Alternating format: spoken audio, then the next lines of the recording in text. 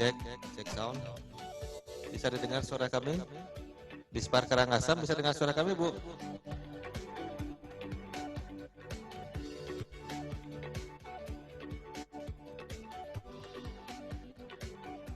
Mbak Amanda bisa dengar suara kami?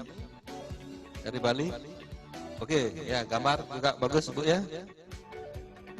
Ya, siap, terima kasih.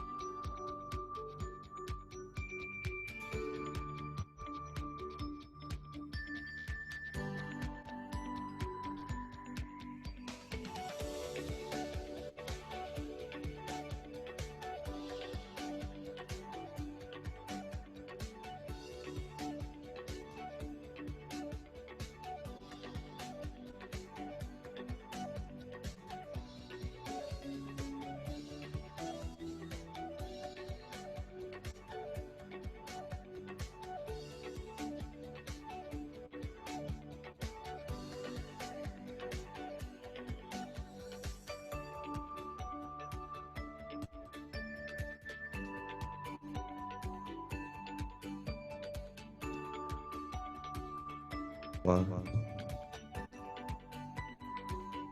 Halo Cewa, selamat siang. Pas, posisi pas. Selamat siang. Tes sound.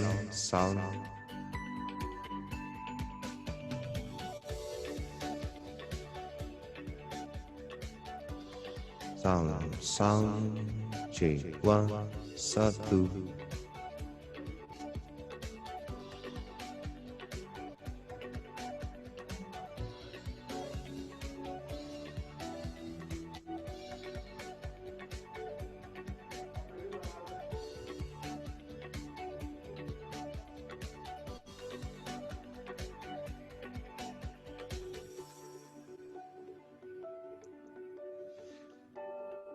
Ya.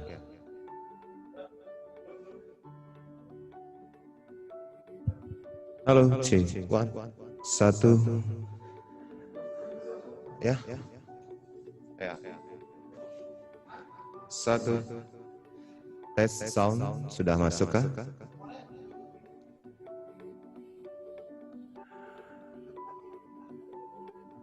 Pas. Halo, bisa di monitor suara? Suara sudah masuk di sana? Pak moderator, Amanda atau siapa yang menjadi? Suara bagus sekali, kedengaran dengan jernih dari kampung saya. Wah, luar biasa. Terima kasih sudah didengar dengan baik suara dari sini. Semoga acara berjalan lancar.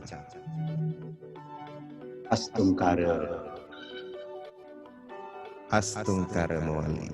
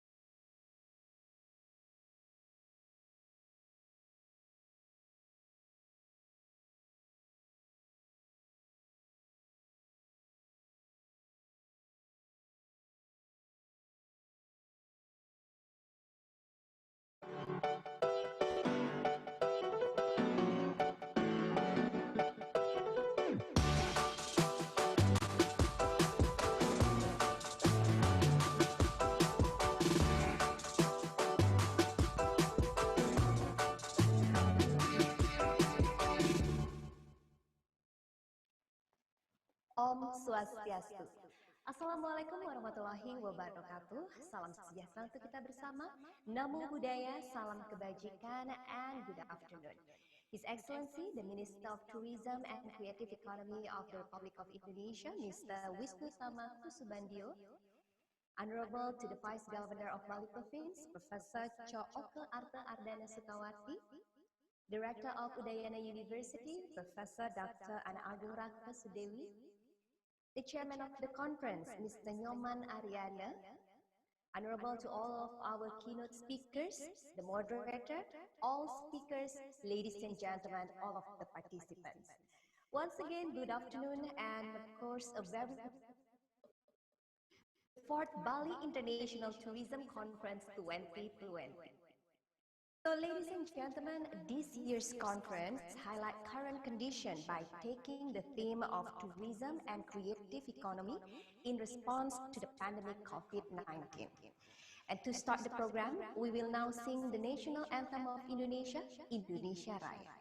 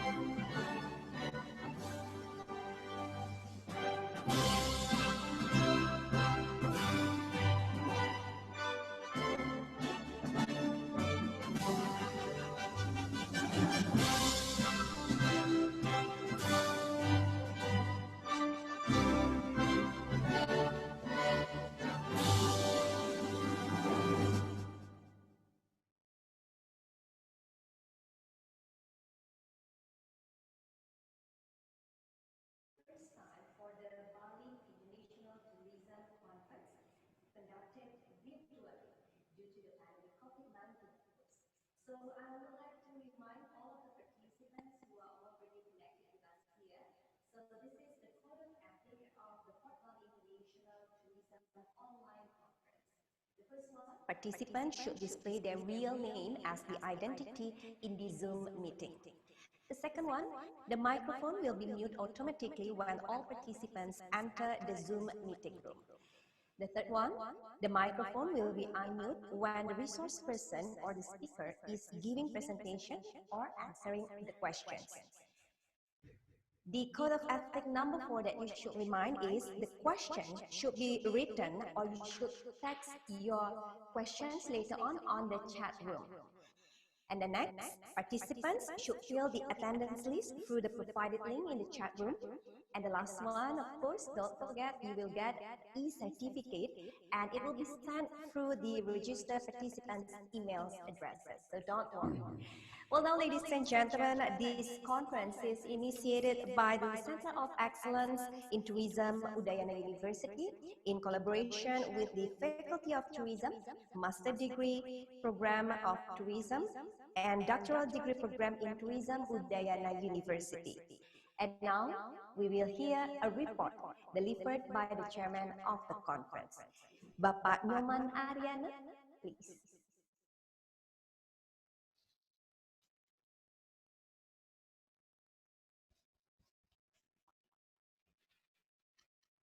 Good afternoon, ladies and gentlemen. the Honorable Ministry of Tourism and Creative Economy, Republic of Indonesia, Mr. Wisnu Utama Kusubandio, Vice Governor of Bali Province, Indonesia, Profesor Dr. Cokordo Oke Arde Ardani Sukawati, Rektor of Udayana University, Profesor Dr. Anak Agung Rake Sudewi, SPS, Head of Center of Excellence in Tourism Udayana University, Dr. Anak Agung Putu Agung Suryawan Wiranata. Distinguished guests, keynote invited speaker, presenter, participant, ladies and gentlemen. Om Swastiastu. Assalamualaikum warahmatullahi wabarakatuh. Salam sejahtera bagi kita semua. Salam, Namo Buddhaya, Namo Sanghyang Adi Budaya. Allow me to express my warm welcome to all of you. Welcome to Udayana University. Welcome to Bali, the island of God, Paradise Island, the island of love. I would like to express my deep gratitude to you for taking your precious time to participate in the 4th Bali International Tourism Conference in 2020, online conference on tourism and creative economy in response to pandemic COVID-19. Encouraging collaboration toward the development of creative tourism at Udayana University, Bali. This theme is chosen considering that the world is strongly experiencing that development of creative tourism is one of the ways to tourism recovery in pandemic coronavirus-19. This conference is undertaken in collaboration between Center of Excellence in Tourism Udayana University, Tourism Faculty, Master Degree Program in Tourism, Doctoral Degree Program in Tourism, University of Udayana. And this moment, I would like to report the speaker and invited speaker, keynote speaker in this conference are attended by 3 keynote speakers and 4 invited speakers, 50 call papers, and all of participants that join in this online conference that coming from different backgrounds, namely academic, bureaucracy, business, student, and researchers. The presentation of call papers will be undertaken in the parallel session. Taking this opportunity, let me say a deep thankfulness to all individuals and institutions involved in supporting this event. First and foremost is Rector of Udayana University for her continuous support and guidance. Many thanks also goes to the Ministry of Tourism and Creative Economy. Thank you to Bali Province, Indonesia, and many thanks to all speakers, presenters, participants, organizing committee, and a number of others who cannot mention it one by one, without whom this conference would not be possible. To Rector of Udayana University, please kindly later give us your message to make this event successful, and kindly declare this event officially open. Thank you very much. Om Santi Santi Santi Om. Pasal 2 November 2020, Nyoman Ariana. Thank you so much to the chairman of the conference, Bapak Nyoman Ariana. Well, ladies and gentlemen, as we know that tourism sector has been the worst affected by the pandemic of COVID-19. And now we'll hear the opening speech delivered by the Rector of Udayana University, continues with the official opening by the Rector, please.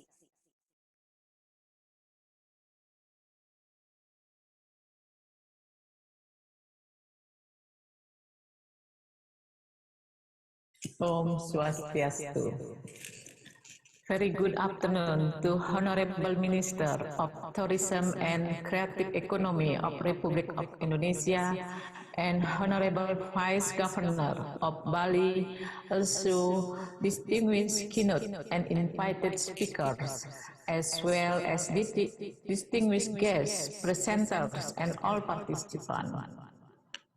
Welcome back again to join the Bali International Tourism Conference 2020. This conference becomes the fourth Bali International Tourism Conference, which has been held annually by Center of Excellence in Tourism, Udayana University. We greatly appreciate your participation in attending our International Tourism Conference, although we are all suffering from pandemic COVID-19. Of course, due to the pandemic COVID-19, this conference for the first time is undertaken online by using Zoom meeting.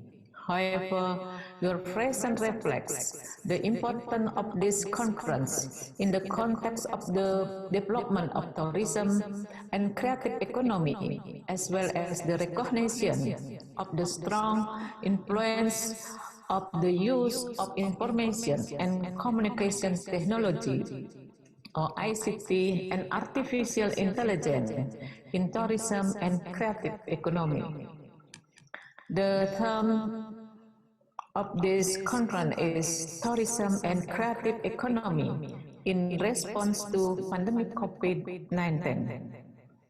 This conference theme is in line to the recent situation of pandemic COVID-19. Although tourism sector has been mostly impacted by the pandemic COVID-19, we do hope that there will be some solution come from the discussion during this conference, which may be called Tourism in New Era. Tourism is very complex and dynamic field. Lots of unpredicted things emerge that may not be estimated and anticipated well. In this context, we greatly welcome the initiative of the Center of Excellence in Tourism, or Pusat Unggulan Pariwisata, Udayana University, and collaboration with the doctoral and master program in tourism at the Faculty of Tourism Udayana University to organize the 4th Bali International Tourism Conference. On behalf of Udayana University, we would like to give our sincere appreciation to the Ministry of Tourism Republic of Indonesia for their support to this conference. Udayana University is very proud to be the host of this International Tourism Conference. Congratulations to all of you and enjoy the conference. Thank you. Om Santi Santi Santi Om. Well, ladies and gentlemen, by this, the 4th Bali International Tourism Conference 2020 is now officially open. Let's give it applause. You can also send your virtual applause, of course, in the chat room. Thank you. Ladies and gentlemen, the COVID-19 pandemic has drastically changed the operations of numerous sectors, including tourism sectors. Tourism trends is shifted from mass tourism to quality tourism. And the importance of cleanliness and also hygiene has increased and become an essential item. How then tourism and creative economy responds to these situations in the pandemic COVID-19? We are very delighted to have the keynote speaker today, His Excellency, the Minister of Tourism and Creative Economy of the Republic of Indonesia, Mr. Wisnu Samakusubandio. Time is yours. Thank you very much. Assalamualaikum warahmatullahi wabarakatuh. Om Swastiastu. Good afternoon to you all. Honorable Vice Governor of Bali, Professor Cokorda Oka Arta, Rector of Udayana University, Professor Ana Agung Raka Sudewi, professor and researcher at Center of Excellence in Tourism, Udayana University, Professor I. Gede Pitana, and all participants, ladies and gentlemen. First of all, I would like to express my appreciation to Center of Excellence in Tourism, Udayana University, who generously held this event. Despite the continuing situation, and although we do this virtually, I'm sure that the positive energy and the message will pass on between us. We gather here today are aware of the heavy toll this COVID-19 pandemic took on our respective tourism and creative economy industries and their underlying economies impact. Many hotel and small enterprises which supported our tourism, some of them have gone out of business and therefore led to increase in unemployment. We expect that there are 13 million direct tourism workers and more than 34 million indirect tourism workers who have been impacted by this pandemic. The latest data from the World Tourism Organization also estimates an overall international arrival drop close to 70% for the whole 2020. These unprecedented times required extraordinary action. Thus, Indonesia has taken multiple measures under the economic stimulus policy valued more than $24 billion, starting from unemployment assistance to tax relief, from credit restriction to safety net. All are intended to help our community to survive in this devastating pandemic, particularly in the tourism and creative economy sectors. President Jokowi has instructed 3 key mitigation steps, which are social protection program for the workers, relocation of ministry budget into labor-intensive programs, and economic stimulus for businesses in the sectors.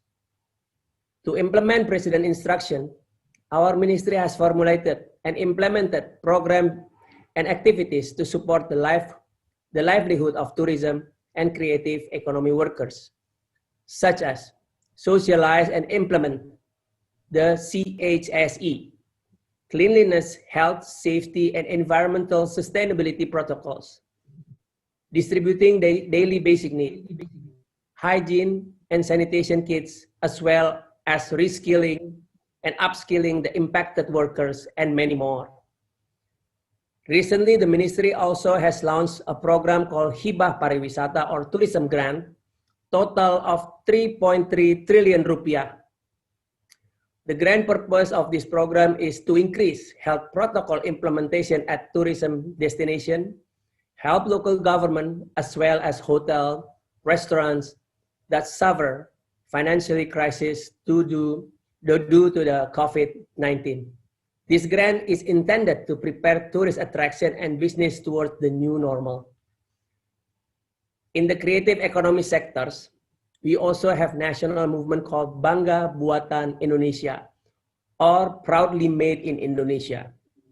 It aims to help the impacted SMEs and also encourage them to shift to online platform. That is our effort and spirit to love and purchase Indonesian products. Thus, it can accelerate the rotation of the national economy. In the other hand, the Ministry of Education and Culture and our ministry also issued joint ministerial decrees on the technical guidelines for preventing and controlling COVID-19 in the culture and creative economy sectors. We believe that these efforts will be strategic in our efforts to maintain quality tourism strategy, as well as strengthen our community in mitigating the COVID-19 pandemic and increase the resiliency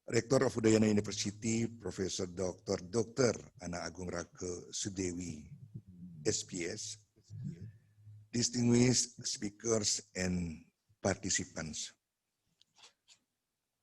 To begin these remarks, I would like to give highest appreciation to Center of Tourism Excellence, Udayana University, for initiating this online conference with a theme of tourism and creative economy in response to pandemic COVID-19. This event is conducted in the series of the fourth Bali International Tourism Conference 2020. Honorable participants, ladies and gentlemen, tourism and creative economy are both interconnected and co-influence to each other. It is a reciprocal interaction into positive direction. Tourism development is able to create and develop new ideas to improve creative economy. Consequently, the development of creative economy may become new attraction for tourists. Distinguished participants, ladies and gentlemen, COVID-19 pandemic outbreaks since March 2020 has been devastating to all sectors and the life of Balinese. It does not just disrupt our public health sectors, but also strongly degrade our economic, social, cultures, and society sector of Balinese. The development of COVID-19 pandemics has significant impact to tourism and the life of Balinese. Tourism and the Balinese life has been a strong correlation even before the onset of the outbreak. In the health sectors, not less than 425,000 people in Indonesia got infected with COVID-19.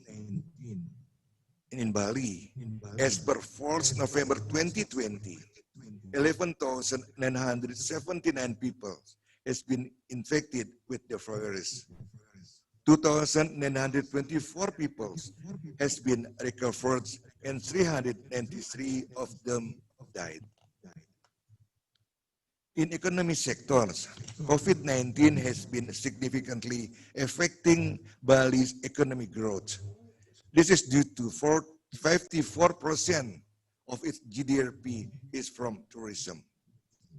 Bali suffered around 9.7 trillion rupiah each month from the loss of tourism sectors. This has caused major economic downturn for Bali. Bali's economic growth in the first quarter of 2020 was recorded minus 1.14%. It was much worse in the second quarter of 2020 with minus 10.98%. It made Bali become the most affected province in Indonesia with the worst economic construction. Hence, the situation will bring significant change to all the norm, behavior, and social system of Balinese. The change in value can be observed from the change in our togetherness values. It is a custom for Balinese to interact with each other in a communal setting. We always gather in the Banjar, especially in attending customary and religious ceremonies as a ritual as well. However, today we must maintain our physical distance in accordance with the health protocol. In the behavior aspect, Balinese that were known for being friendly and hospitable now are expressing hospitality, commodification. In the material aspect, creativity is the main asset for Bali's creative economy is now being produced with the help of digital technology. For example, advertising, architecture, arts, handicraft, design, fashion, and so on. The government of Bali province has been committed to improve the synergy with all layers of society to cope with various challenges and pressures in all aspects of our life, especially in the midst of this COVID-19 pandemics. The government fully support the concept of sustainable tourism in Bali, so that we always prioritize the benefit for Balinese without destroying our natures, our cultures, and so our society itself. Honorable participants, ladies and gentlemen, I really want to be with all of you until the end of these webinars, but unfortunately, I must attend another meeting which I cannot delegate. So for that reason, my representative will be staying with you and answering all your questions for the rest of the conference. I proudly introduce Bapak Putu Astawa. He is the head of tourist office in Bali province. And Bapak Putu Astawa has been working really hard during the pandemic with me, especially in developing tourism strategy during this trying time. So I conclude this remarks by wishing you all a good discussion during the event, and I hope it will bring positive impact to Bali and give benefit to Balinese eventually. Thank you very much, and Om Santi, Santi, Santi Om. To the Governor of Bali Province,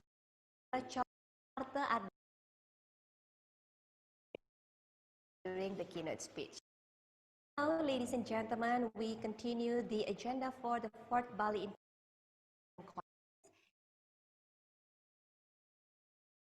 keynote speech, and waiting for our keynote speakers with us.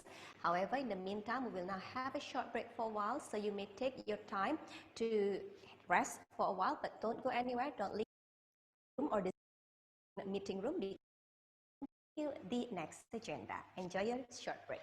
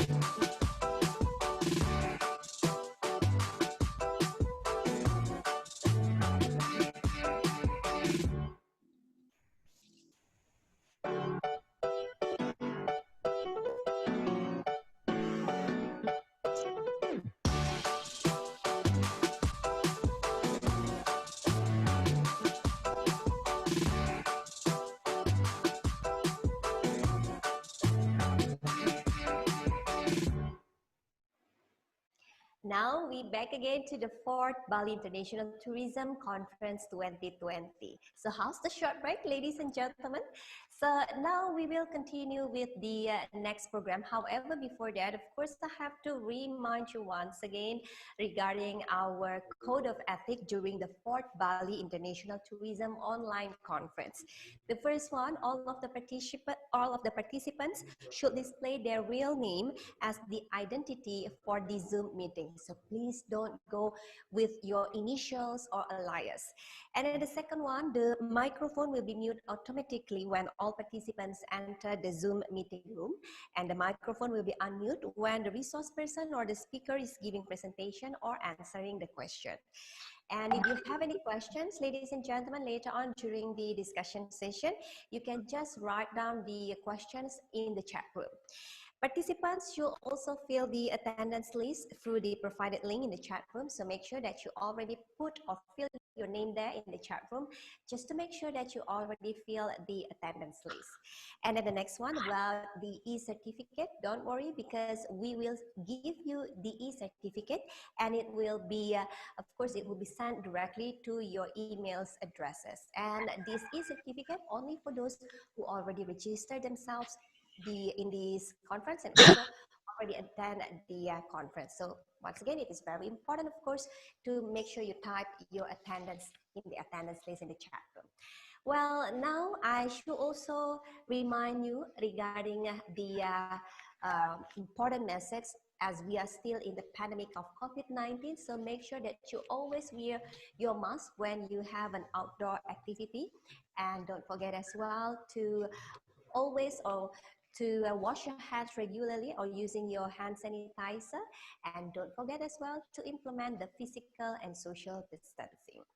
And now, ladies and gentlemen, we already have Professor Dr. Igede joining us today in the 4th Bali International Tourism Conference, and he will also share his ideas, thought as well, as he already experienced in a lot of the activities of the Ministry of Tourism and Creative Economy of the Republic of Indonesia during this pandemic, and he is also one of the expert team in the Bali Province Governor. So let us now welcome Professor Dr. Igede, please.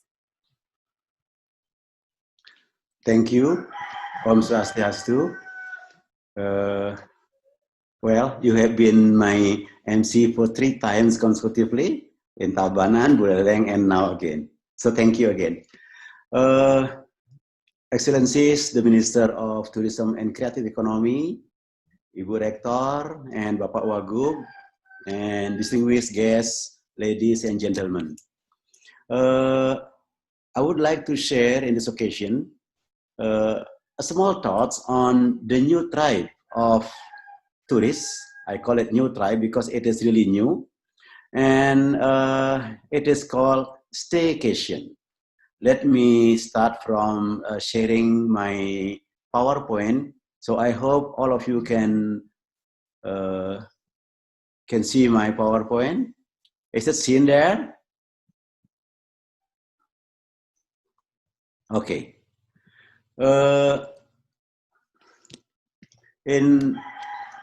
I give the title of my speech today is Staycation as a New Tribe in Pandemic Time Tourism. To make it systematic, I will talk on the 3 points. The first, I would like to introduce what staycation is, and secondly, how to tap the market of staycation tourists, and the last, it is a way of conclusions that staycation is a new trends, new practice, which needs new approach in tapping and its product development. I would like to start now with the first, what staycation is. People say also holy stay. It is indeed a combination of 2 words, stay and vacation. It is a newly invented term during the economic crisis in the US in the late 2000s. What does it mean? It means simply a vacation that you are doing at home. a vacation in one's own usual environment. It is a combination of vacation, but stay at home. In my definition, it is touristing, but go nowhere.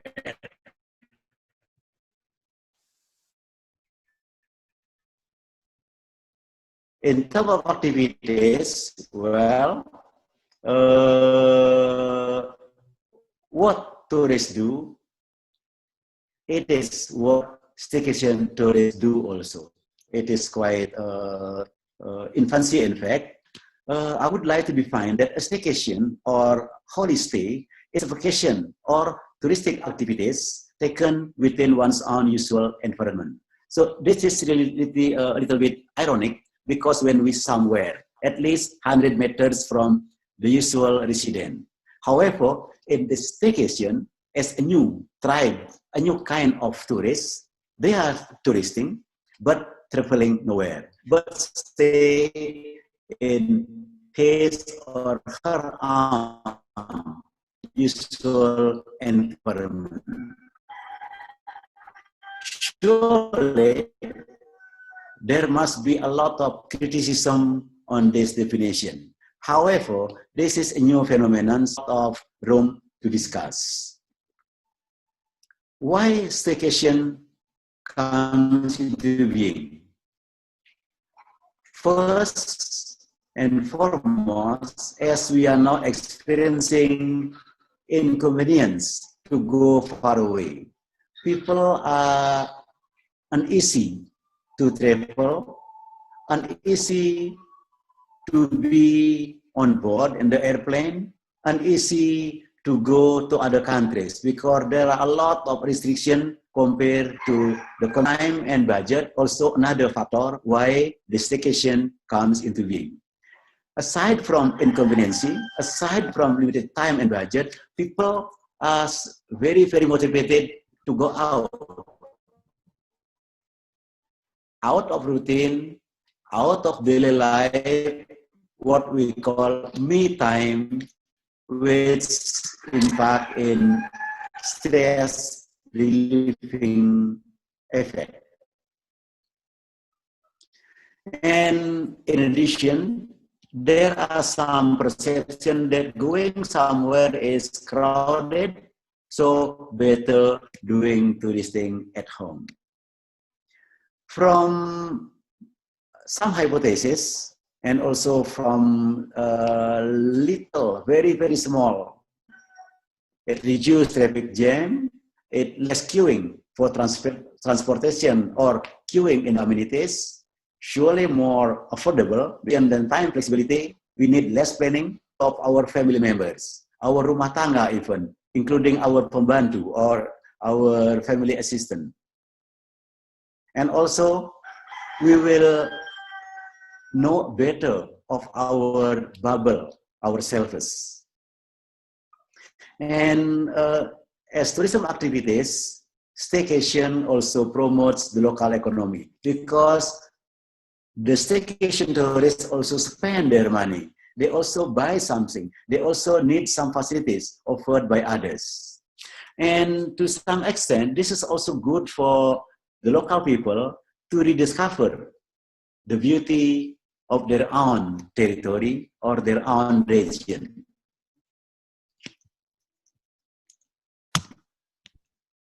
Oh, some problem with my screen.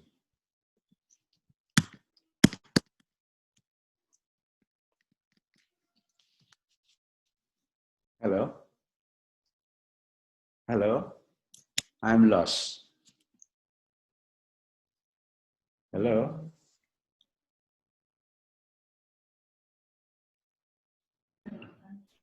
Coba, Prof. Halo, Prof. Yeah, I'm lost. I'm lost. Coba dulu, Pak. Coba tutup dulu, ulangi lagi. Ulangi. Okay, I will stop my Stop screen. again.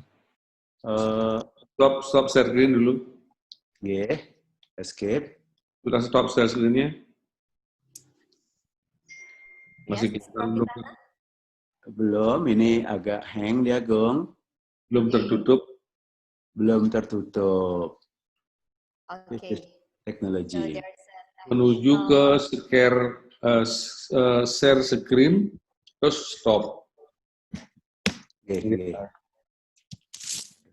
This is one of the constraints, of course, with technology when we do the online conference, right?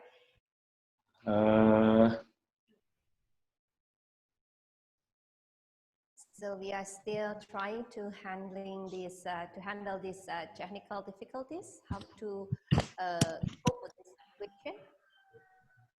It doesn't work, Gong. It doesn't work. Well, Come we are on. still waiting for Professor Depitana to join us again here and Wes. continue his presentation. Okay. It's very Yang live dulu, interesting, though. ntar masuk lagi. Phenomena. Okay. And if we notice that this staycation mainly targeting actually the younger generations and also tourists. So further the of he has done and also what he has analyzed, and we are waiting for again, and we are still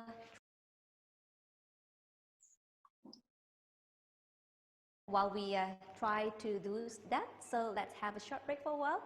Once again, don't go anywhere.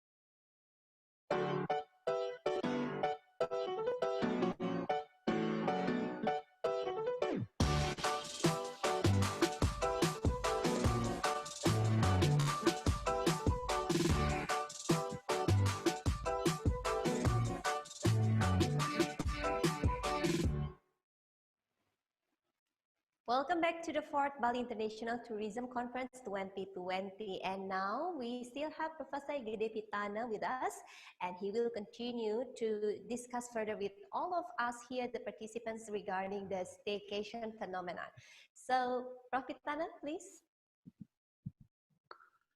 Thank you again. I'm so sorry for the technological mix-up. So it is really difficulties for me to fix up my own self.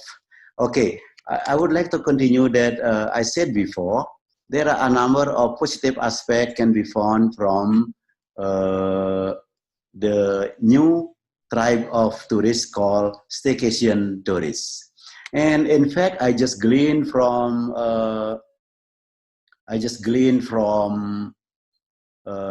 Google, from searching in internet. There are a number of properties in Bali, in Singapore, in Banyuwangi, in Jakarta already offered staycation product.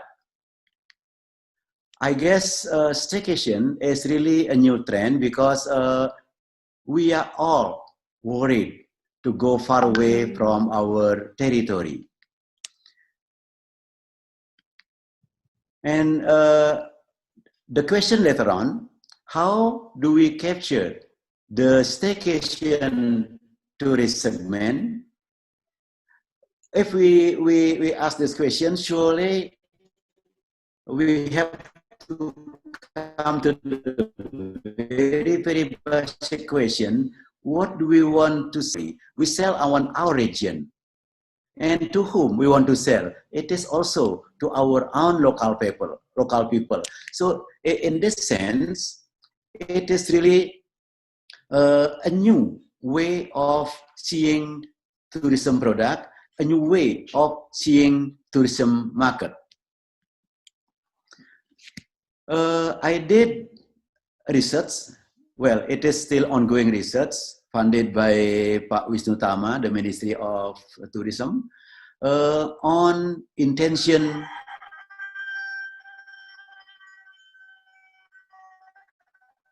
of the tourists, and for the quality, safety, and sustainability. But now, health concern is the primary concern. And they want to go to COVID-free region or trusted health procedure.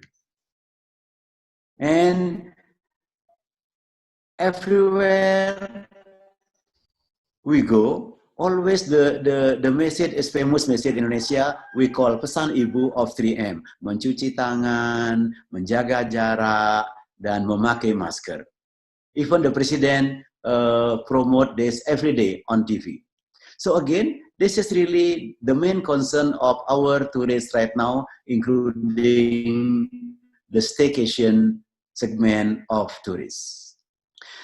I did also small research on the program We Love Bali program, and then I find out it is really a preliminary report of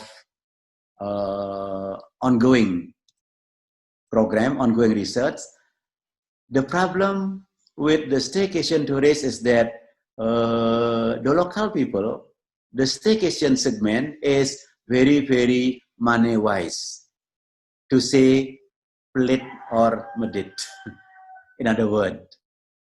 And also they are demanding high spectrum of variation. After this, they want this, after this, they want that.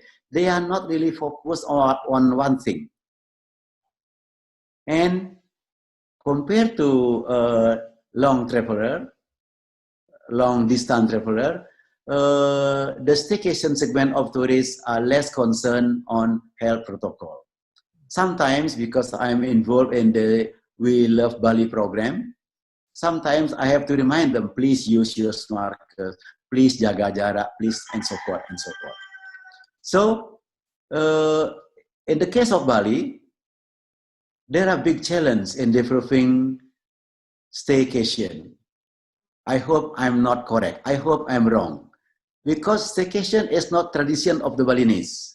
When they have free time, when they have holiday, they prefer to go home, pulang kampung, instead of participating in staycation activities. They prefer to go pulang kampung to participate in village activities. And also from my interest, staycation is not really tourist. Ladies and gentlemen, that's a lot. That's number of my point during for discussing the staycation as a new tribe in tourism classification. However, learning from the global phenomena right now during the COVID era, staycation is indeed a new trend, new practice, which need new approach in developing product and also in marketing.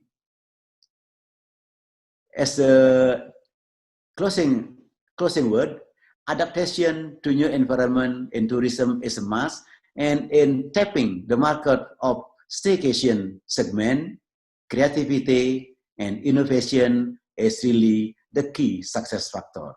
So that's I want to share with you today, and I hope it will a good trigger for discussion, because again, staycation is really a new type of tourism, and no one knows very well the behavior of this staycation. Thank you. I return back the time to the moderator. Terima kasih. Om Santi, Santi, Santi Om.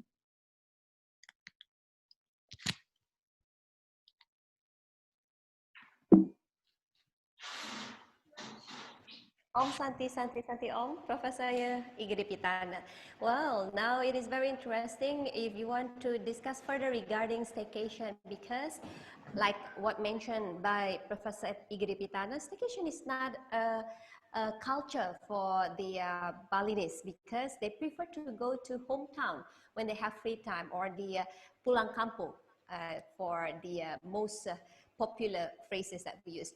Do you agree with that, or do you think that it's also a new trend or a new kind of tourism, how they can enjoy their leisure time in a short period, and also in a shorter area as well? So let's just discuss it further. If you have any question, you can just type it in the chat room, and we will read your questions, and Prof. Pitana will of course respond to your questions.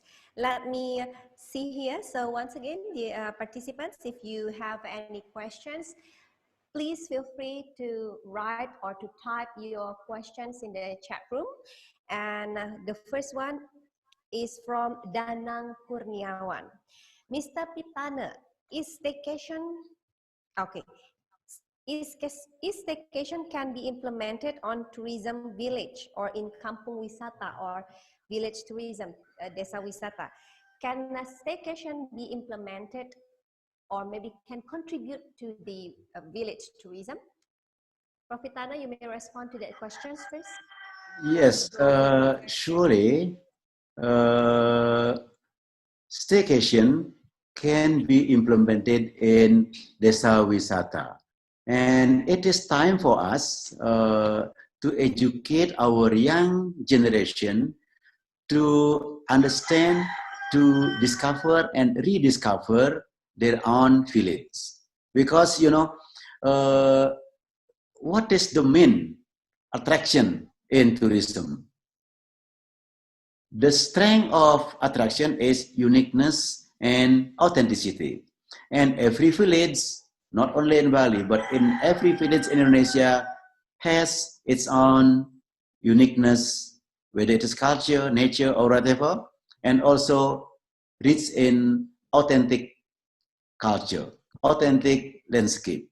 So we can try to offer this new experience in one own village to the younger generation, and also from surrounding village around the desa wisata.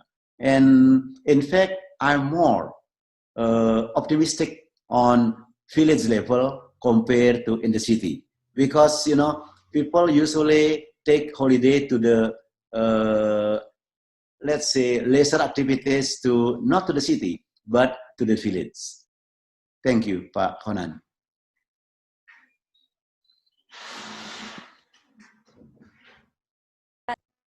Kawurian. So, Prof. Pitana, now there are so many coming from other big cities to Bali. They're working from the WFH time. Providers of accommodations has to respond to the question, how should I see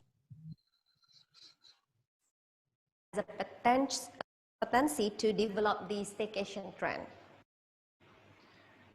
I don't really have a perfect answer for this, but from my own research, it is preliminary report.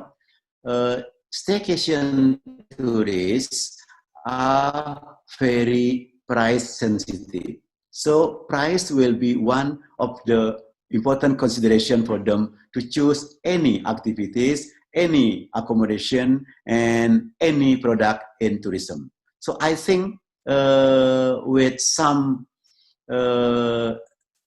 discounted rate or some benefit will attract them. This is one characteristic. Well, we have to discuss it in detail. But however, from my preliminary research, that staycation tourists are very sensitive on price.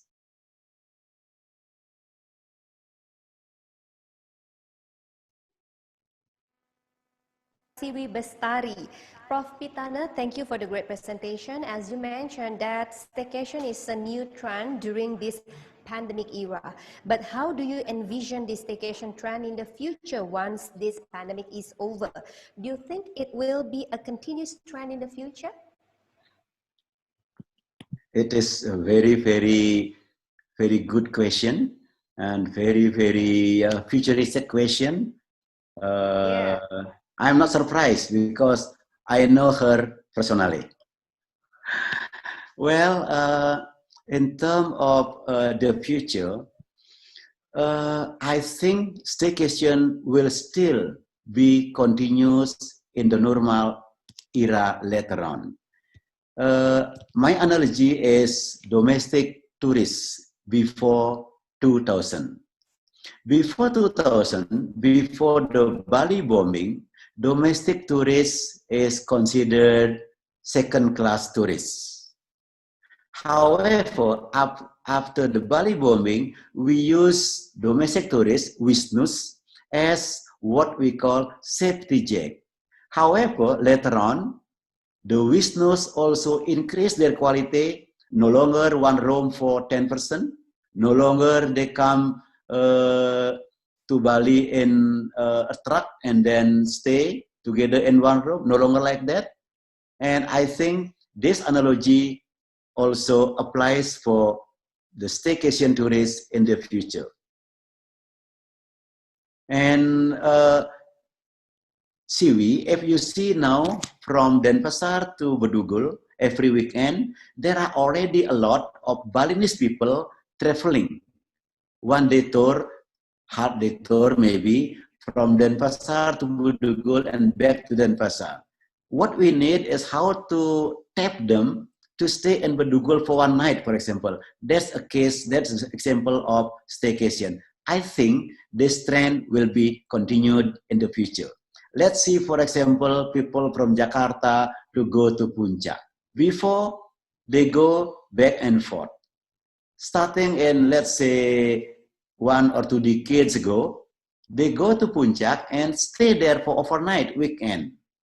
So this is in fact, in practice, a kind of staycation because still in one own areas, they know the atmosphere, they know the environment, but going not too far from home, still touristing. Thank you, Siwi. Thank you so much. I think Prof. Pitano also already answered the questions from Faid Rahman because he asked about the boundaries of the staycation. It's already mentioned earlier by Prof. Pitana. And next is, there are so many questions actually in the chat room. The next one is from Aloysius Purwa. He just emphasizes and agrees with your statement that staycation in Bali is not significant because as what Mr. Pitana said, that the Balinese prefer to stay in the village and gardening rather than going to stay in the hotels, because it's a different, if we talk about the Jakartans or other big cities in Indonesia where people have no yard, no garden, so that's why they like to stay or go in the hotel and spend their holidays there for another experience. And next we have questions from Novita Tani. How many kilometers people or tourists move from their home to be called as staycationers? So it's already mentioned by Professor Pitana earlier. Move on to Alice Octaviani. The question is, what is the dominant impact and new resilience of staycation to tourism village or to village tourism? What do you think about the dominant impact and the resilience of the tourism itself for village tourism, Prof? Staycation is in fact domestic tourism, but in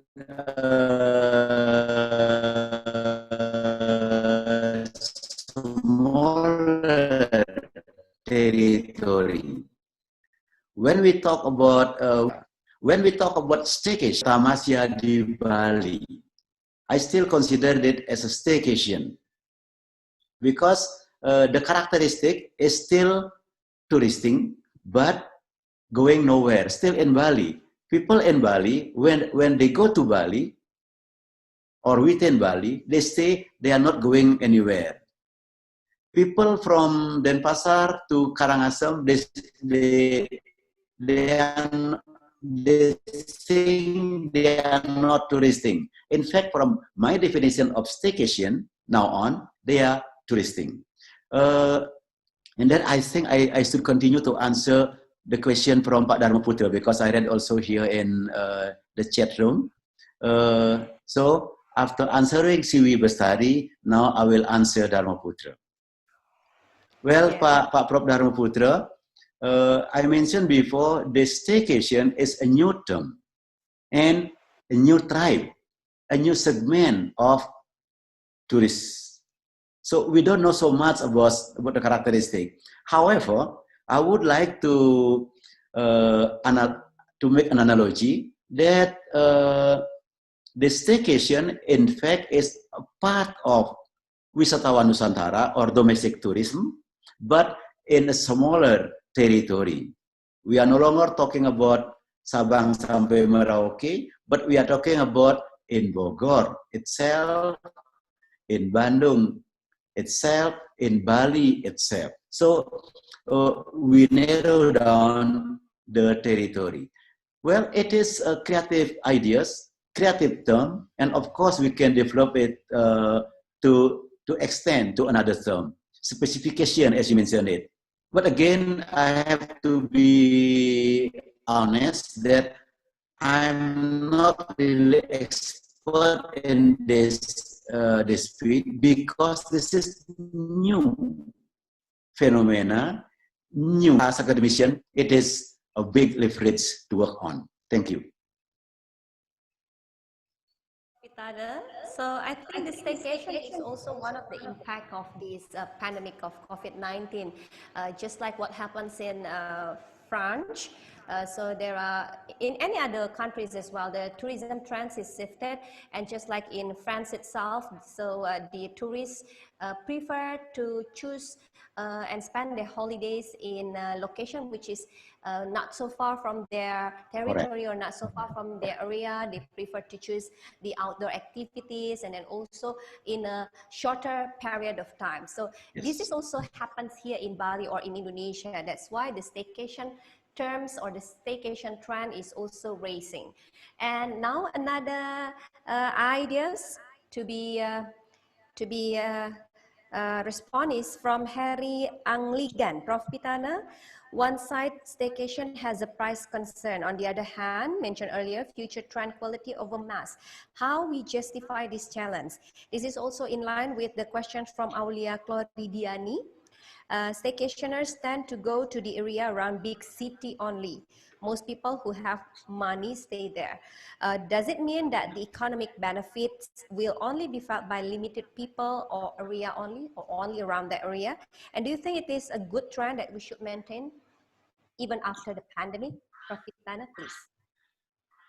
Pak Heri Angligan, selamat siang. Well, every time we talk about quality tourism, most of people try to make a dichotomy between mass and quality. In my perspective, quality is not versus quantity. But we need quality, we need also quantity. We have to think it in a comprehensive way, non-dichotomic approach. Last year, I remember we have our seminar in Udayana University, also Bali International Tourism Conference. Two speakers from China talk about quantity can also be quality. Quality can also be in a great number. So I don't subscribe the idea of dichotomizing between quality and quantity. For the next question, whether this staycation will only impact it for the local economy? Well, in short term, yes. However, in the longer term, no village, no territory, no region can fulfill their own need by themselves. There are always supply and demand from other regions. So I'm not afraid that this will only be beneficial for the local economy. As you know very well, tourism has a very, very long spin-off activities. Well, people from economy say it is a trickle-down effect, but in my term, I better say spin-off activities. When we have tourism activities in this village, it will spin off to other village, to other village, to other village, and at the end of the day, all of the island will be impacted as a drop of water on the ball. Thank you. Pitana. Well, I think this staycation is one kind of tourism that can be developed during this pandemic time, the pandemic era, because it can build and develop a resilient economic situation for the certain people of certain communities. So once again, thank you so much for Professor Gede Pitana. And now, ladies and gentlemen, we have our keynote speakers. Is Professor Greg Richards from the University of Berg, Netherlands. So thank as you we for know your that attention. of the COVID-19 has brought the world to a standstill. That's why we want to also hear how the Netherlands, the tourism in Netherlands, respond to the COVID-19 pandemic this time. So Professor Greg Richards, how are you there? I'm here. I hope you can hear me. Great. Here, so I think it's morning there, so I should greet you good morning, Prof. Greg. Thank you. Yes, it's fairly early for me, but still. Yes. Okay. It's great to be here virtually. It would be even better to be there physically, but still, we'll have to make do with this for now. I will try and share my presentation with you.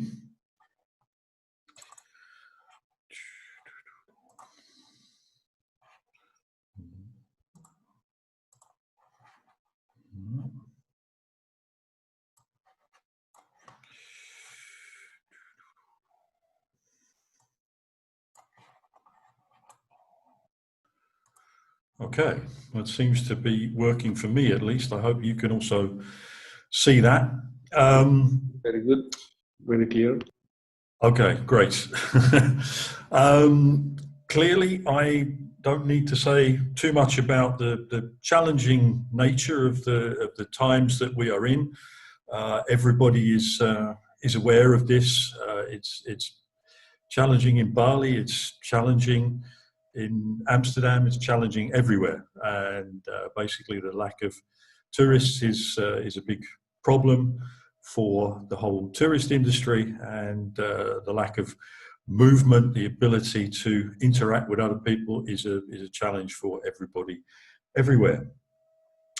So the basic question, I guess, is, well, what can we do in the current situation? If we look at how a lot of national tourist organizations, the World Tourism Organization, and other bodies in the tourism sphere are thinking about this situation, then the classic model is the response, recovery, resilience model, which we see being bandied about by just about everybody in the tourism sector at the moment. So the idea is we respond to the situation, we attempt to recover, and then we exhibit resilience, which basically means going back to where we were. The big question, of course, is whether we can go back to the previous situation.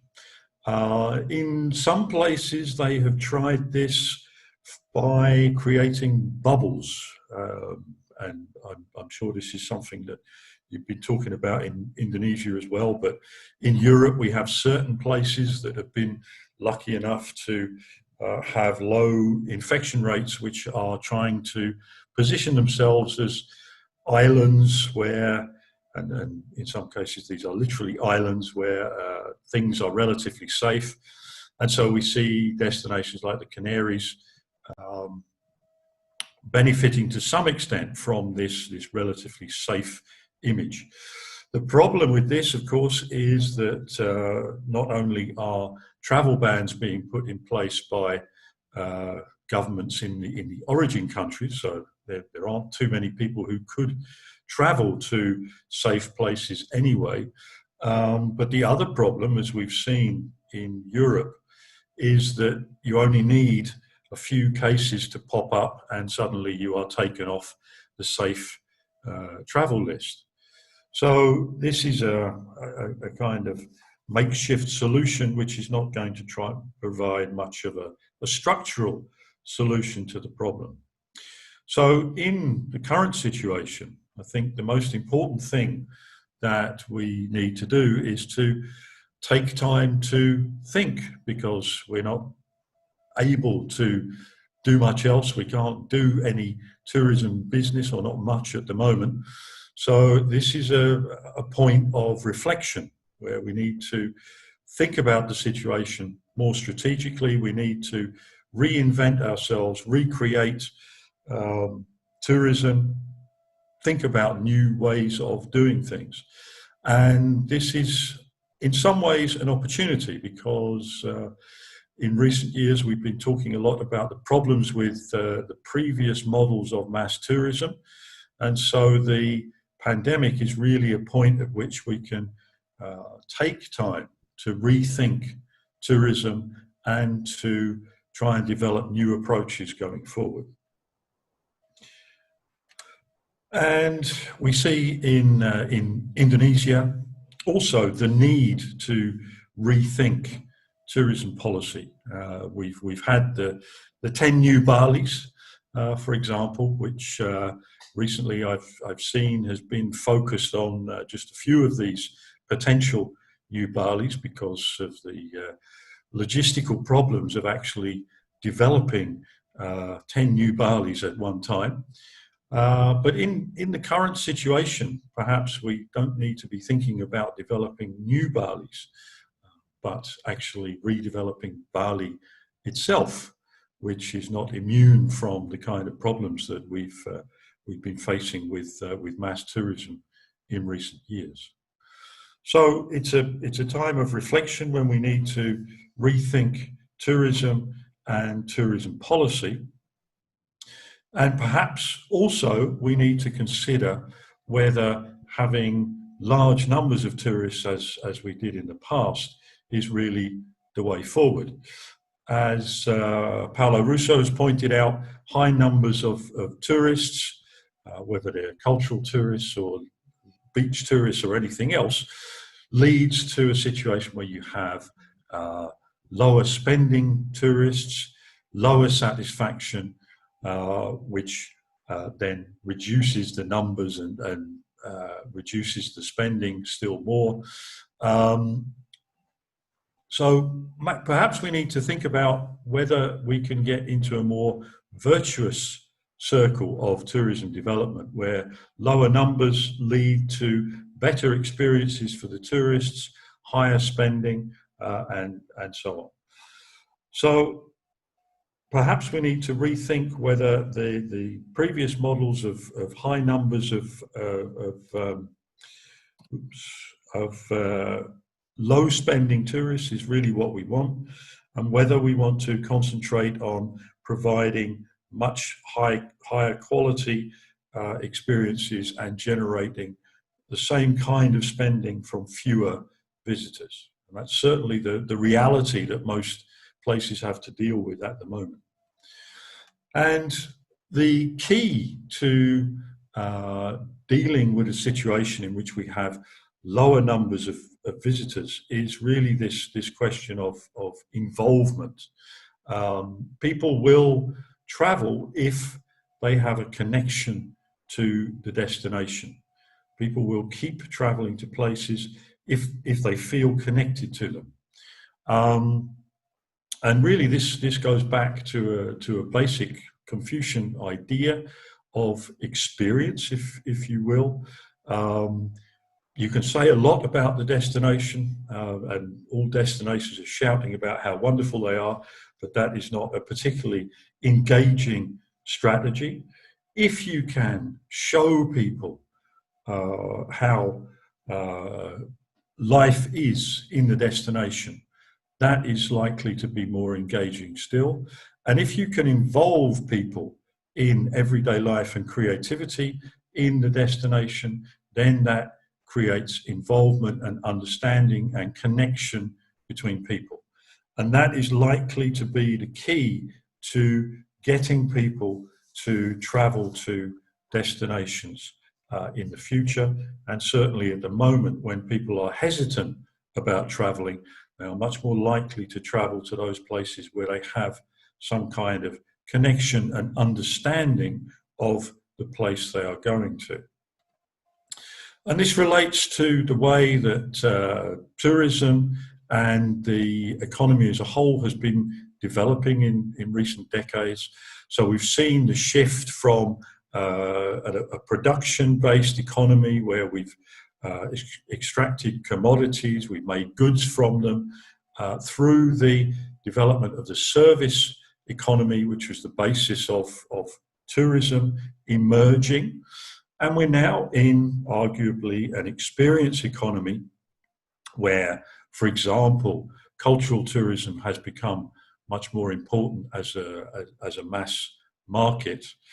But as Pine and Gilmore pointed out in their analysis of the experience economy, eventually experiences will also become fairly commonplace.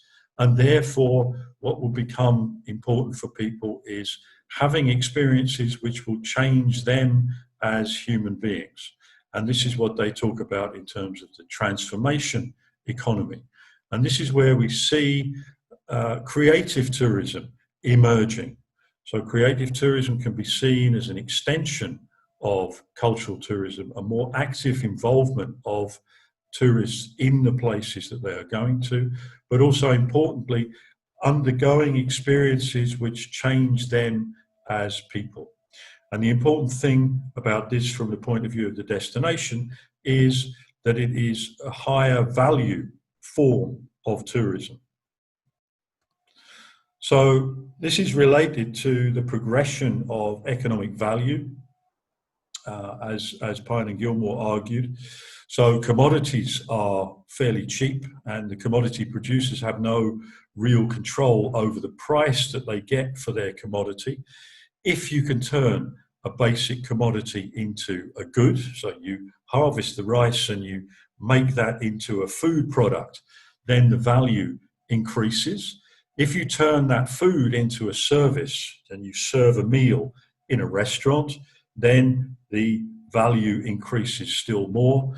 And then if you can make a creative experience from that basic service, then the value increases even more, because people are willing to pay not just for the food service, but also for the creative experience and being with people who are willing to share their skills and knowledge.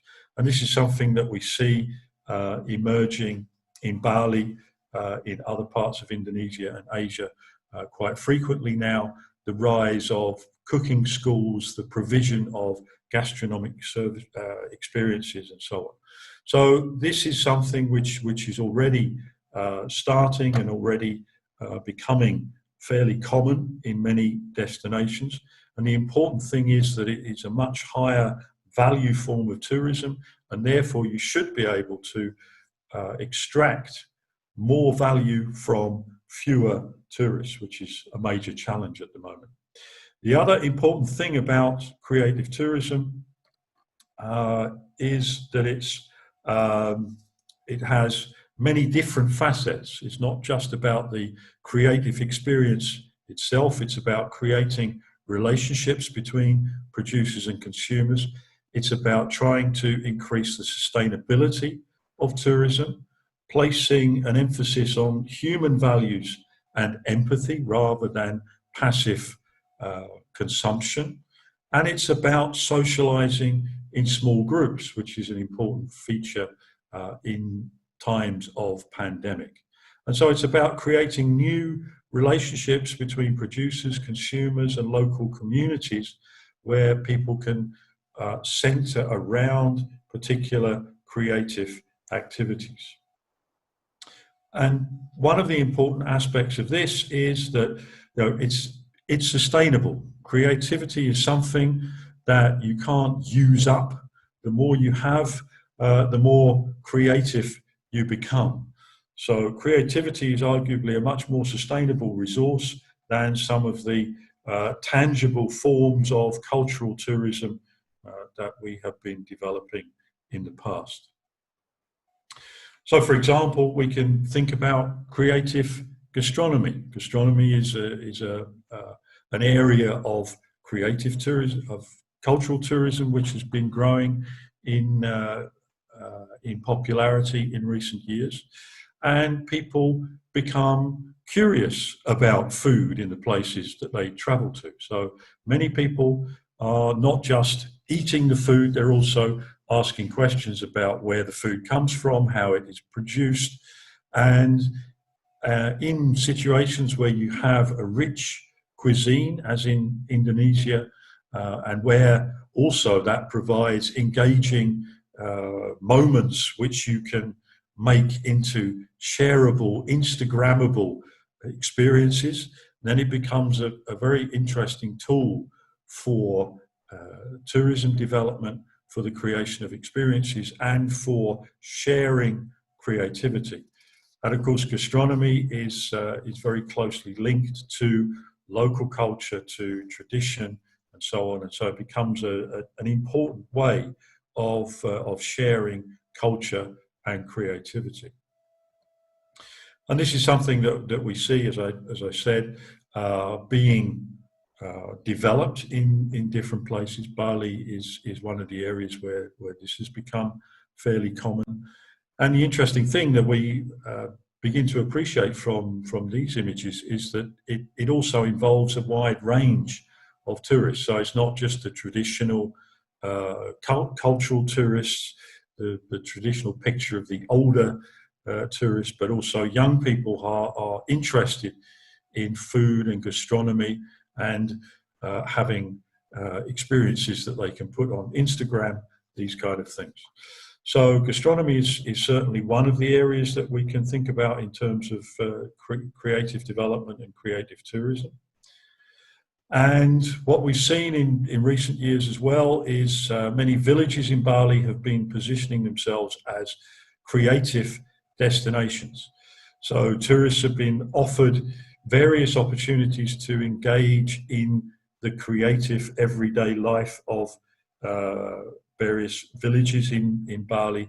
And so the tourists become villagers for the day, if you like, and they can do all sorts of activities which enable them to appreciate what everyday life is like. So this really gets people embedded in the life of the place rather than being isolated in a resort hotel and being passive in their consumption patterns. And we had one of our students researching this recently, and she found that this system of creative tourism in villages in Bali had many positive impacts. It is something that you can use with a fairly low financial investment, which is important for these places which tend to have less financial resources to spare. It has a function of preserving cultural heritage, because tourists are also interested in things which may not be quite so engaging for local young people, for example. It gives a more equal distribution of power between hosts and guests, because the hosts are sharing their knowledge with guests. And so the power lies more with the host than it would in a traditional tourism situation. And locals become more enthusiastic about sharing their culture in these villages. And also because it involves the direct transfer of embedded tacit knowledge, so people can demonstrate how they do things without language. Then it also removes the barrier of language. So people who otherwise wouldn't be able to engage in the tourism industry are suddenly able to do that. And we see this emerging in all sorts of places. This is Bandung, for example, where they have a creative tourism kampung developed, and this was initially very successful. It showcased local artists, street art, and they began to develop various events and festivals which attracted largely domestic tourists, of course, but also a number of international tourists. And the university also had an important role to play in the development of the kampung, because they also acted as intermediaries who brought in international visitors, students, lecturers, and so on, to see the place. And that, of course, puts these kind of destinations on the international stage. And so they did very interesting things with art and creativity, and that was, for a time at least, very successful in terms of generating visits and also generating economic activity. And people are even getting creative with the direct challenge of the pandemic. This is an example from Greece, where there has been for some time a soap making workshop going on, and suddenly they realized that soap has now become a much more important commodity than people considered it before. So now they're framing this as a really good thing to learn about for the pandemic. And they have started to emphasize not just the traditional aspects of soap making, but also the high-tech, very clean, sterile properties of soap making, which emphasize the idea of security and safety which people are now connected to.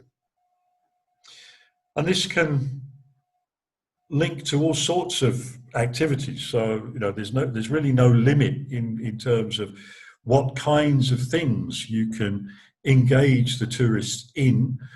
This is an example from Amsterdam, where now you can go on a boat tour to pick up plastic, for example. So you can go fishing and you can fish plastic out of the canals and help to keep the canals clean. And this can be done anywhere, including in Bali. So in Bali, we also have an initiative which was started by 2 children, interestingly, to gather plastic. And this is something that you can engage tourists in, you can engage kids in. And so it becomes a very popular creative initiative which helps to improve the quality of environment, helps to engage people in the place that they're staying, and increase the overall sustainability of tourism. Of course, developing creative tourism is not without its challenges. In the case of the villages in Bali, for example, one of the problems was that there were a number of different villages framing their creativity, but at the end of the day, they all tended to do the same kind of activities because, of course, the same basic agricultural activities are part of everyday life there. And there was a lack of creativity in terms of trying to differentiate these experiences one from the other. So this is one of the potential problems that people have encountered, that yes, you can develop creative experiences, but also if you're not careful, this can lead to the same kind of serial reproduction that we have seen in many cultural tourism experiences. Another challenge is the embedded local nature of the experience, because in the case of the kampung in Bandung, for example, they faced resistance from more traditional elements in the community who were not keen on artistic experiences. And so they had to reduce the level of artistic content in the experiences that they were offering to people. So this can also be a challenge, that you can come up with all sorts of wonderful creative ideas, but they also have to be embedded in the local context. And we've seen some interesting examples of the use of what is called local wisdom in Indonesia and also other parts of Asia. So people are thinking about how to use the knowledge generated by traditional lifestyles and ways of living into cultural and creative tourism products. But I think the important thing here as well is to consider not just how to use local wisdom as a fully embedded form of knowledge, but how we can shift that towards more creative forms of experience. And this is where some challenges emerge about the extent to which you can play with and change local culture, because often this creates resistance from more traditional elements of the community. But the important thing is that creative knowledge can be a way to generate relationships between people. And so it becomes a way of sharing your own culture, your own creativity with people from elsewhere, and creating a relationship with them which generates more willingness to travel and more trust in the destination as well. And this is one of the changes that we've also seen in recent years, is that people are now thinking about a broader approach to tourism development and cultural and creative tourism, where we are moving from the idea of developing tourism into a broader idea of making places. So this is a more holistic approach to the system of tourism development, where we think not only about the resources which are present in the destination as a basis for tourism. So you can think about all the natural and cultural resources that Indonesia is rich in, but also about the use of networks, the use of local wisdom, and so on. So we have tangible and intangible elements of culture and creativity which are there as resources to be used. But the problem, the big challenge in developing tourism from these resources is to give them meaning for people. And that means giving meaning to those resources, not just for people in the destination, but also for people who are coming to the destination. And that means combining people and events and places into a system which generates meaning. And even when you have resources which can be given meaning through some kind of branding, marketing, and so on, you still need to be able to link those effectively to the people who might want to come and embed those ideas in the destination. And this is where you really need creativity. It's about generating the ideas that will form the basis of creative tourism experiences and creating the institutions which will sustain those ideas and give them form going into the future. So this is what I see as one of the major challenges for the future, is the broadening of our concept of tourism and creativity into a more holistic idea of placemaking. So that's all that I have for this morning, but I'd be happy to engage in further discussion with you as the day goes on. Thank you very much. Terima kasih.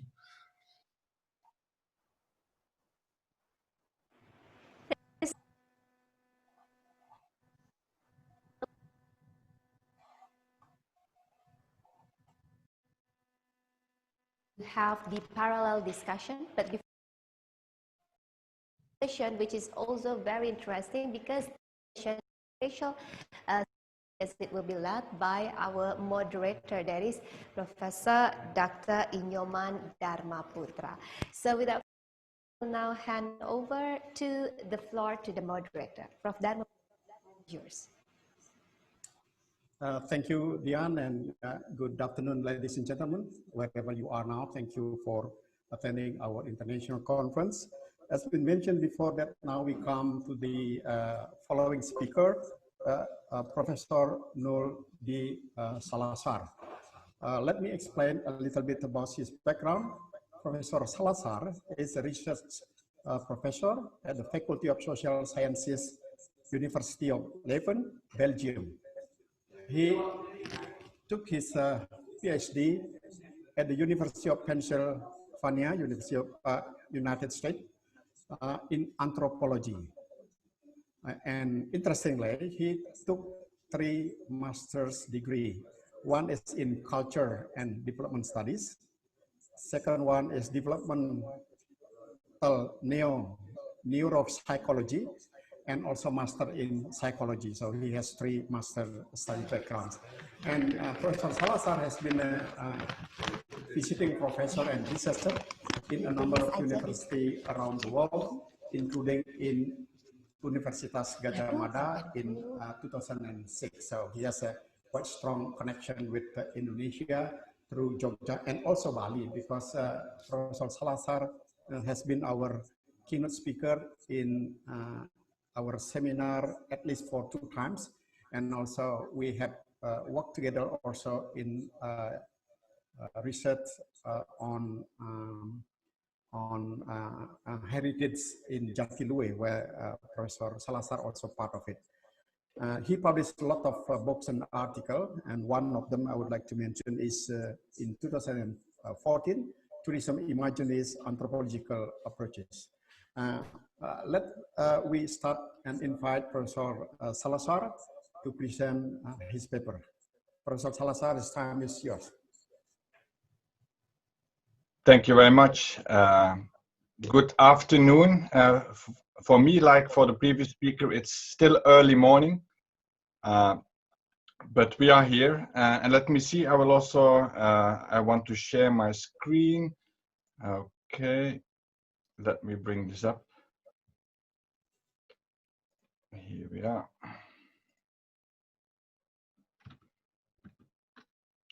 Okay, it looks like it's working. So thank you very much for this invitation for an event, of course, which the organizers had planned to be quite differently. And it is quite a challenge to be presenting from a distance. It's of course much nicer if we can all meet and interact. But still, it's better to do it this way than not to meet at all. So here we are. I've been very inspired by the previous speakers. And so whereas the two previous speakers have been talking about very concrete matters, I want to take a little step back. And so I will not be talking about Bali. I will not be talking about Indonesia. I will not be talking about Europe. I will be reflecting on more general matters. And of course, these matters can then be applied to Bali or to other destinations. But I wanted to just launch some more general ideas related to the situation in which we are currently in and the implications this may have for the future.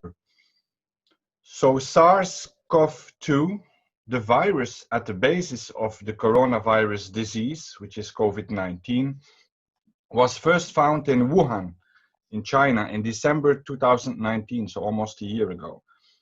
On 30 January 2020, the World Health Organization declared COVID-19 a public health emergency of international concern, but without issuing any practical recommendations with regard to what to do to address the situation.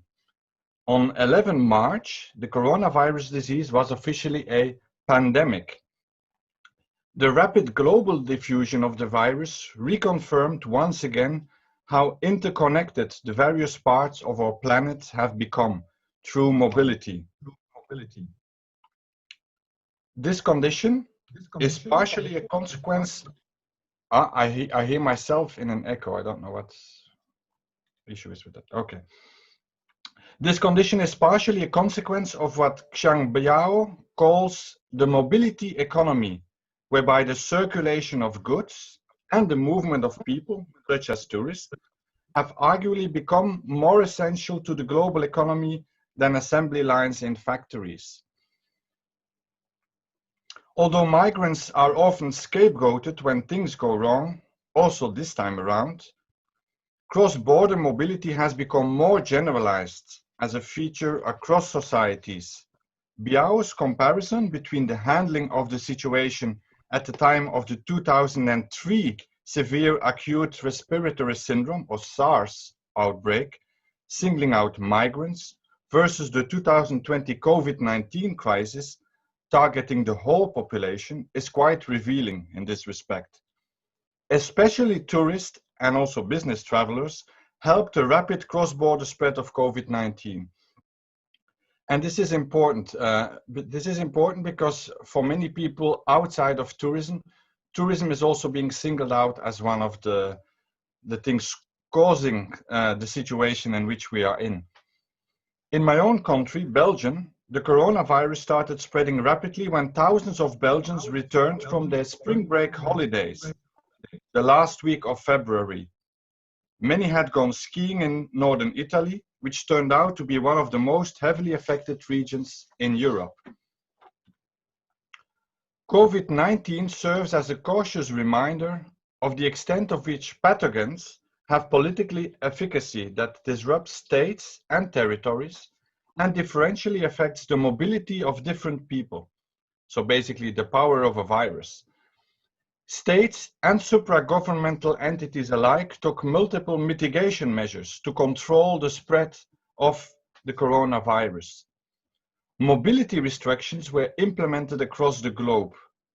As part of their crisis regimes of mobility, authorities produced lists of services that they considered essential. Many of these were related to or included elements of transport, of essential people and of essential goods, such as food and medical supplies, and the corresponding infrastructure, public transport and airports. Essential people then included those working in healthcare and public safety, as well as caregivers, logistic workers, supermarket staff, and emergency repair and maintenance service personnel. Some people working in tourism unsuccessfully tried to make a case that their activities were essential too. Authorities, however, were mostly of a different opinion. So in most places around the world, tourism was actually not allowed because it was not seen as an essential activity. And so this is important to always keep in mind this perspective from outside of tourism, how other actors in society look at tourism. So tourism in times of Corona. Tourism is certainly among the most significant economic areas to bear impacts of the COVID-19 pandemic. Among others, massive travel restrictions and border controls have been imposed. These include the overall or partial closing of borders, the total or partial suspension of flights, specific travel restrictions banning the entry for people coming from specific countries or regions, and different measures such as quarantine or self-isolation and visa measures. Never in history has global mobility been affected and restricted in such an extreme manner. So what I'm wanting to stress here is that, of course, a lot of the issues that we are facing in tourism are not necessarily related to tourism as such, but to actually the massive restrictions that have been imposed on people moving around. The situation reconfirms how vulnerable the travel and transport sector is to crisis, this time an infectious disease, next to natural disaster, terrorist attacks, political instability, industrial accidents, wars, economic recession, etc. And of course, I'm not telling anything new to Bali, because in Bali you have quite a bit of experience with how all kinds of external events affect tourism. While international travel has been reduced, it certainly did not stop completely. A simple analysis of flight tracking websites and apps confirms this. Even at the height of the pandemic, some people still managed to travel, also for leisure. And this is important too. So tourism did not entirely stop. And so the question is, who was then still traveling, and where were they going to, and what were they doing? To strengthen the reporting of infectious disease outbreaks, while at the same time deter other countries from imposing unwarranted travel restrictions, the international health regulations were established by the World Health Organization. This legally binding agreement between 196 countries, including Indonesia, is important because research shows that democracies with weak health infrastructure, those that stand to gain the most from imposing barriers during an outbreak, because they are particularly vulnerable to a negative public reaction, are more likely than others to impose barriers and to do so quickly. On the complex relationship between travel restrictions and infectious disease outbreaks in general, Ria Vaidya, which is a researcher who has done a lot of interesting research on these issues, writes, and I quote here, according to the World Health Organization, restricting the movement of people and goods during outbreaks is ineffective in most contexts and may instead stifle the delivery of aid and technical support, in addition to the social and economic repercussions for affected countries. Nevertheless, unwarranted measures interfering with travel are common. And so the international health regulations bind states, but minimizing the impact on travel in outbreaks also needs an understanding of the role of non-state actors, including the media, social media, travel and tourism industries, and the public. And I am again mentioning this here because these are all kind of things that are happening around tourism that are not strictly related to tourism, but that of course clearly have an impact on whether tourism is possible or is not possible. Because the coronavirus containment measures limited and constrained people in their mobilities, many became more acutely aware of the importance and value of mobility and travel. And here I'm tying into what Greg just mentioned about this meaning. And meaning is of course crucial. They shared on social media how the feeling of incarceration, even within the comfort of their own houses, was driving them crazy. Upon realizing the gravity of the situation, scholars started questioning both the essential and the existential qualities attributed to travel. And so I read on one of the many blog posts about this, it is perhaps the time to rethink whether all the trips that we have become accustomed to making in the past decade are essential. It is also time for us to reflect on whether the happiness of our life really depends on so many travels. This should make us aware of our own positionalities from which we look at and experience everything related to the ongoing coronavirus crisis. And so what I want to say here is that, of course, as the crisis has been evolving, many people have voiced their comments and ideas about the crisis and how to solve it. But not all the people have done so from an awareness of who they are and how, of course, the way they look at things is very much influenced by their own positionalities. Crisis has become one of the most significant buzzwords of our time, inside as well as outside academia. There are many different understandings of this term, both lexical and conceptual.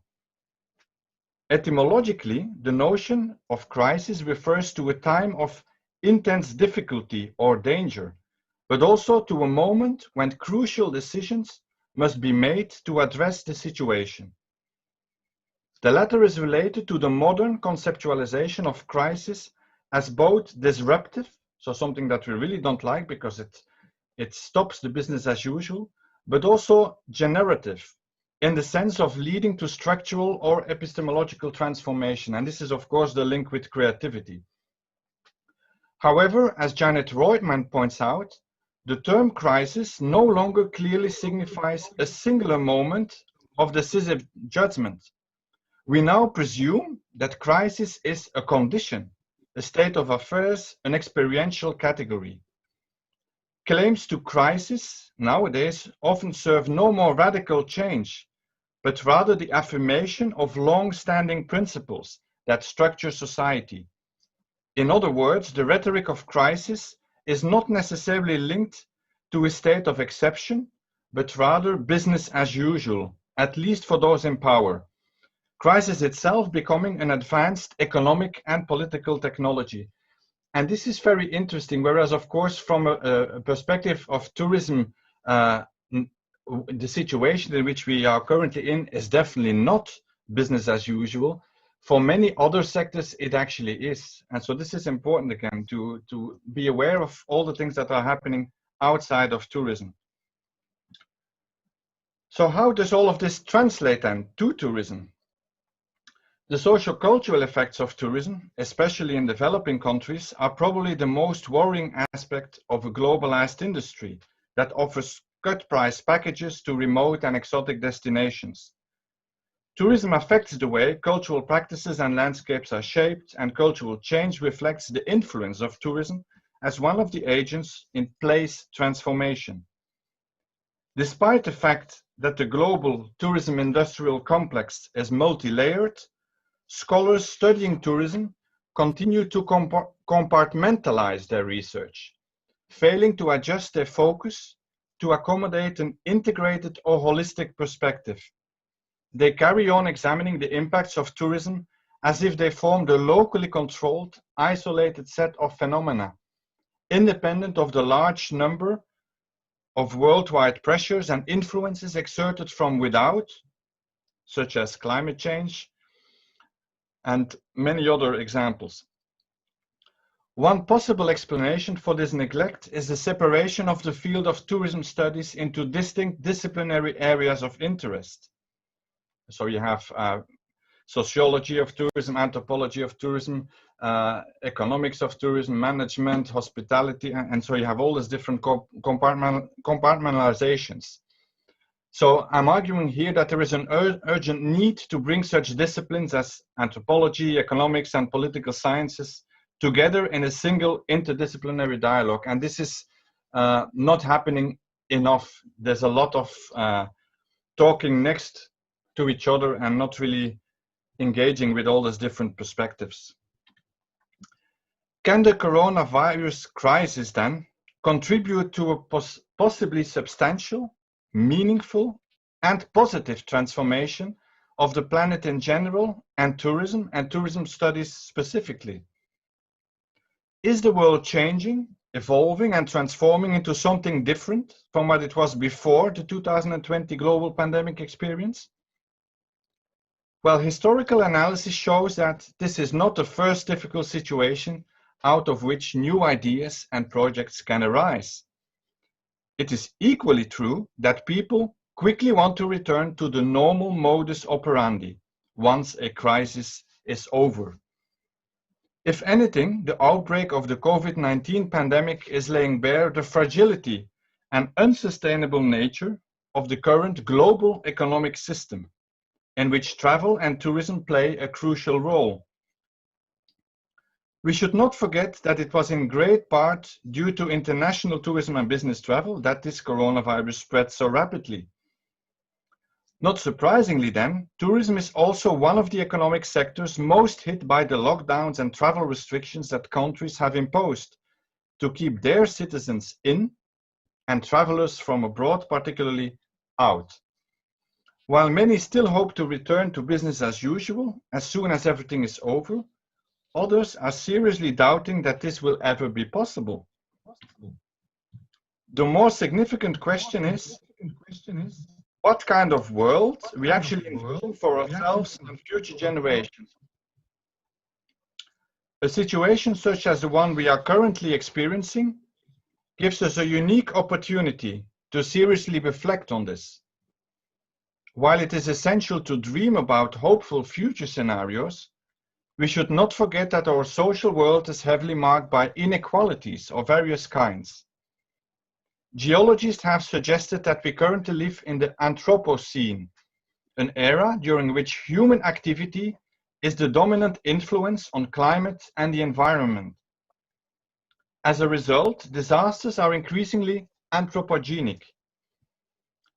Although some have described the coronavirus pandemic as an equalizer, this may not be very accurate. Inequalities existed before the pandemic, have been exacerbated during the crisis, and will certainly not disappear after. It is within this general context that we need to re-envision the travel and tourism of the future, and the future of travel and tourism. Tourism may help to solve some of the challenges our planet is currently facing. One of the underlying ideas is that tourism, and by extension travel in general, can be transformational, particularly at the level of the individual tourist. However, while tourism certainly has transformational potential, not every tourist is interested in change, and not everybody looking for transformation through tourism or other means will find it. So this raises multiple questions. Whereas pilgrimage is almost automatically linked to transformation and the quest for self-realization, tourism is more often seen as an activity that confirms people's identity and worldview, rather than transforming them. The tourist self is changed very little by tourism. Indeed, for most tourists, tourism involves more hedonism and conspicuous consumption, rather than learning or understanding. So at what cost should we maintain a system, or install a new one, that only transforms some people? Should even more people travel, so that the number of potential transformers can multiply? How should we treat the people necessary to enable the travels and thus the transformations of others. So the so-called service providers, all the people working in tourism. It would, of course, be much easier if we would all be equal at the start of rethinking the organization of our planetary life. The problem is that we are not, and most likely will never be. The COVID-19 pandemic certainly has caused devastation, but such difficult situations often bring people and communities together. There's actually a lot of research that shows that although people think that in difficult situations, people are more easily set up against each other, that actually it's in difficult situations that people show much more of a community feeling. If there is one thing a situation like the one at hand teaches us, it is that we cannot solve complex challenges alone, and so we must collaborate. One of the vast challenges seems to be that tourism often places a focus on the individual and innovations rather than on collectives and communal-owned transactions. Social innovation needs to take place creatively at the community level to find the best balance between the benefits and excesses of tourism development. Even true tourism redirects and seeks to integrate communities in decision-making processes, what often fails is the unpacking of complexities of the historical and socio-political context of societies, regions, or localities. The consequences typically strengthen existing power asymmetries in the decision-making process instead of embedding an inclusive approach. So how to create resilience in communities using tourism as a tool? The COVID-19 context provides a space to rethink how we might redefine, represent, and enact a tourism economy. In this sense, there is some innovative hope in the tourism sector's growing desire and ability to work collaboratively as a collective unit. Such collaboration can and should lead to an expanded global consciousness. Whether tourism will play a leading role in the post-COVID-19 era will depend on the sustained efforts of many stakeholders, some of whom are already transformed and some of whom are still in happy expectancy. Let me slowly come to some concluding ideas, many concluding ideas, and I want to start by a quote written by one of my colleagues, an anthropologist, Henrik Fick. I quote here: "Crisis is normally conceived of as an isolated period of time in which our lives are shattered. It defines the loss of balance and the inability to control the exterior forces influencing our possibilities and choices. The phenomenon of crisis is seen as a temporary disorder, a momentary malformation in the flow of things. Yet for a great many people around the world, crisis is endemic rather than episodic and cannot be delineated as an aberrant moment of chaos or a period of decisive change." So this quote serves as a reminder that crises are always contextualized and only rarely sudden or unforeseen events. So what I'm suggesting here, that a lot of the things that are happening now could actually have been foreseen and also anticipated. This is important to keep in mind when formulating some more general concluding thoughts. A crisis is often viewed as a moment when the essential structures of a system are under threat from external forces or internal contradictions. When the first wave of the 2020 coronavirus pandemic was at its highest point, and we witnessed dramatic changes to the pre-COVID-19 mobility patterns, many commentators saw this as an opportunity to radically reimagine the future. For instance, there were proposals to move to a more sustainable hypermobile practice, so with less people moving around the world. Also a slow mobility focus with more localized active mobility, so I'm thinking here also of the staycation examples. In this sense, the word crisis was correctly chosen because etymologically it refers to a point at which change must come, for better or worse. However, many of the utopian dreamers show the total unawareness of their own privileged positionality and a lack of empathy towards people who are experiencing 2020 in entirely different ways, usually not the most envied ones. And I'm referring here to a lot of people who actually have not been less mobile and moving less in 2020, but who have been moving much more. The people who had to bring around all the goods and services to people who were in lockdown at home, the people working in health. And so there's a lot of people who have been working really in overdrive. If anything, a crisis situation such as the one surrounding COVID-19 lays bare and intensified already existing mobility inequalities, revealing the uneven impacts of a pandemic among poor and vulnerable populations. As so-called normal mobility patterns come to a halt, essential mobilities that are most often invisible because taken for granted become now very noticeable. The coronavirus also confirms that not only mobility, but also immobility can be used as a kind of capital, a right and resource that not everyone enjoys and has access to. So the fact that many people had the choice and the luxury to stay at the safety of their home rather than to go out and face all the dangers of the outside. It is not always clear what role those involved in tourism at various levels can play in helping us out of the current situation. What is clear is that we are paying a high price to deal with the containment of the coronavirus. But the crucial question is who the we are in this whole story. The white elephant in the room during 2020 is very clearly climate change, the hot topic of 2019. Preliminary research shows how the COVID-19 mobility containment measures led to quite a spectacular reduction in air pollution, particularly of transport-related air pollutants.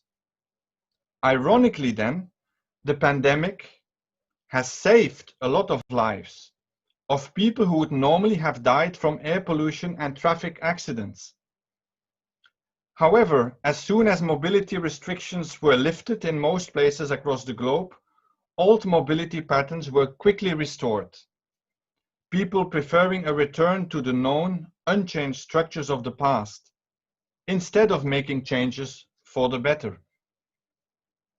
The immediate health crisis surrounding COVID-19 will eventually come under control.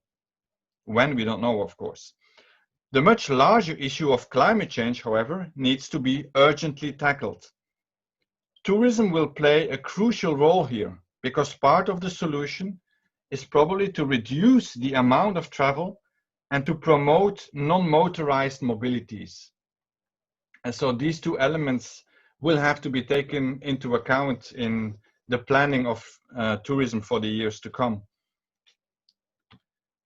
The pandemic puts those in power before a difficult choice: preserving lives, which implied heavily restricting mobilities, or saving the economy as much as possible by sticking to business as usual, also when it comes to travel and tourism. Not every leader or authority finds the right equilibrium between these two imperatives. The crisis concept is not of much help in this context. After all, it suggests that stability is the norm, instead of recognizing that life on this planet is characterized by flux and change. At the micro-social level, the situation of lockdown made many people reflect on the importance of travel in their personal lives. Already in the 1950s, geographer Max Sorre used the concept of essential mobility, to refer to the human eagerness to move around and explore new worlds. This actually points to the importance of existential travel in people's lives. It is perhaps here that the rebirth of tourism should be focused on.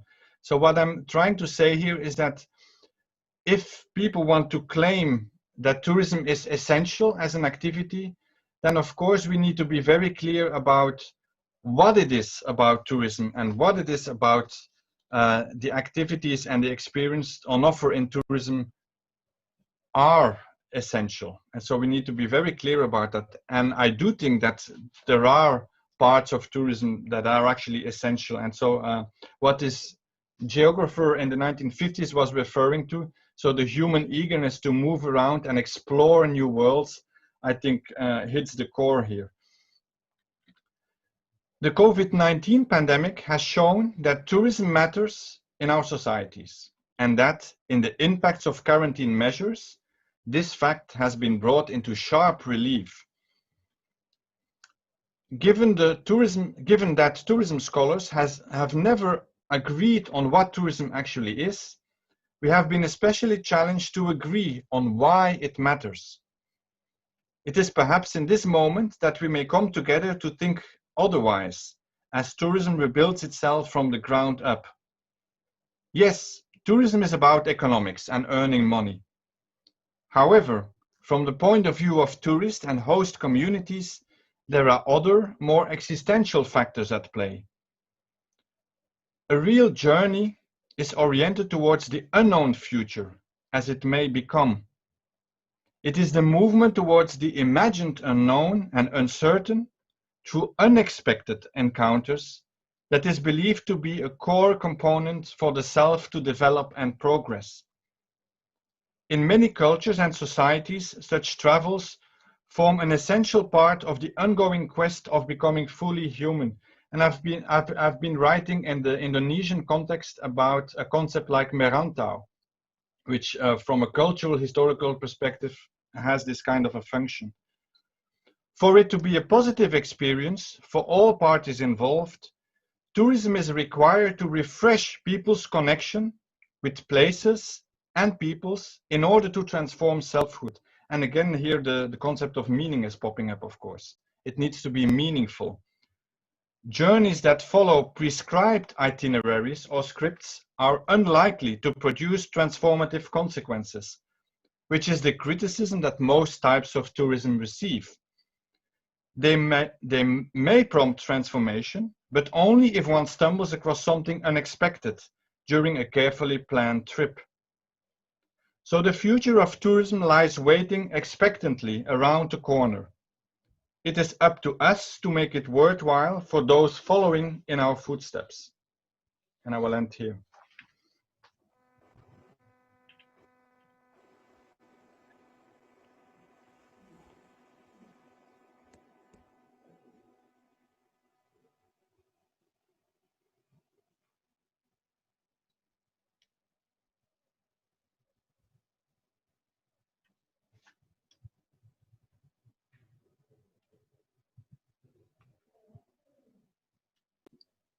Hello, what happened?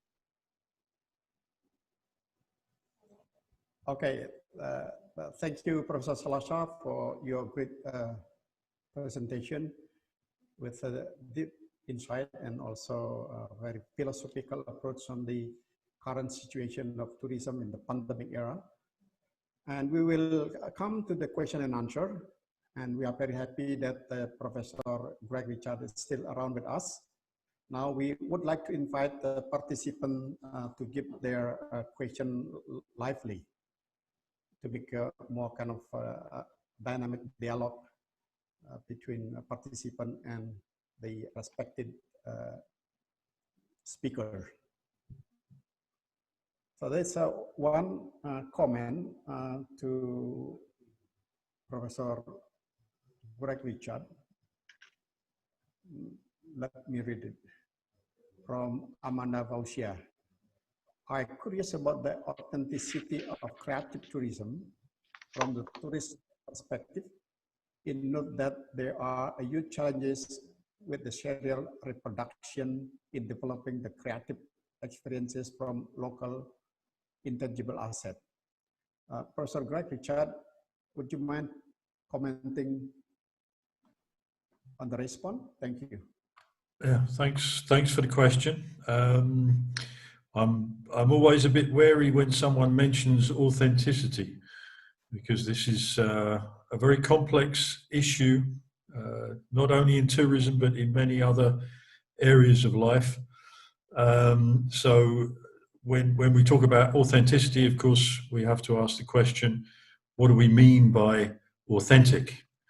And so what we understand to be authentic in one context changes in different contexts, and authenticity and our notions of authenticity also change over time. So I think in terms of cultural and creative tourism, authenticity is really something which is negotiated between the people who are involved. It's not an absolute quality of the experience. It is something that is created between the people who are providing the experience and the people who are consuming that experience. So our notion of authenticity has to be creative and flexible as well. Thank you. Thank you, Professor Greg Richard. Now there are questions addressed to both of you, to Professor Richard and Professor Salazar, from Igusti Ayu Atina. I can't read the rest. Dear Professor Richard and Professor Salazar, please give me your expertise, or perhaps ideas, about the first step for Indonesian tourist industry, especially for Bali, to recover in this pandemic era or after. Professor Greg Richards, and then later on Professor Salazar, please. Sorry, could you repeat the question, please? So she asked about what could be done for Indonesian tourist industry, or especially Bali, to get recovery as soon as possible in this pandemic or after.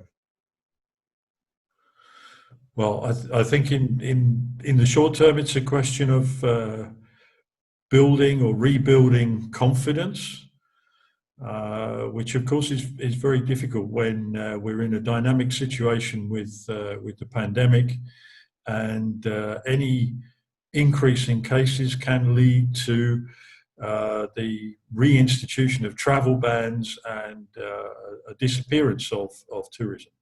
So I think in the short term, any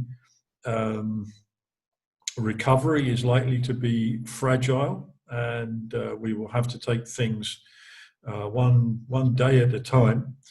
And until the global situation improves considerably, it will still be a very uncertain situation. Professor Salazar. Yes, thank you. I've explicitly, and I also argued that shortly, I've explicitly in my talk, I've not been very concrete. And I also, I don't want to give too many pieces of advice. Why? Because every context is so different, and the experts, the ones who know best how to deal with the local context, are of course based in Bali themselves.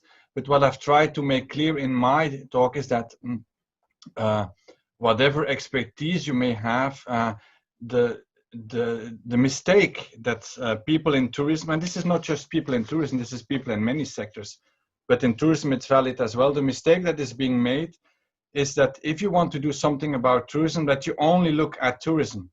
Whereas of course it's very clear that what is happening now, there's many things happening outside of tourism that have an impact. And this is what I've tried to make clear, is that if you want, I mean, if you are thinking about tourism and the future of tourism, it's not a very wise strategy to do that just by talking to people who have an expertise in tourism and who only are thinking about tourism. This needs to be part of a much more wider, maybe, rethinking. And so the question here is not just about the tourist industry and Bali. The question is, what do we want with Bali? What kind of future do we want for Bali? and how, given the circumstances, what are the best pathways that we might try to develop strategies for, so that we can reach what it is that we want. And so this is a more difficult discussion, of course. But in any case, it should be very clear that for any destination, it's not wise to put all your eggs within the same basket. And this is the same for Bali. If Bali wants to have a future, and a good future, then it should be very clearly thinking way beyond tourism. Tourism, yes, as an important part, but not only tourism. There should be other things also that Bali has to offer that are beyond tourism. And it's by having this more holistic view, probably that also tourism will be better served. It seems very contradictory what I'm saying, but this is what I believe. Thank you, Professor Salazar. There's still a couple of questions for you and for Professor Greg Richard. But for the meantime, I would like to invite Mr. Harry Angligan to give his question directly. Time for you, Harry Angligan. Okay. Thank you very much, Prof. Dharma. Actually, this question will go more into Prof. Salazar. We know the pandemic resulting a high level of creativity and innovation from the people in the destination area, and then come up with the new term of tourism, like staycation, everything. But in this case, I don't see the media taking a very important role within the situation. What I'm trying to say is, we know how important, actually, how powerful the media. Instead of encouraging people to traveling by mentioning how the health protocol been applied in one country, media seems more making news in the bad side of actually the pandemic. And what do you think about the situation from Salazar? Thank you very much. Yes, thank you for this question. You're of course totally right, but this is unfortunately how media nowadays functions. Also, media have become heavily dependent on income, and so what sells best, what sells best is not a story of creativity and innovation and good news. No, what sells best is disasters, catastrophe, and so the media give a totally biased view of what is going on in the world. Why? Because there's so much attention on what is going wrong. But that's nowadays what the media is. And so turning to the media may not be very helpful as a strategy, because the main focus is basically on the bad news. And I'm talking here about main news media. Of course, social media and the way that people are circulating things, that's different. That's much more going in all kinds of directions. But if you are, of course, looking towards media and exposure, then it may be wiser to be looking at not the mainstream news media, but maybe all these alternative things happening on the internet and social media, because people do crave good news. People cannot survive if the only thing you hear around you is bad news. And you see in tourism, but also outside of tourism, like you are pointing out, there's a lot of very creative ideas and innovation. And so in order to bring these things out, I think we have to rely much more on the people experiencing them. And so looking at social media than at traditional news media, because the way it is economically structured right now, I mean, I wouldn't expect too much. Thank you, Professor. I think it's enough. Now there are a couple of questions. One from one scene of this.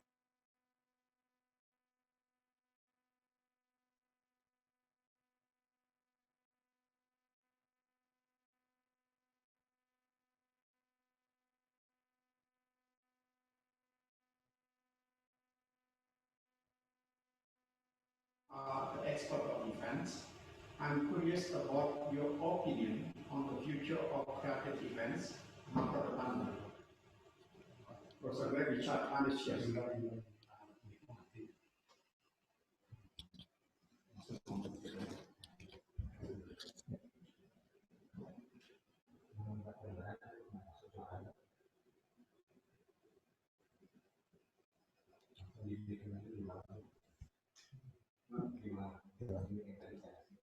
okay, me repeat because of technical problem.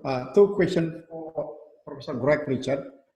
One is, please give us one example of place making in tourism as you described in your diagram.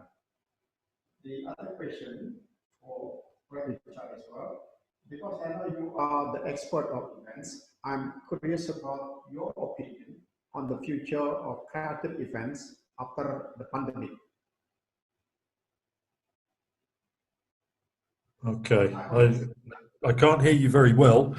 I'm assuming that you're asking the question about the future of events after the pandemic. There are events going on in some places. It's interesting to see in Europe that we have very different situations with all events being cancelled in the Netherlands, for example. But if you look at just over the border in Belgium, then there are events taking place in other countries as well.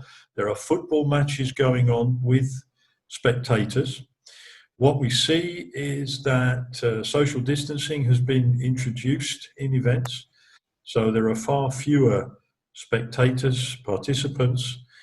And this is an important point that also comes back to something I said in my presentation. We should, in the current situation, not be thinking so much about having large numbers of tourists or people attending events, but we should be thinking about how we can extract more value from fewer event visitors or tourists and so on.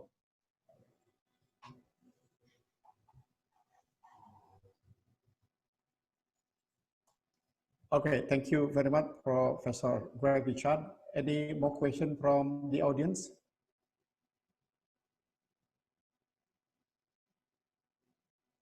You are invited to give your direct question or comments.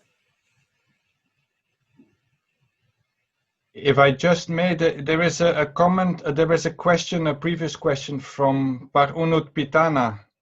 I don't know if you saw that in the chat about functionalism. All right. Okay. Please go ahead, Professor Salazar. So the question is that my presentation implicitly emphasizes the importance of the concept of adaptation. And so the question is, and does it mean that functionalism theory enlivens in its new bottle? Adaptation is, of course, related to the concept of resilience. And it's very interesting how in the last 10 years, the concept of resilience seems to be replacing slowly but surely the concept of sustainability.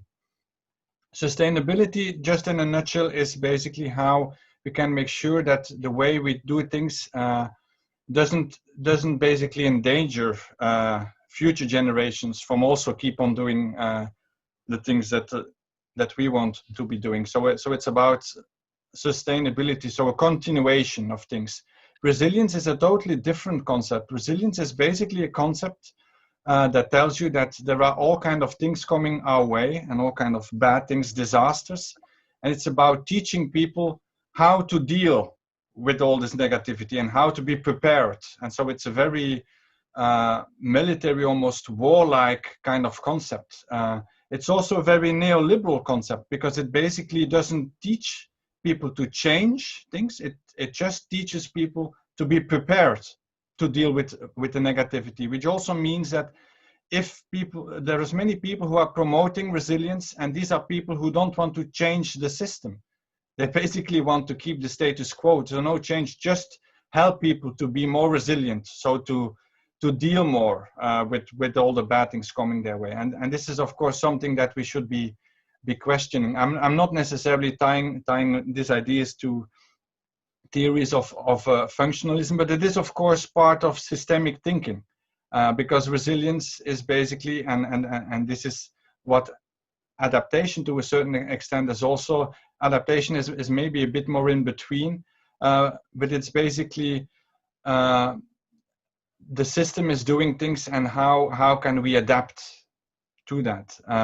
And this is related to the comment that I also made about the Anthropocene.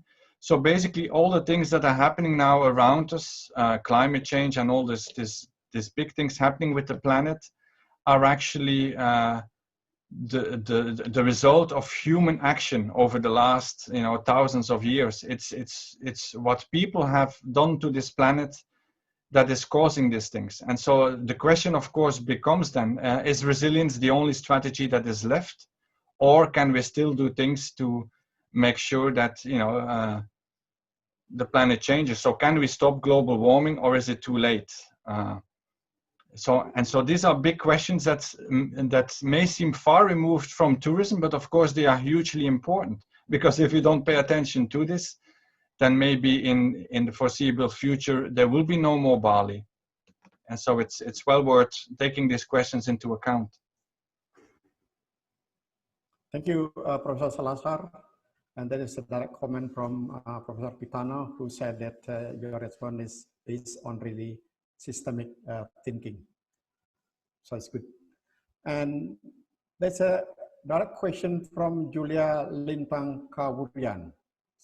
Please, Lintang. Julia, time is yours.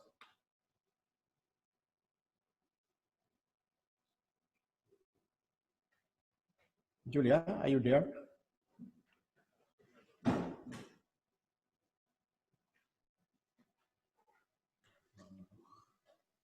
Okay. Good afternoon, Prof. Salazar and Prof. Richard. So my question is about actually continuing the question from Pak Pitana.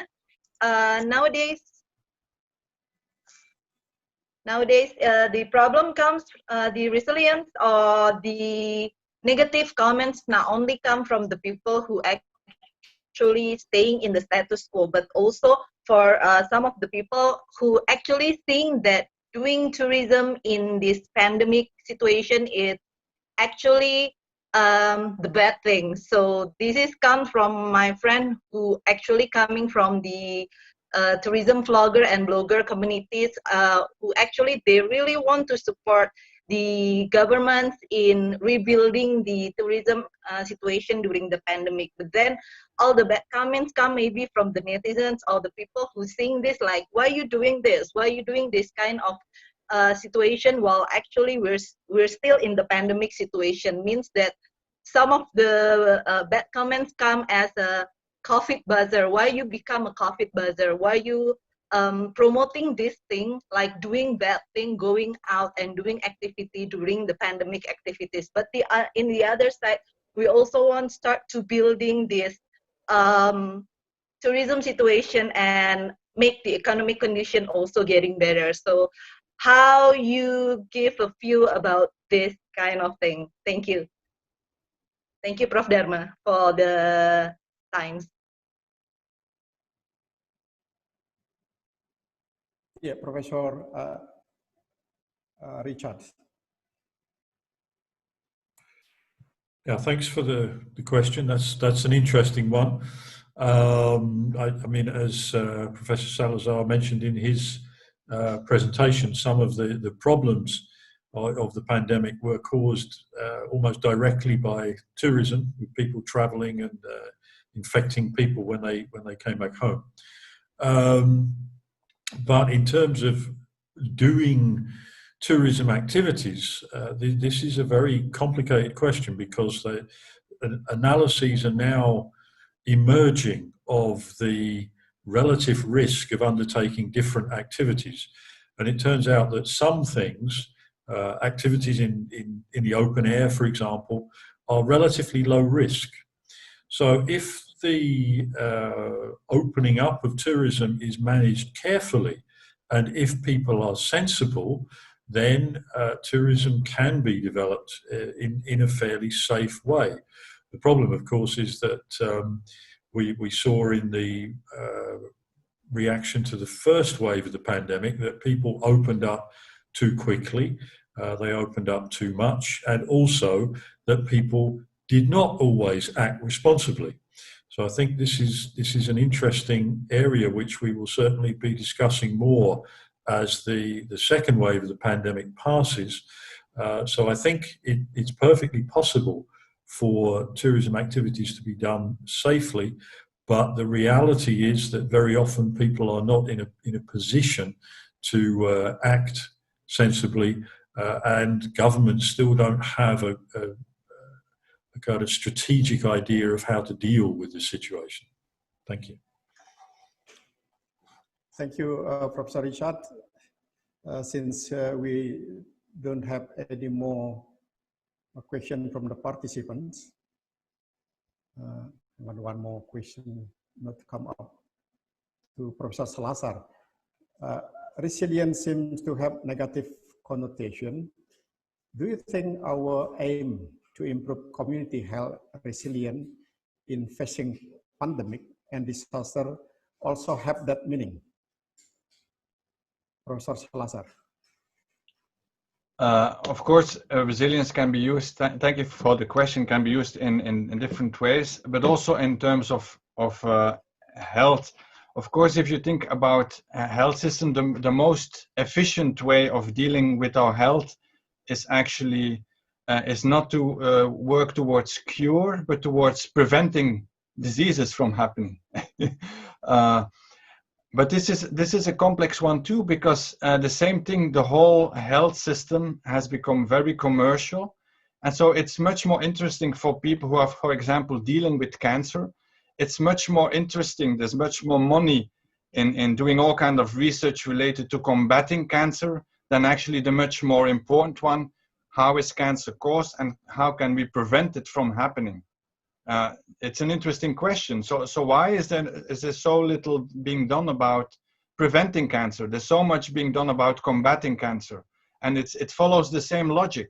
And this is because all these industries, and so tourism is no exception, health industry is no exception, the media no exception, they all follow a similar kind of logic, where this neoliberal, very powerful agendas, there's big money involved, and so there are people with big stakes that want to keep these systems into place. And so with health also it's not different. And of course then discursively there's all kind of things being developed, and so resilience is one of these discourses. And of course if the only thing that is being left is to accept that the system is what it is, then of course resilience is important. I mean, you should not let people die. I mean, it's important, but we should also at the same time question the system. And this is what I also want you to keep on doing, is to question the system. And this ties into the previous question. It has become very hard for any authorities, be it tourism authorities or other authorities, to communicate with people. And you see this very clearly in the pandemic. So this moralization of things. So some people who think certain behaviors are bad and other things. But this is also because people now are constructing their own bubbles of truths. Many people don't follow the media anymore. They follow the media of their interest. They get through the media through their smartphones or Facebook and all the social media. And so the algorithm feeds people what the algorithm thinks the people like. And so depending on your behavior, you will get actually messages that reinforce what you already believe.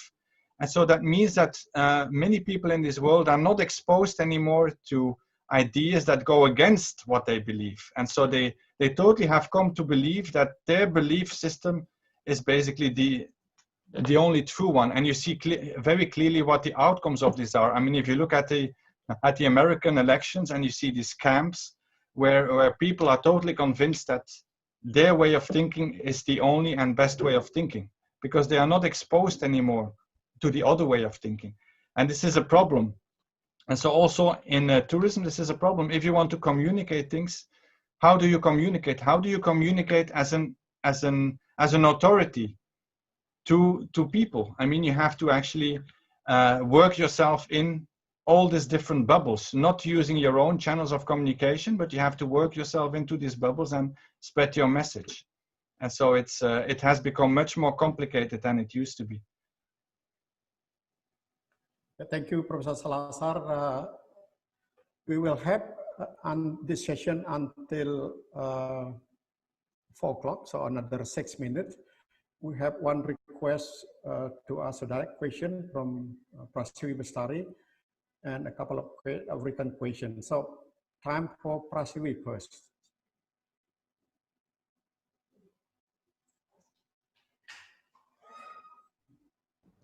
All right. Thank you, Professor Dharma, for the time, and thank you both to Prof. Greg and Prof. Salazar for a great presentation. I would just like to ask a question to Prof. Greg. It was a great presentation on creative economy, and then it is true that in this kind of era, we were being pushed to rethink and reinvent creative economy in order to develop our tourism sector. But one question that I would like to ask for you is that what kind of creativity do you think we would see soon? During this pandemic, or even after the pandemic? I mean, like, what kind of creative economy we might see during this pandemic or even after the pandemic? Thank you. Professor Greg Richards, time is yours. Yeah. Thank you. That's a very interesting question. I honestly don't know how the creative economy is likely to develop after the pandemic, although what we already see is an enormous increase in digital communication, digital media. Here we are having a digital conference. So this will clearly be an important area of activity for everyone. Whether it's in the creative industries, in tourism, or in the combination of the two. You can see people are busy trying to develop various forms of digital tourism. I don't know how successful this will be, particularly once people are able to travel physically again in large numbers, whether the digital forms of tourism will survive or whether they will disappear just as quickly as they emerged. So I think it's really a question of what are the limits to people's creative imagination. Creativity is a resource which enables us to develop in many different directions, and it will be very interesting going forward seeing how the challenge of the pandemic instigates different forms of creativity in different places. We've seen it in the lockdown in Europe, that when people are confined to their houses, for example, they find very creative ways of communicating with each other, of creating culture, having concerts on their balconies and so on. So I think that creativity is something which is by its very nature very diverse, and it will develop in ways that will also surprise us after the pandemic. Thank you. Thank you, Professor Richard. We have 2 minutes left, and question from 2 audience. I will read them quickly. The first one from Sri Arianti to both speakers. What do you think? Do more people will get fear to go traveling? Not just because of virus, but also afraid of the same situation will happen. So they keep their money or saving, or more people will interesting to get more experience by traveling. Thought that pandemic pushed the destination or travel agency to create a virtual tour to inform more about their product, so will influence the curiosity of destination. The other question from Pribadi, again to both of you, with the limited ability of human resources to adapt, many destinations in Indonesia will have difficulty adapting to these new habits. How the destination should adapt to this change? Time is yours. First to Professor Salazar, then Greg Richard. Yes, thank you. So this virus or this crisis will definitely not stop people from traveling. Actually, right now in some European countries, it's a holiday, and I just invite you go to any of these flight tracking websites, and of course flights are just one way of tracking because many people in Europe travel by car, but you will see this thousands of people who are currently, while countries are under lockdown, the borders are still open. There's thousands of people who are currently traveling and who are engaging in tourism. It seems strange, but this is how it currently is. So, and the pandemic is not over. So I'm not afraid that tourism will stop. No, definitely not, because of course there's huge economic interest in both the travel and tourism industry. So they will make sure that tourism and travel doesn't stop.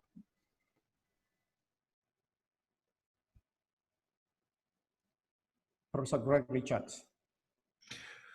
Yeah, that's a very interesting point. I mean, also you need to bear in mind that travel is not necessarily about leisure tourism. There are still people traveling for business and education and everything else as well. In terms of the question about human resources, I think one of the important points, which also relates to creativity, is that education and capacity building is absolutely crucial for this. There was a recent report from the OECD on the situation of tourism in Indonesia, and it pointed out that Bali is in a relatively strong position also because it has relatively capable labor force. And I think this is the area where Indonesia really needs to think about investing in the future, is capacity building and education, which provides the basis for creativity and also for building different sectors of the economy. Thank you. Right. We have enough time until this time. I thank you, Professor Greg Richard and Professor Nur Salazar, for a great presentation, and also appreciation to our audience who asked so many questions that made the discussion a very dynamic and enlivened.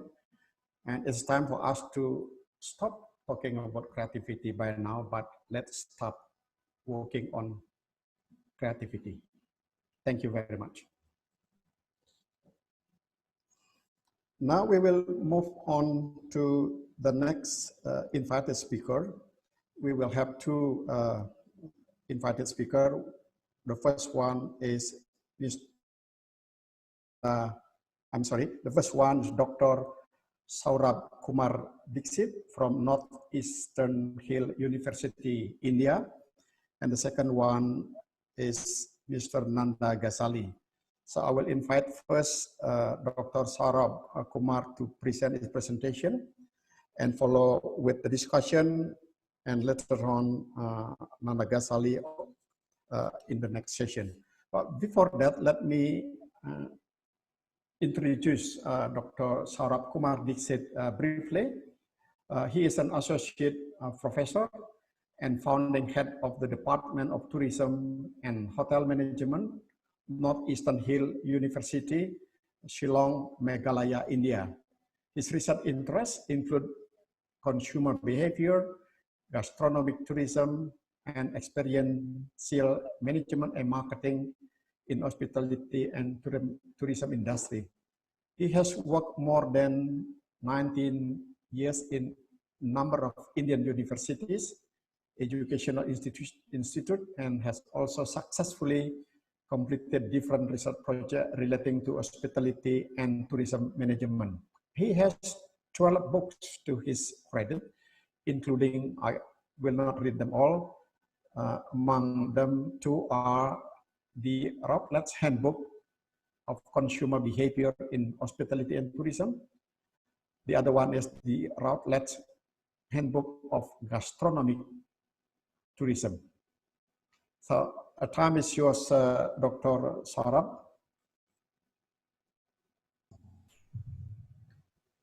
Thank you, Professor Dharmaputra. Am I audible to you all?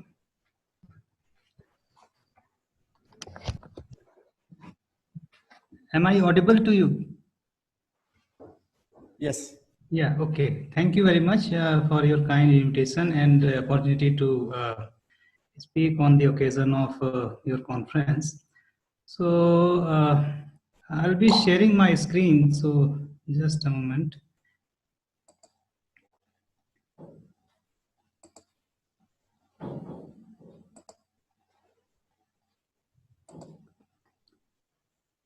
So I hope the screen is visible too.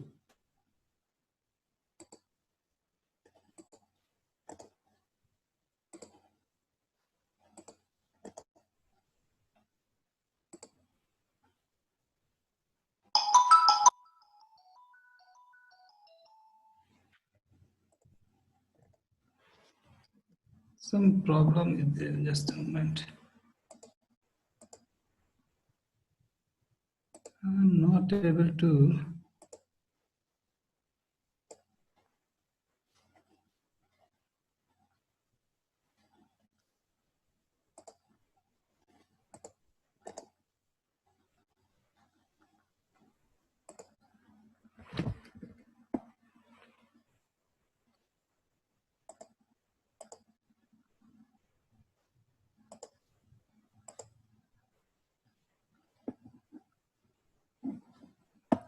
I think my screen is visible to you all.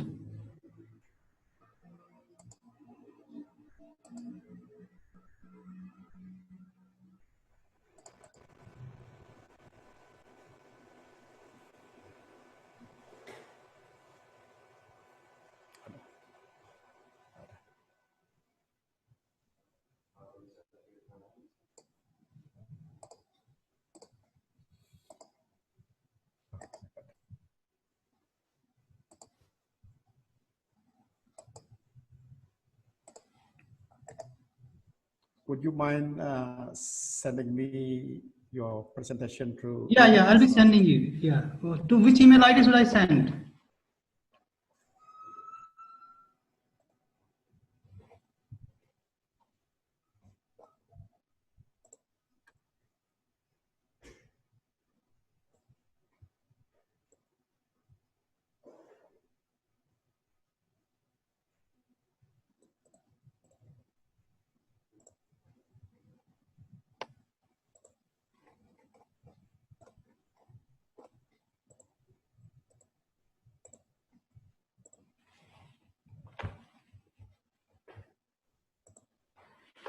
Yeah, I have forwarded it to you. Just see if you have received the mail. I don't know, like, why I'm not able to share the screen. Some error is coming while sharing. Yeah, unexpected technical glitch. I have sent you that email. Just see to the conference email ID. Okay, I'm checking it now. Aryo, tolong dicek emailnya udah masuk belum, Aryo? Hasn't arrived yet. Hopefully soon.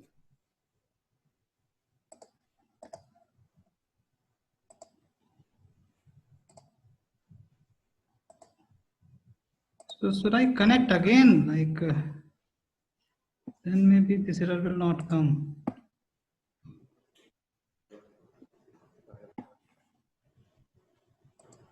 You got it?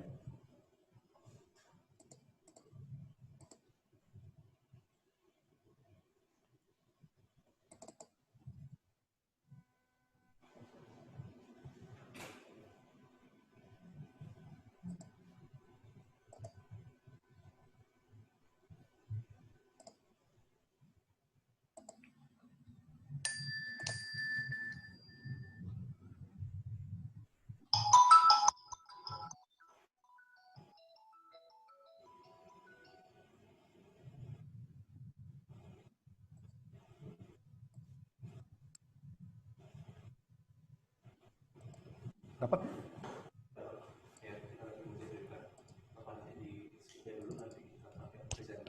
Gimana?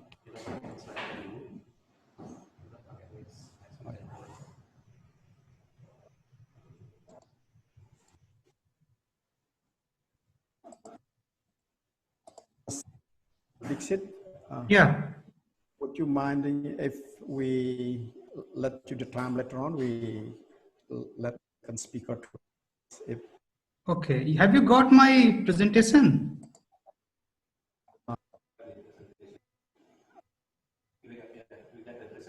Oh, okay. Presentation. Then we will operate that for you. So Okay. you might.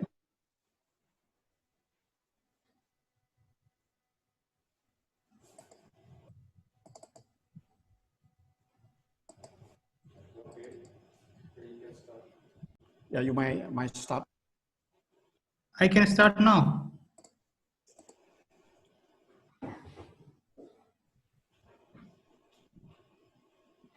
PowerPoint will is coming. Okay. Okay. Thank you. So, thank you very much, Professor Dharmaji, for your kind invitation for this conference.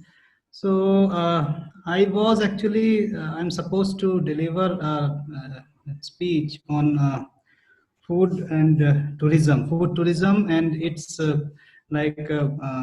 role in marketing a destination. So, as we all know that food and tourism has always been closely integrated, and food is always considered as a survival engine for the tourist visiting to any destination. So nowadays, because of this COVID crisis, because of the outbreak of COVID in the entire globe, we can see that most of the tourist destinations, they are devastated because of the lockdowns, because of different kind of restrictions which are implemented all around. So people are not moving from one place to another.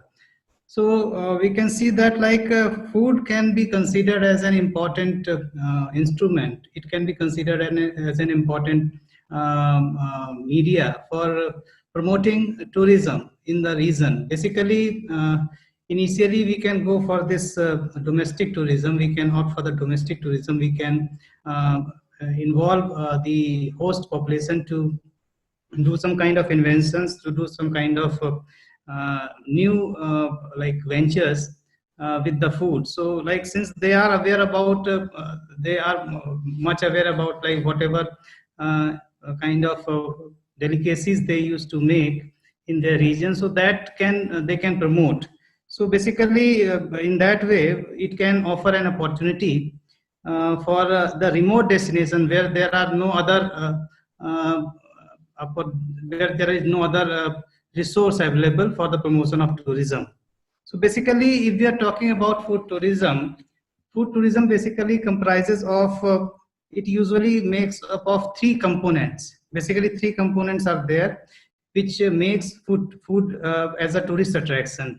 So in these three components, we can talk about agriculture, culture, and tourism. Agriculture is basically, it is a source from where the tourism products are basically generated, like food and beverage item of particular place, different kind of local ingredients we will be using. So they can be considered as a they can be taken from the agriculture.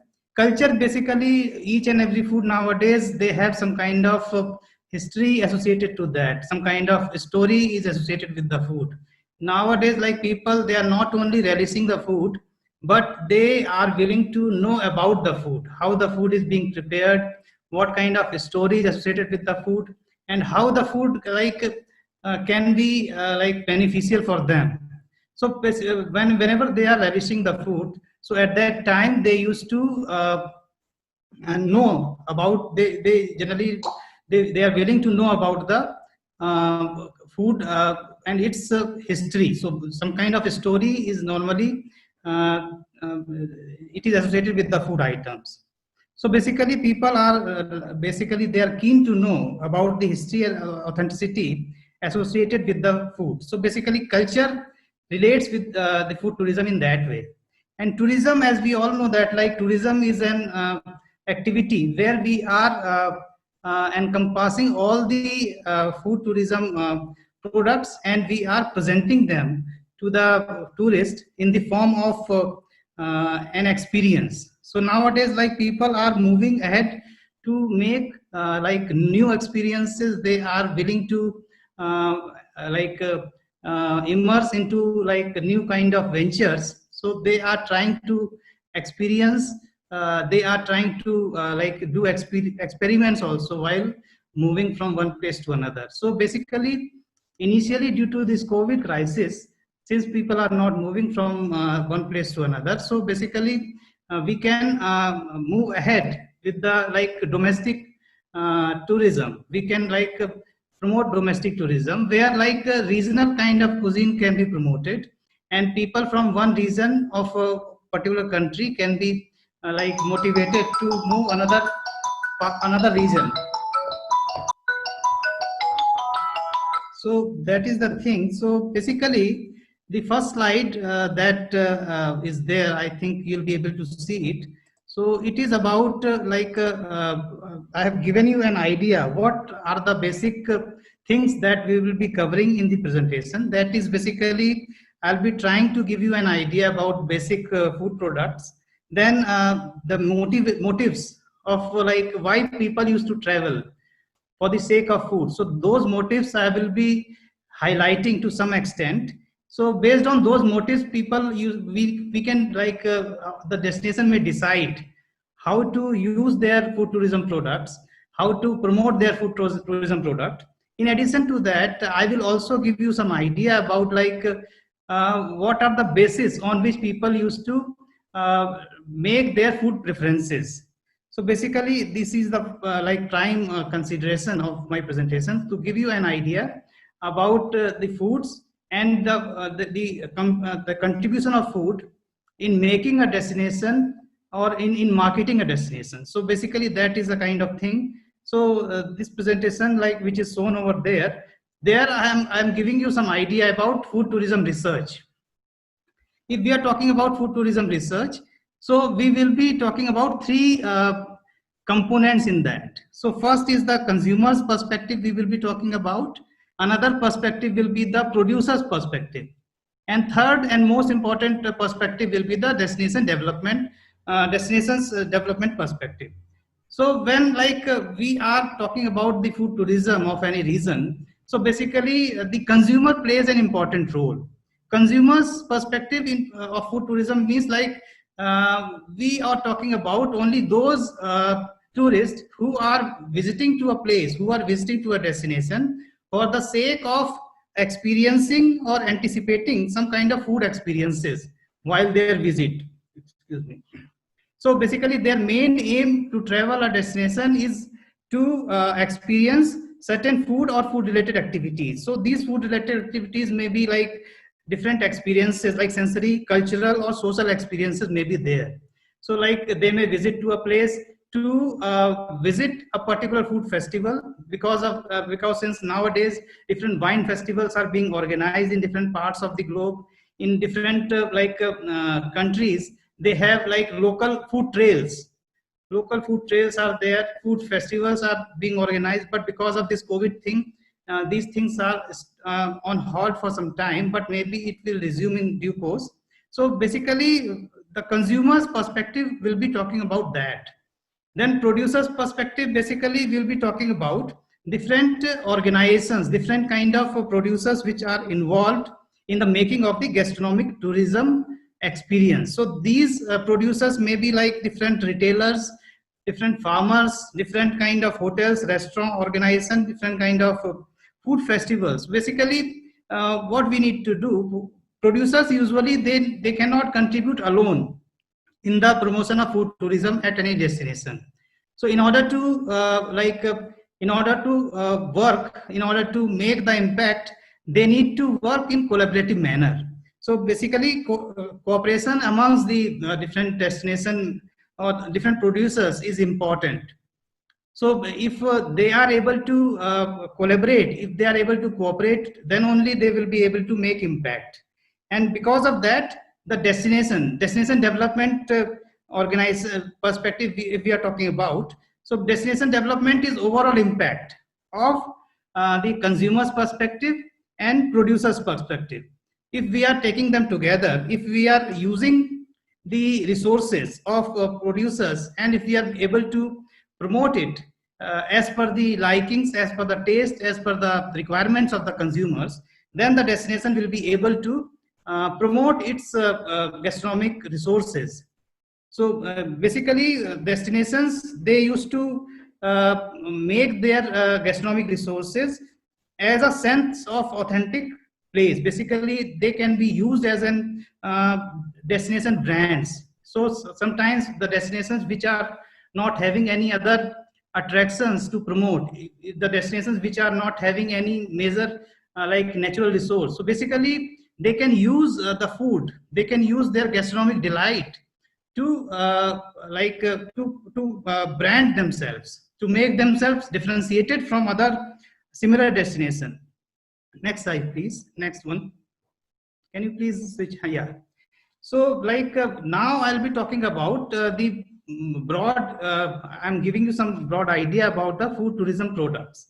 So like food tourism, as I already told you, it is a broad, because of the lot of researches which is going on the food tourism.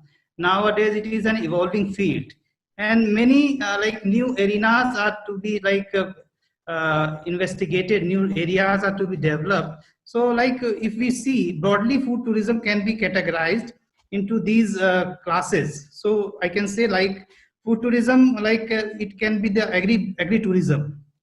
So each and every class that we are talking about, so it may have certain advantages and certain disadvantages. So based on the resources that the destination is having, so they may opt for, they may go for the certain to certain extent with the kind of food tourism product. Like agri-tourism, basically in agri-tourism, people used to visit to the farms, they used to experience their culture, they used to immerse with their traditions, they used to stay with the surroundings, they may stay with the cottages or the village huts of the people, and they are not expecting much from the they are not expecting much leisure facilities from the host. So basically they are open to learn about the society, they are open to learn about the community. So basically they will be staying along with the host. So that is agri-tourism. So basically culinary tourism, when we are talking about, so culinary tourist or food tourist or gastronomic tourist, they are almost similar things. So basically people used to visit to different places to experience their food. So basically they used to learn about the culture, they used to learn about the tradition, they used to learn about their culinary habits with the help of the food that they are consuming. So that is the thing. So that is called the culinary tourism. Food-based events are also nowadays, it is very popular. Different form of food events are nowadays, it is prevalent in different part of the world. Like different food festivals are organized to showcase the regional food, to showcase the regional wines. Different wine tourism events are organized. Tea tourism is also coming up in certain part of the world, in India, in China, in Thailand, in Japan. Tea tourism is also a good kind of niche for food tourism. So in the tea tourism also different kind of events are organized to promote its importance. So basically that is the food based events.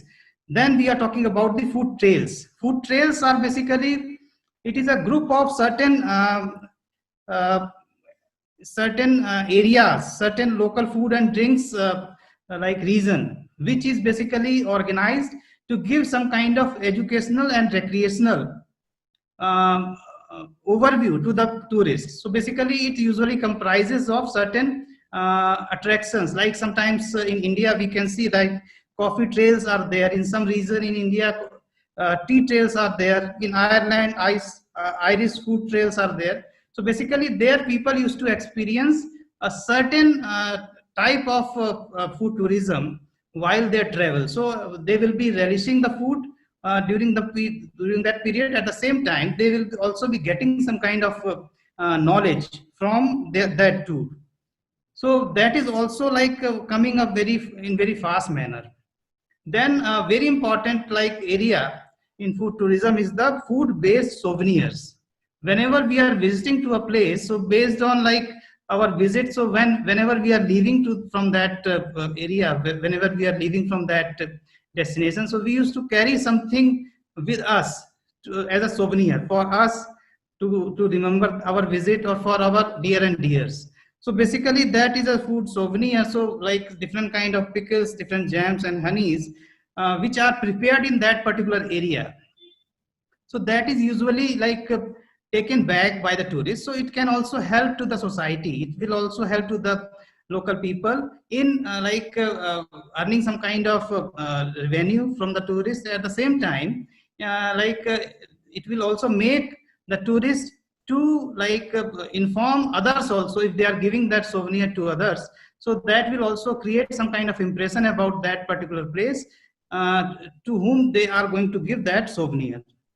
In addition to that, like food tourism is also very helpful in promoting the local society, local sourcing. Like whenever we are promoting food tourism, so naturally the efforts are needed to be done to use the local resources. Instead of taking the ingredients, instead of taking the raw material from outside, it is also always advisable to use the local sources so that it will boost the local economy. Local sourcing is very important. So next slide, please. Now I'll be highlighting about the prime food tourism motivators. Why people used to motivate for the food tourism? What are the basic reasons due to which people used to relish the food of a particular region? So there are different kind of people.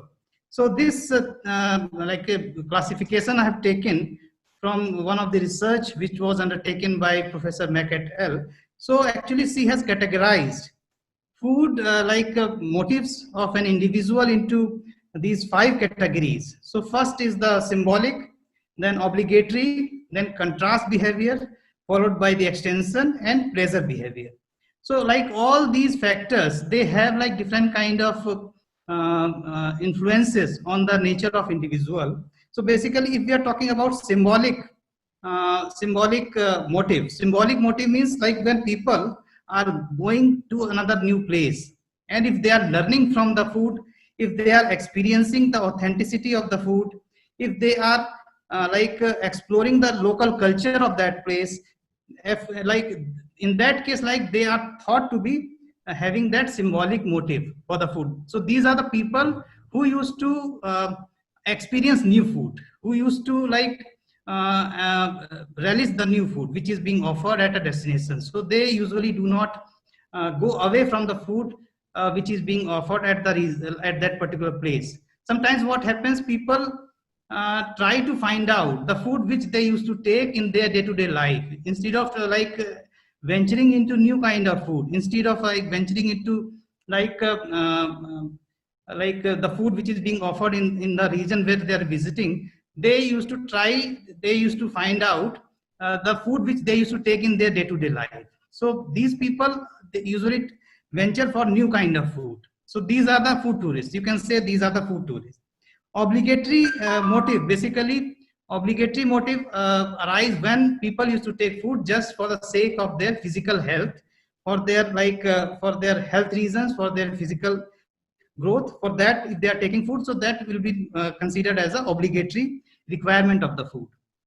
Then comes the contrast motive. Contrast, as the name indicate, if the people, they are going for the food which they usually do not take, if they are going for the different kind of food from their daily life, so that will be considered as a contrast motive. And extension motive means when the people are taking, when the tourists are taking the food as per their day-to-day requirement, whatever food they used to take on usual basis. So these people usually take, they are considered as considered to be the people of who are following the extension motive.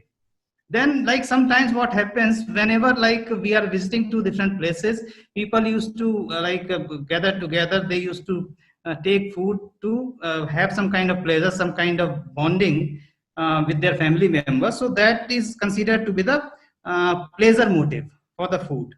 So next slide, please. The previous, yeah, this one. So now I'll be talking about the food consumption behavior of the individual. Basically, if we are talking about the consumption behavior, so what are the things which are influencing a person, or which are influencing an individual, which are influencing a tourist to go for the food? So there are two, there was a model which was proposed by Mack et al. It says that people used to show two different kind of behavior. Either they are showing the convergence in food consumption, or they are showing the behavior of divergence of food consumption. So convergence means like when the people are showing the behavior of obligatory, familiarity and extension behavior. Like if they are going for the food which is like known to them, they are not they are not experimenting with the new food. They are going with the food which is like known to them. So they can be considered as a people who are showing the convergence of food consumption behavior. Another kind of people may be like divergence of food consumption behavior. These are those tourists, these are those people who used to do some kind of like experiment with the food. They used to try new food. They used to go for the food which from which they are not familiar with. So they are going to taste the food of the region where they are visiting to. So basically, these can be treated as a food tourist. Next slide, please. So like in this slide, I have tried to give you an idea about the food tourism chain. So food tourism chain, value chain, if we are talking about, so basically in order to make the food tourism product, there are certain like stakeholders involved. These stakeholders, like maybe there are some people who are responsible for the manufacturing of the raw material. Some people may be there to distribute the raw material.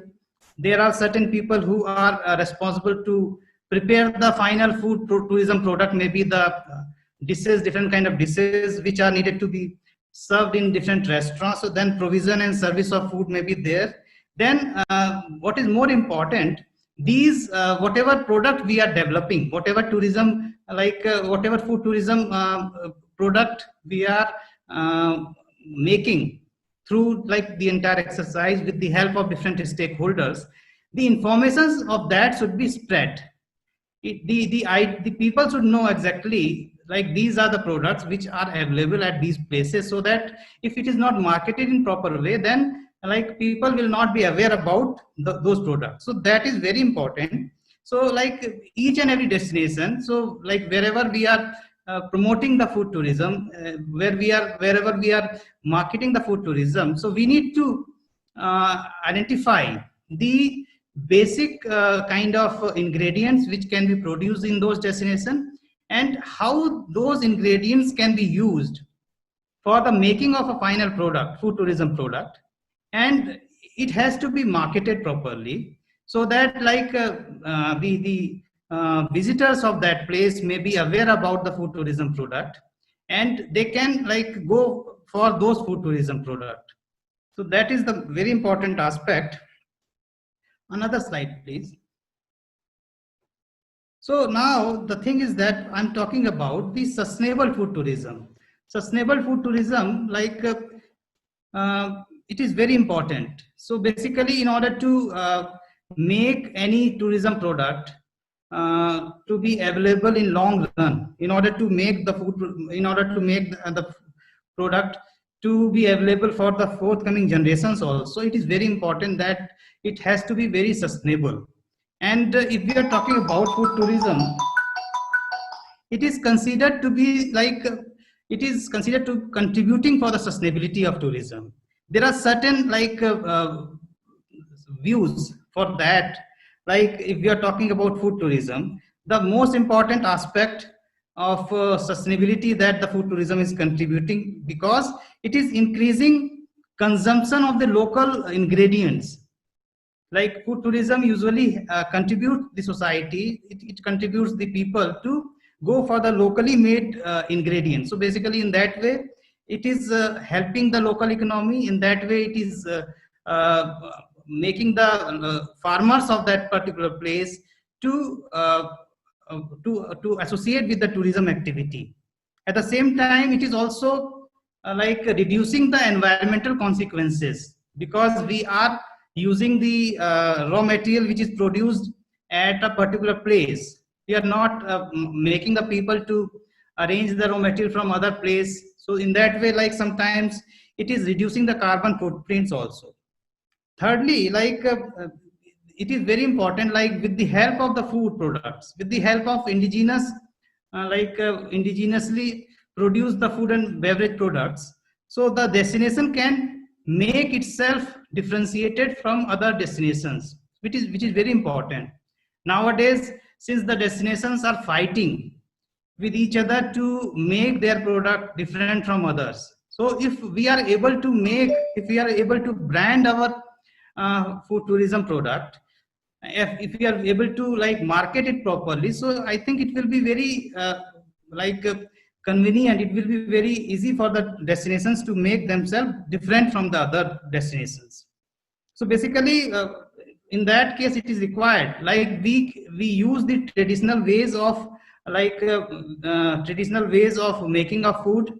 We need to conserve those methods. We need to pass on those traditions from one generation to another. So in that way, like we can maintain the sustainability. So basically, if we are talking about sustainability, so basically two categories or two classes of sustainability may be there: weak sustainability or strong sustainability. So weak sustainability means like when the importance of mechanization is more, like if machines are applied to the operations. So in that case, like the natural resources are given less importance, then it is said that like there exists the weak sustainability. And if our focus is more on natural resources, if we are applying natural resources to get the things done to prepare the food tourism product, then it is considered to be the strong sustainability. Okay, so next please.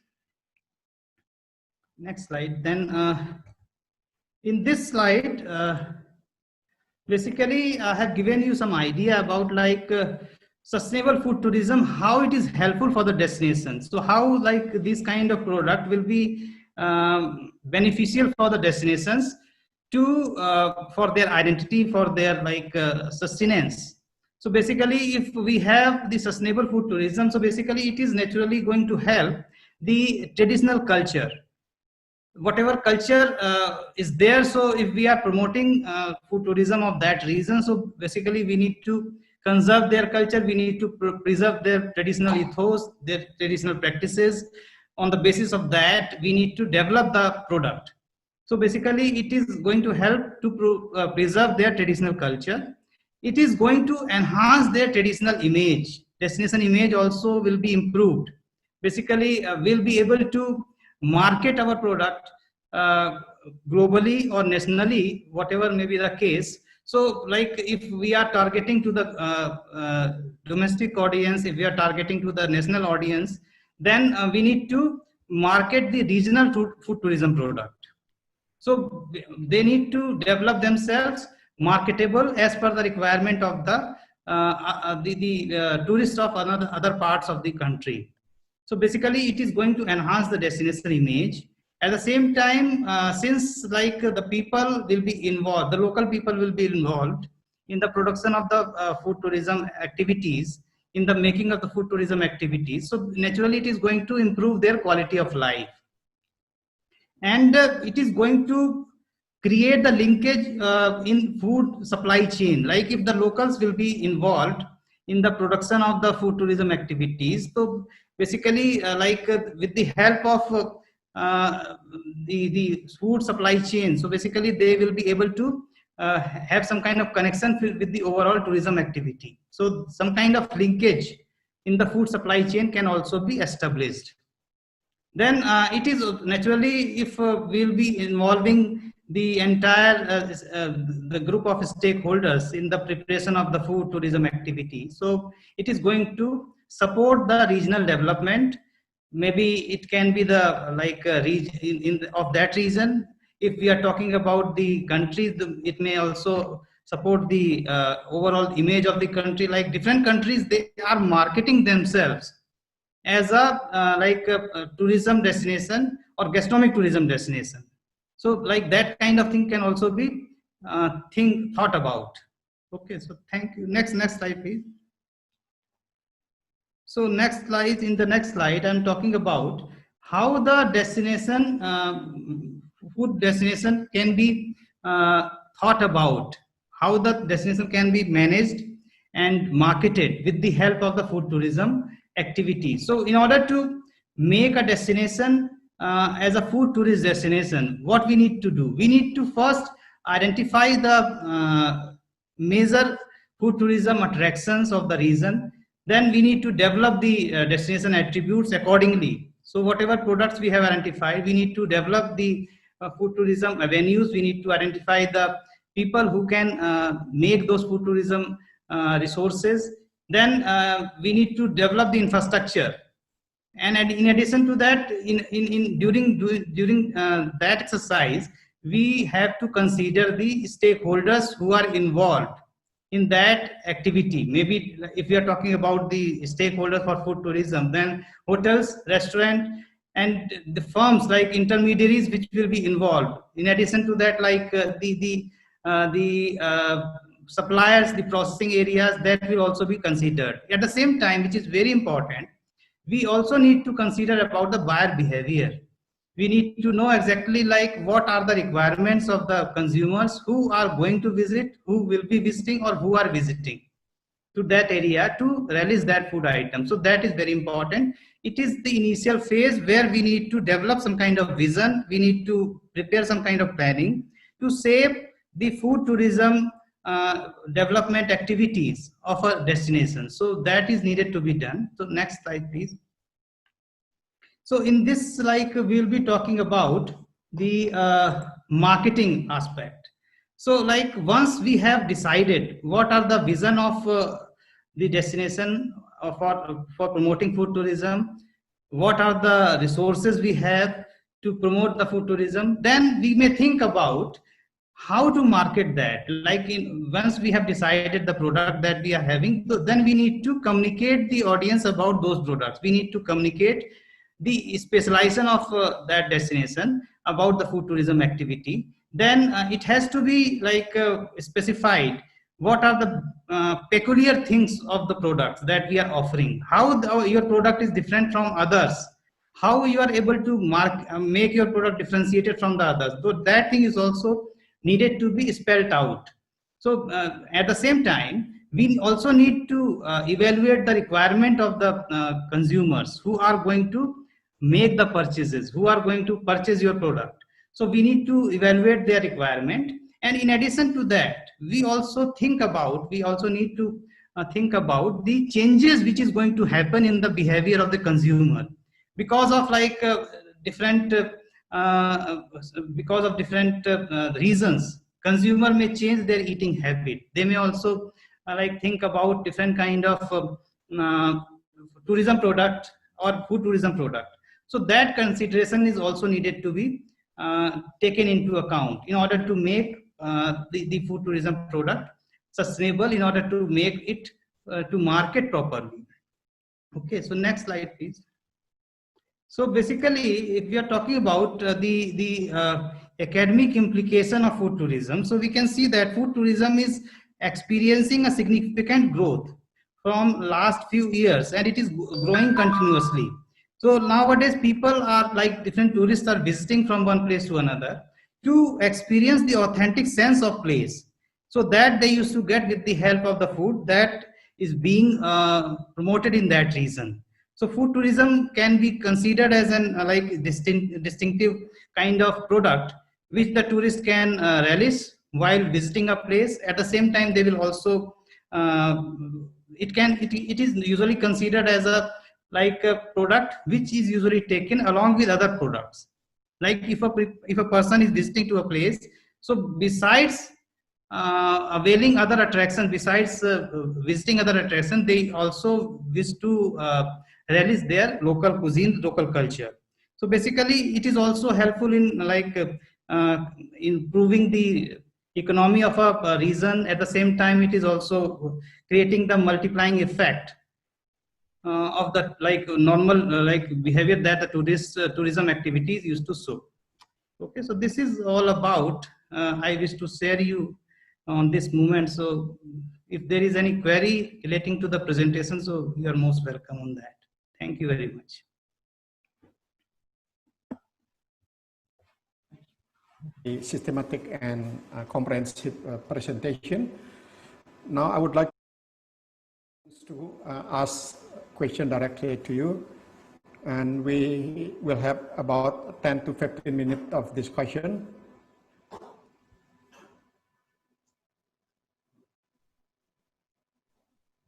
Well, while waiting a question from audience, I would like to ask you a question. Is there any destination that you know of where food has become primary attraction? I mean, a reason for people to come based on food. Yeah, I can see, you can see Hong Kong is promoted as a food tourism destination. In Singapore, there are so many reasons which are usually promoted as a food tourism destination. If you visit Hong Kong, so they have their own speciality, different kind of street foods you will find over there. So to target different kind of audience, to target different tourists, they have a different kind of offerings. So they have promoted their food in very good manner. So we can learn from there. So Singapore is doing very well in promoting their foods.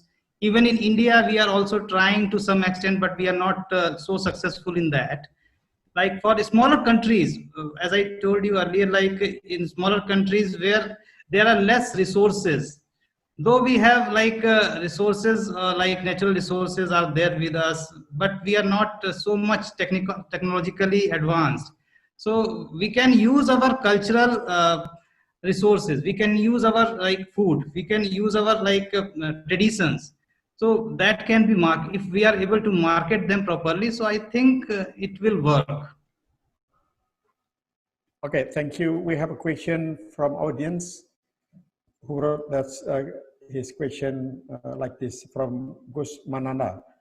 Dr. Sarab Kumar Dixit, what are the characteristics Indian tourists and food required when they travel abroad? How do you identify the behavior of customer related with food sustainability? Thank you. Okay. Thank you. So basically, there are two food tourist behavior. Like if we are talking about behavior of individuals while visiting to any other different countries, so they one behavior like they used to try with the new food, neophilia or neophobia. These are the two terms. So basically, if they are relishing the food which is being offered at the destination where they are visiting to, so they are accepting that food. They are, though it is not always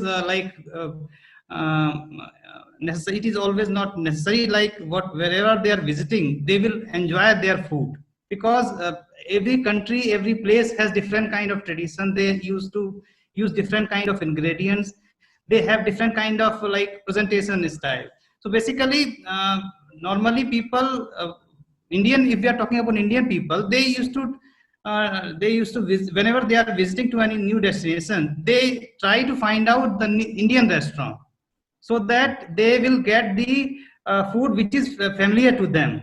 So they will be showing the behavior they are trying to go away from the food which is being offered in a new destination. But that is not going to help the food tourism activity.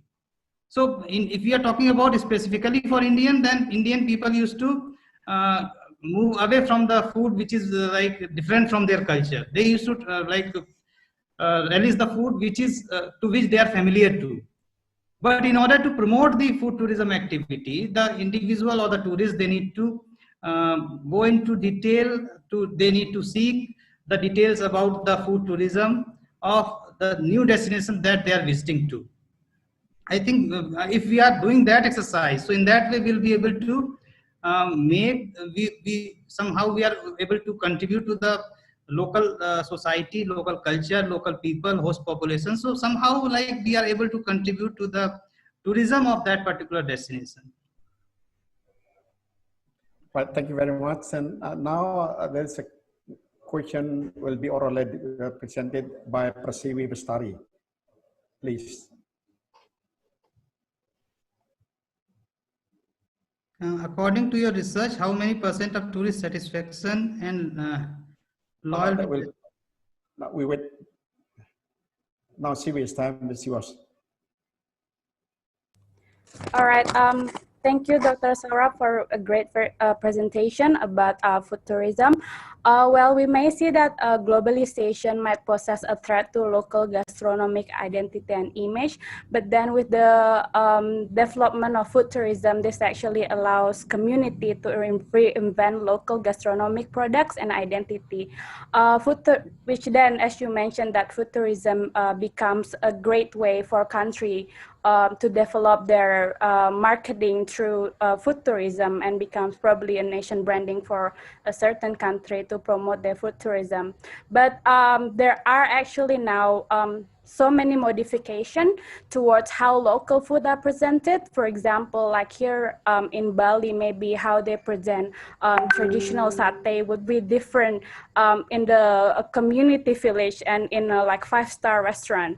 My question is that will this then affect how tourism perceive the authenticity of local food towards their experience? Because I understand that maybe the modification is for the sake of promotion of the local food itself, but then will it give a negative impact towards how those local food are being perceived by the tourists? Thank you.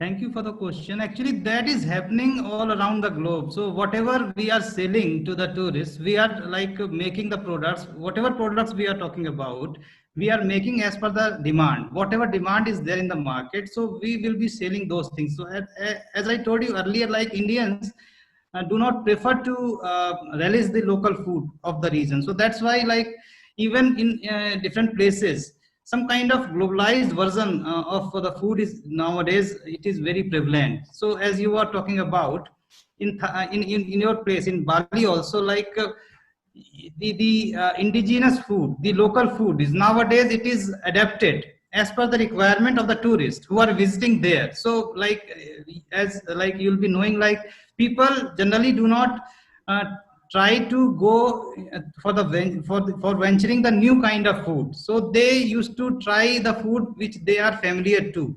So like people used to, that's why like hotels or the restaurant or the eateries, they used to change food slightly to make it a bit familiar with the tourist, to make it a bit known to the tourist. If you are promoting a food which is like not known to the tourist, so sometimes what happens, they may not relish that. So if they are familiar with the food, like if they are having something,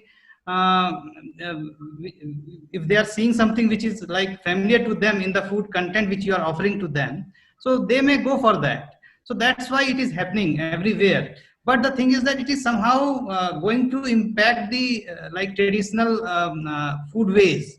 Somehow it is going to impact the like culture. So people, if we need to, what we need to do, we need to conserve our tradition, we need to preserve our tradition, we need to preserve the food item of the in the traditional way. If we will adopt the like globalization, if we will change the food culture as per the global trend, so I think in somehow our traditional way of preparation, our traditional method of making of food, that is going to be extincted. So it has to be preserved somehow. So we need to develop some kind of restaurant, we need to develop some kind of outlet where the authentic taste of that region is needed to be offered. So in that way, I think it can be done. Otherwise, if all the outlets are going to serve the like modified kind of food, so it is not going to help ultimately to the society. So everybody will be following the globalized kind of food. So that is not going to assist the like region, that is not going to assist to the country in all. Yeah, thank you, Dr. Saurabh. We have a couple of questions and we have another 6 minutes to finish this session. The first one from Dr. Nyaman Sudiarta. According to your research, how many % of tourists' satisfaction and perhaps loyalty with destination they come and give positive recommendation?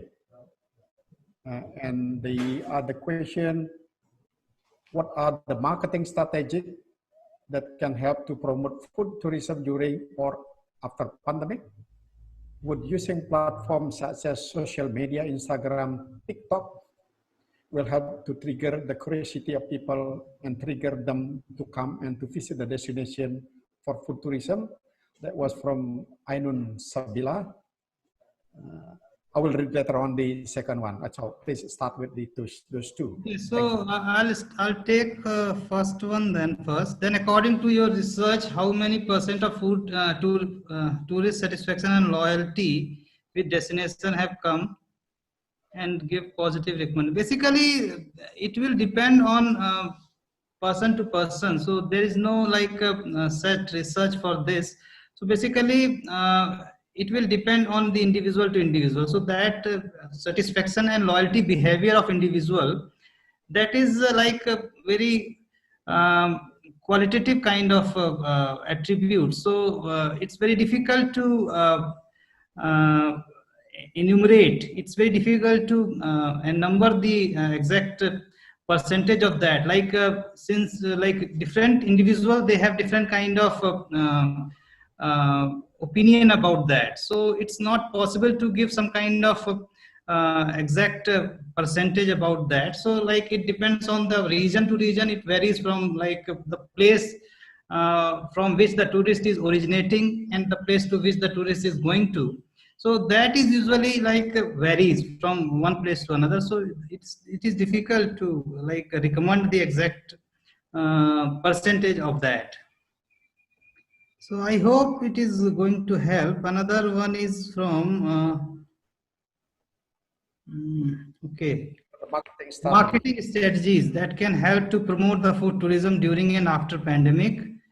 Yeah, so basically social media, Instagram, they are basically very efficient tools nowadays. Because of pandemic, people are also very like careful about they are, before moving ahead, before going to venture into some new kind of activity, they used to see the review of the things beforehand. So like before ordering some food, so they used to go to some different website where the food reviews are given, different kind of pictures. Normally most of the good eateries, most of the good hotels, they used to have their Instagram account, they used to have their social media handles. So on that portal, they used to update the tourists about the activities or the new offerings that they are going to give. So naturally, like food pictures, the nowadays like special profession is coming up where the taking good pictures and using those pictures of food for marketing the food product is going to be like coming up on very fast manner.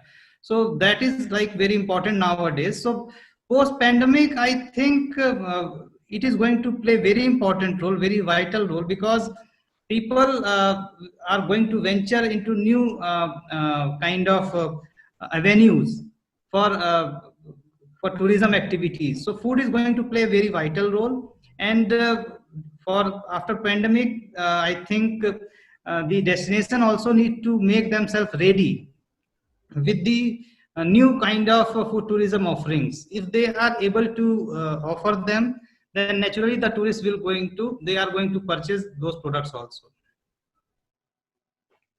So that's all. We have 1 minute left. Two questions from two people. One is food and beverage tourism industry is changing due to pandemic and then because of social distancing applied. My question is, do you have plans such as innovative concept for traditional gastronomy tourism experience? So it gave us like new opportunity to help business and destination prepare themselves. The other question, I happen to take a dissertation on local food that has something to do with electronic word of mouth. In your opinion, can this electronic word of mouth technique support local food as the image of the regional food, even though in reality local food is far behind modern food such as fast food? Last but not least, what do you think about labeling of food, halal food, in conjunction of sustainable food tourism? That was from Harry Angligan, while the previous one from Mr. Madebambang. Okay. 1 minute. So, because of pandemic and social distancing applied, I think it was prominently handled by nowadays different kind of platforms are coming up, different apps are coming up where we can place the order, and food delivery is already in place in most of the countries. So I feel like that is going to increase with due course of time because of this sense of social distancing. The people, they are not going to visit to the outlet to release the food. Instead of they are ordering it, they are like placing the order on certain platforms. They are placing the order on certain apps, and after the order, the food is usually delivered at the specified address. So that is, I think, going to be very prominently used in the oncoming times. And new opportunities and business, basically what we need to see, because of this pandemic, the use of technology is going to be increased in each and every industry. So food and tourism industry is not going to be untouched from that. So different kind of new technological ventures are going to come into the industry. So because as I told you earlier, different kind of food images, food pictures, which are needed to be promoted. So nowadays some professional photography is needed to be done, and it has to be circulated with different social media platform to create the awareness about the food which is being offered by different outlets, by different restaurants. So if we are able to use those technological innovations, so I think in that way the destination can make themselves, they can brand themselves in terms of food tourism activity of that region. And another thing is about electronic word to mouth, local food. I think it is almost same thing that I have already talked about. Basically, electronic word to mouth publicity basically deals with the use of social media. Different kind of review platforms are there. So basically, we need to, if we are talking about the producer's perspective, then the producers need to be aware about different such platforms. So they need to maintain their proper reviews over there. So if some kind of large review ratings are there, so they need to see it seriously. So feedback has to be seen seriously. Whatever suggestions are given by the individuals who have visited their restaurant, who have availed their food, so it has to be taken seriously. So on the basis of the suggestions given, on the basis of the feedback given, they need to improve the quality of the food. So that is going to impact. So basically people are relying more on the social media platform, on the reviews which are given by the tourists who have availed their food. So that is going to be, it has to be given proper due importance. Labeling of food as halal food in conjunction. Yeah, regional food like halal food is going to play a very vital role, and it is spreading all around the globe. Halal food is it is getting so much importance, and nowadays if the people are knowing that if some halal kind of food is available in the region, so definitely go and relish that. So basically people used to, whenever they are visiting to any destination, so if they have some specific kind of requirement of food, and if some restaurant is offering that food, so people used to visit those restaurants to relish that food. So we need to promote that tradition, we need to develop that tradition, and it has to be made available to the tourist. Yeah, thank you, Dr. Sharab, and also thank you to all participants who have asked their question to make this discussion become very dynamic. And again, the question proved that your topic and presentation was very interesting. Thank you very much. Thank you. And we believe that we use the time effectively. Thank you very much. And have a good weekend. Well, ladies and gentlemen, now we come to the last but not least presenter. We will have now Mr. Nanda Ghazali. And let me introduce him first.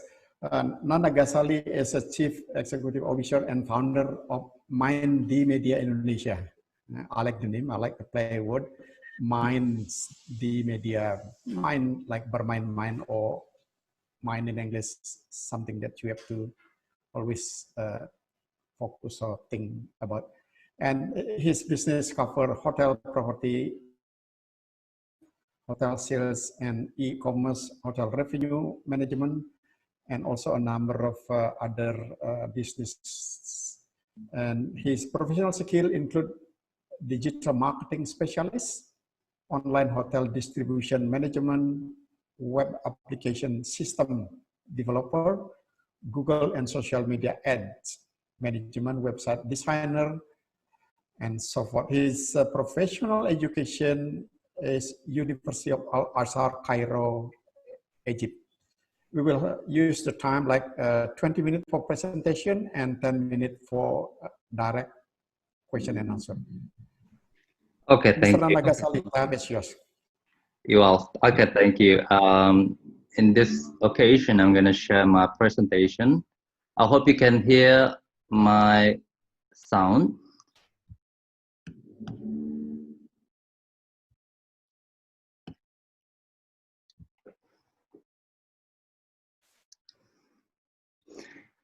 Okay. I hope you can hear my sound, everyone.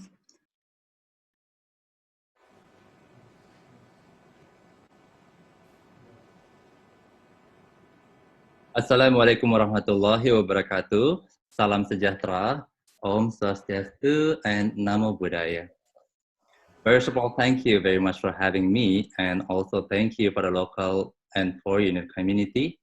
I want to try to spend in the next few minutes to figure out how this crisis has enveloped to the world and how this has affected not only to global tourism, but also Indonesian tourism.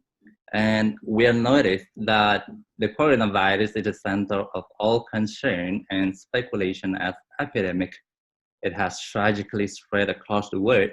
All sectors of tourism activity are heavily impacted, and myself as a digital advertiser for hospitality industry is trying so hard to maintain their growth in an equally disrupted digital ecosystem. Well, in addition to the human suffering involved, a larger scale epidemic and a pandemic also have economic effect, especially in tourism industry. It has been massively affected by the spread of coronavirus. And as many countries have been known to travel restriction in an attempt to contain its spread, as a result of the pandemic, there are many countries that impose a quarantine and entry bans or other restrictions for citizens who are recently traveling for the most affected area. So together with the decrease of willingness to travel and the restriction have had a negative economic impact on the travel sector in the region, as possible long-term impact has been a decline of business travel and international conferencing. So the direct consequences of this, that the ill people are not allowed to go work, and healthy people must prevent themselves from getting infected from the ill people, meaning that the main pillar of tourism industry are at least temporarily reduced or even closed. In this page, we can see a very clear, for example, aviation industry like airline company, and then train, and then accommodation company like hotel and villas, through agency such as an online travel agent, and then leisure and restaurant. They are closed temporarily. So in the next phase, the fear of COVID-19 leads to significant uncertainty and chaotic condition in many industries that due to worldwide travel traffic has come to stand still. So many countries prohibit foreigners to enter their country and close the external border. In this section, tourism industry has experienced a sharply falling revenue and become the economic sector among the most severely affected by pandemic. This tough situation affects for both a common self. The first is a demand side, meaning that a restriction on freedom of movement. In Indonesia, we call it as PSBB, and the border closing for some of country.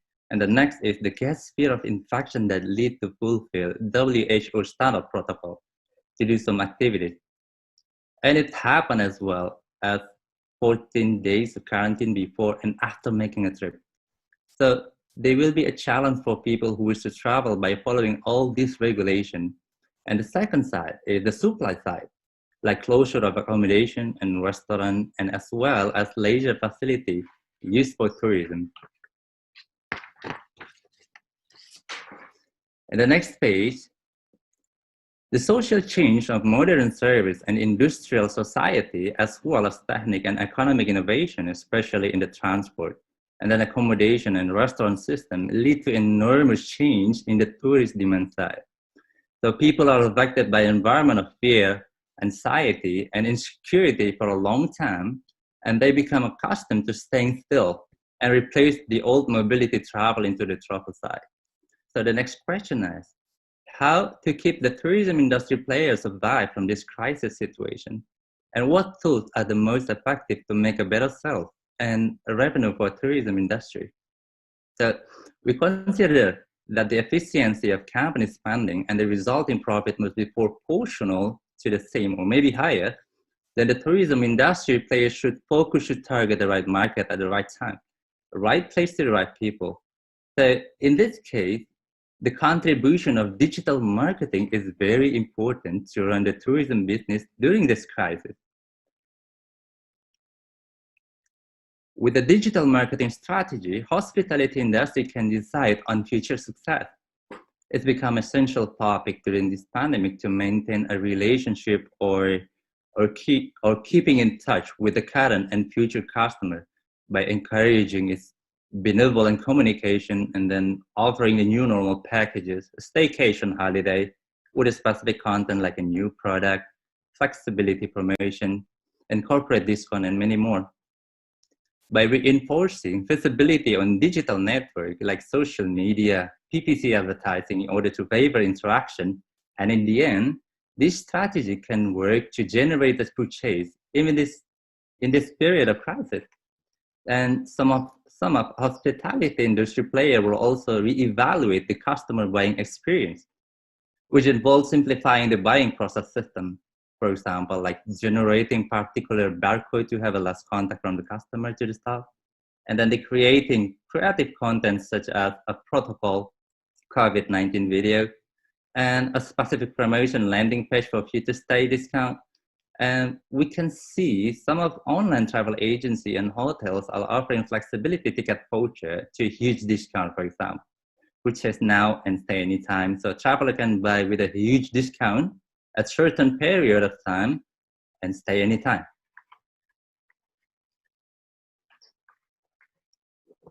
So in this page, I'm going to break down the 5 main pillars of digital marketing ecosystem for tourism industry. Most of hotel activities, they are facing a big challenge to introduce the market. What are they having? What promotion are they offering? What benefit? What terms? All these questions become a common questionnaire in how to deliver this message and how to deliver this message to the right customer at the right time. So many of tourism industry users are learning how to use these online tools, and companies are forced to look for alternatives to traditional advertising. they are encouraged to get the customer directly instead of using third-party industry or any affiliation, even though it's still giving a benefit, but somehow company, they are relying on to have a direct customer instead of using affiliation. And so this pandemic is actually opening the new door, a new behavior of salesmen to achieve their target using a digital strategy instead of traditional use. So the next question is, what are these components that must be fully equipped to all hospitality industry players? In this tool, in this page, I'm gonna first look into the main pillar is the website.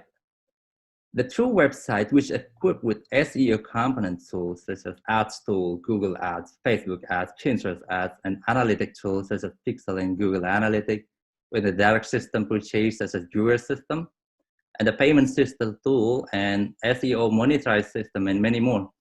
And there are many industries are ignoring how powerful is the website can deliver the revenue. But now, a lot of companies are changing their strategy. They are making their websites such as human robot assistant and upgrading their website into new technology. And number 2 is social media. The social media platform like a Facebook and then Twitter, Instagram, and others have become the online hub for a large number of users to search and share information and interact with one another. During the pandemic, the number of active users of people using social media have increased. Well, it's very significantly. In 2019, for example, there were around 2.77 billion people using social media, and with more than 75 social media platforms. And it's become a bridge or tools in this digital era to make a communication to direct customer. Since COVID-19 outbreak, more people have more time to spend their activities on social media. By giving the audience the best relevant content, it will give you a significant better return on what you have invested.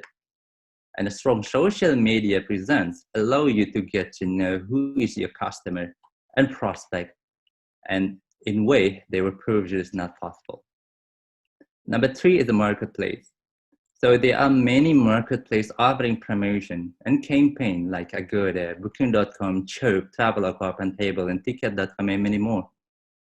This existence of third-party online distribution channel are the biggest contribution for hotel and restaurant industry, well as well for the other activity industry in tourism, to run the business.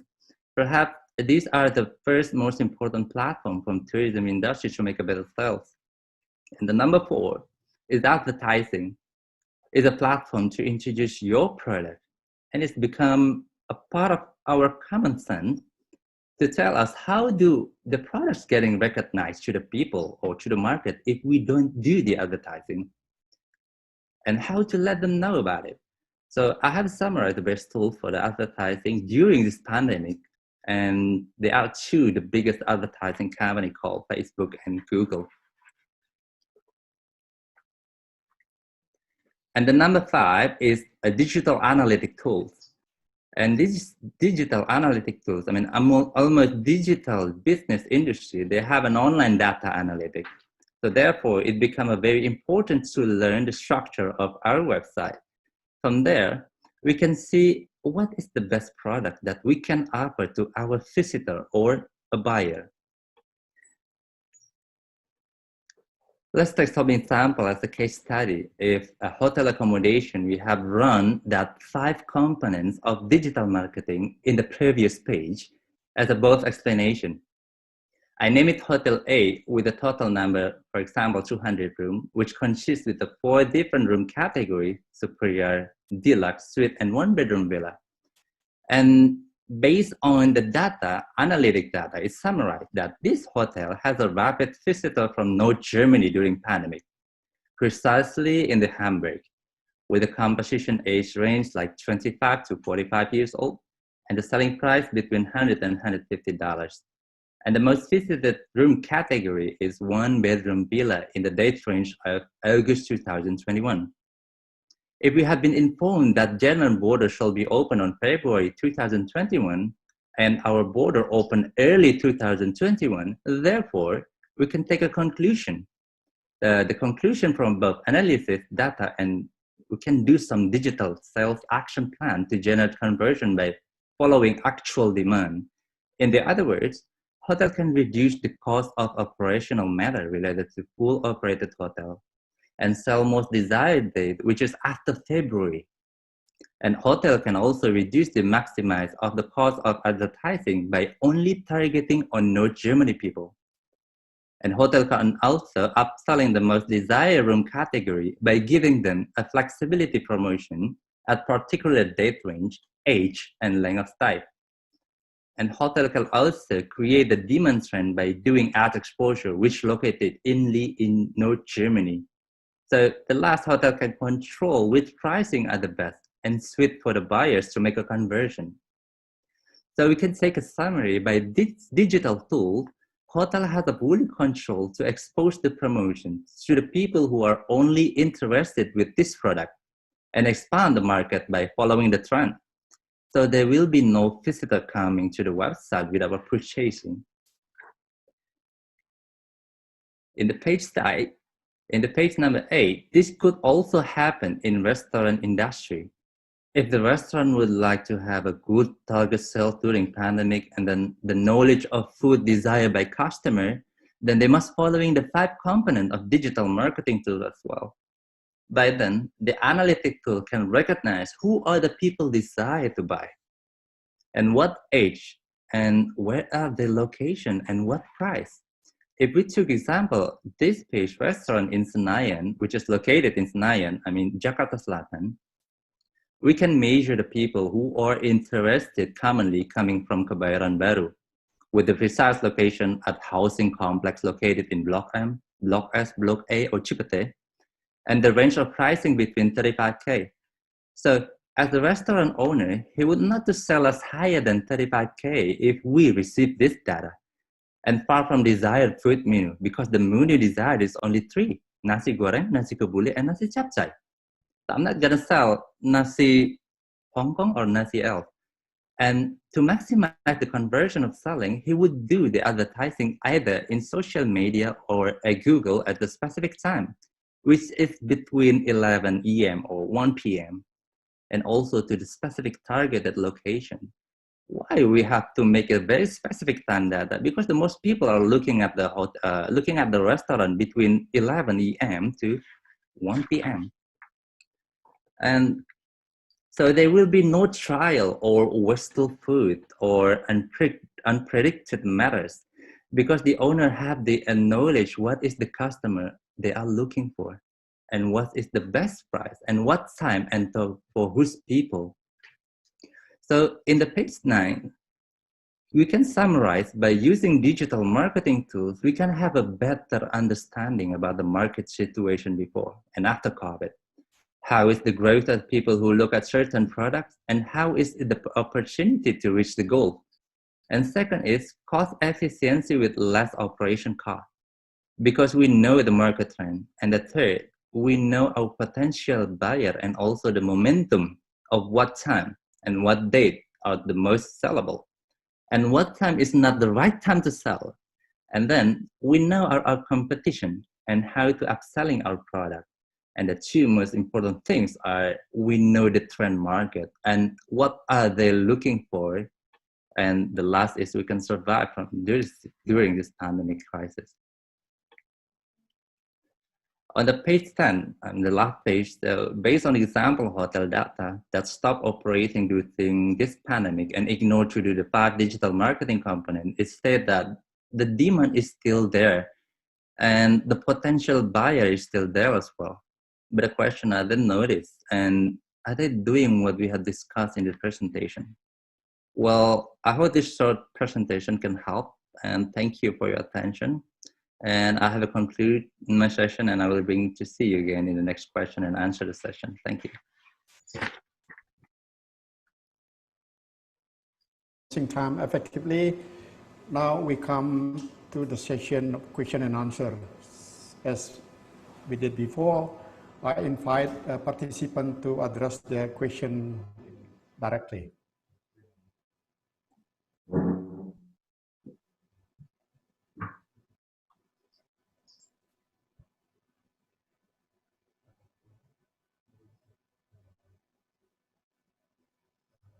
So while waiting question from the participant, I'll try to ask you one question, which is the point of during the pandemic, as you suggested before, that seller has to sell something that the customer like to buy.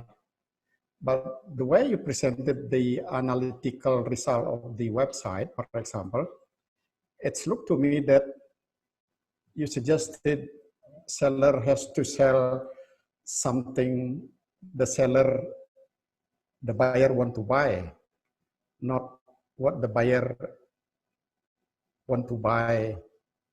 So I see the kind of a slip in what you're trying to say. I don't know if I'm correct or not. I would like to ask your opinion. Thank you. Well, it's actually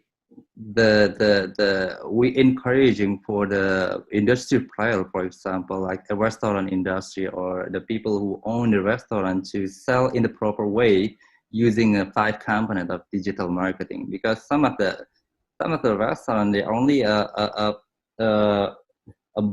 company built a restaurant and they sell without knowledge about what kind of people they are targeting and what kind of sales they are targeting.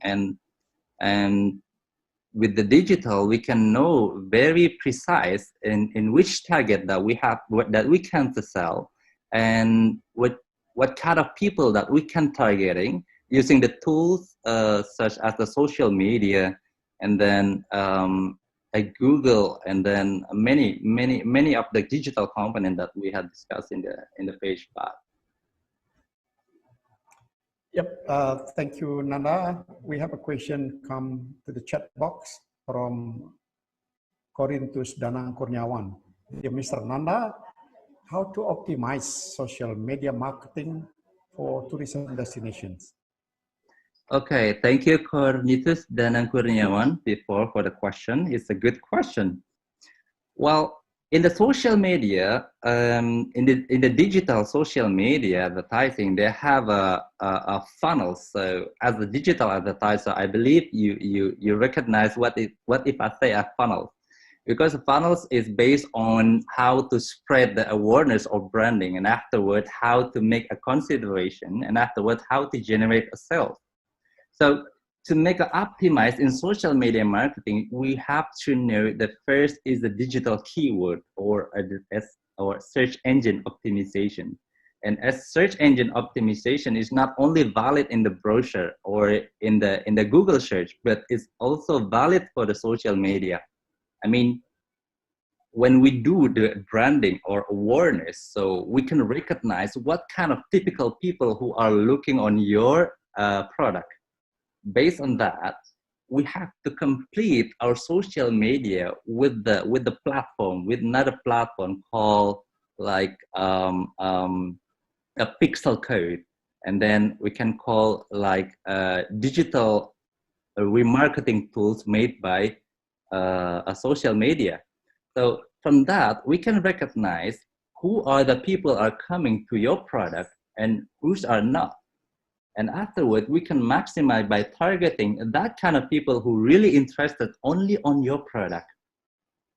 And in the social media, we can have a benefit, or we can take advantage. Like if your product is only sellable in Jakarta or in Medan or in Surabaya, we can go the ad exposure into that specific area with the specific of people, with the specific of age and pricing. So that is the benefit. So we know exactly how to make a sales and how to maximize our budget. I mean, to optimize our budget, to not giving too much expenses, but in return, we can receive a good return on investment. More question coming through the wire. The first one is from FX Setio Wibowo. How many percentage the impact of FB and IG? I'm sure this is Facebook, not food and beverage. Yeah. As the social media used by destination managers such as Tourist Village? Okay. we can take the data based from the clients that we manage for the social media before and after a COVID-19. If this question after COVID-19, so the percentage of conversion, perhaps it's not perhaps, but mostly it's between 0.02% until 0.05% for the market targeted or for the target marketed people. So it doesn't take effect that much because the demand, the level of demand from one property to the other property, from one restaurant to the other restaurant is completely different. It's really completely different. For example, I took one of the clients in Ubud, and they have a level of conversion is 0.5. It's not 0.05, but 0.5. If I compare to the Seminyak area or to the Kuta area, the level of conversion is not 0.05, it's not at 0.5. Perhaps more than that, 0.02 or 0.01. And the impact of FB and IG as the most social media users in such a tourism village, yes. The impact is like that.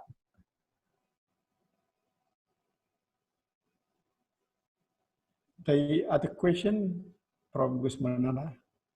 What are the opportunities in tourism industry during pandemic industry? Do you think there will be a possibility of startup in tourism? Which promotion is the best one during pandemic for hotel or villa industry?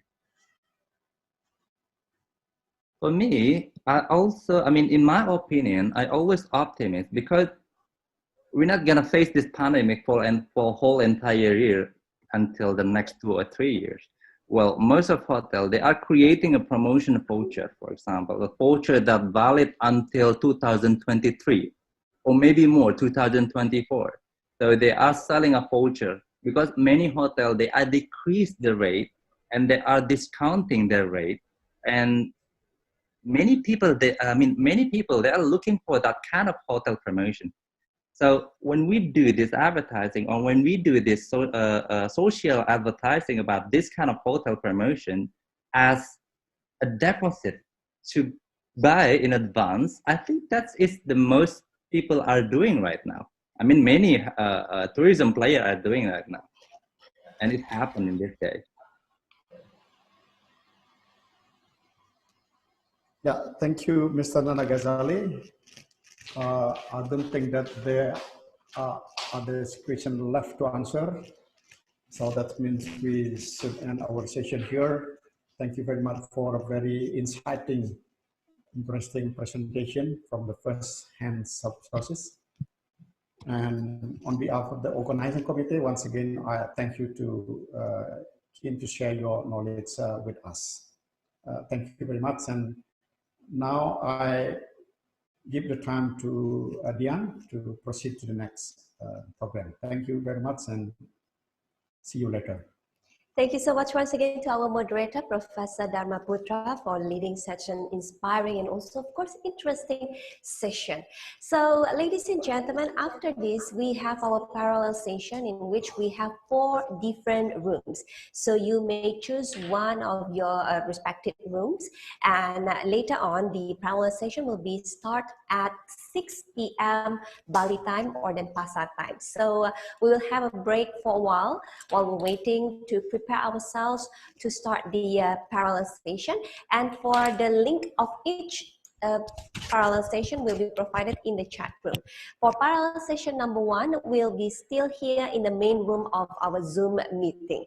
So don't go anywhere. We are still here at the 4th Bali International Tourism Conference, and all of the code of ethics is still also implemented during the parallel session. So make sure that you're not logged out from our Zoom, and later on you can just log into the each parallel session room. So once again, all of the link will be provided in the chat room. And I'm Diana Diswari. Let's have a break for a while and enjoy the parallel session.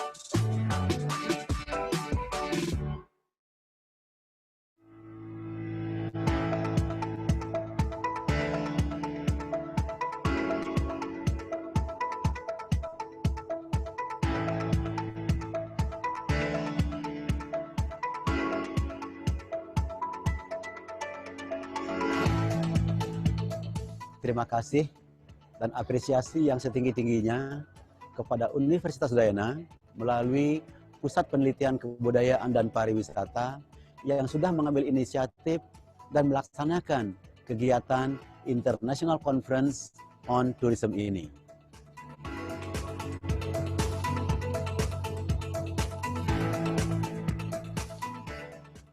Welcome to the beautiful Thursday morning today on the 8th of November 2018 in the second Bali International Tourism Conference.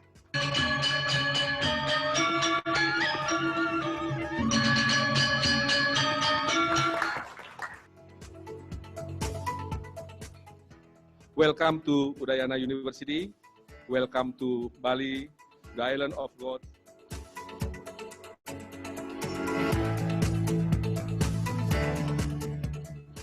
Dengan mengucapkan Om Awigenam Astu Nama Sidam, maka the second Bali International Tourism Conference Millennial Tourism dengan tema kreatif strategis toward sustainable tourism development in the millennial era pada hari ini 8 November sampai dengan 10 November saya nyatakan dibuka secara resmi.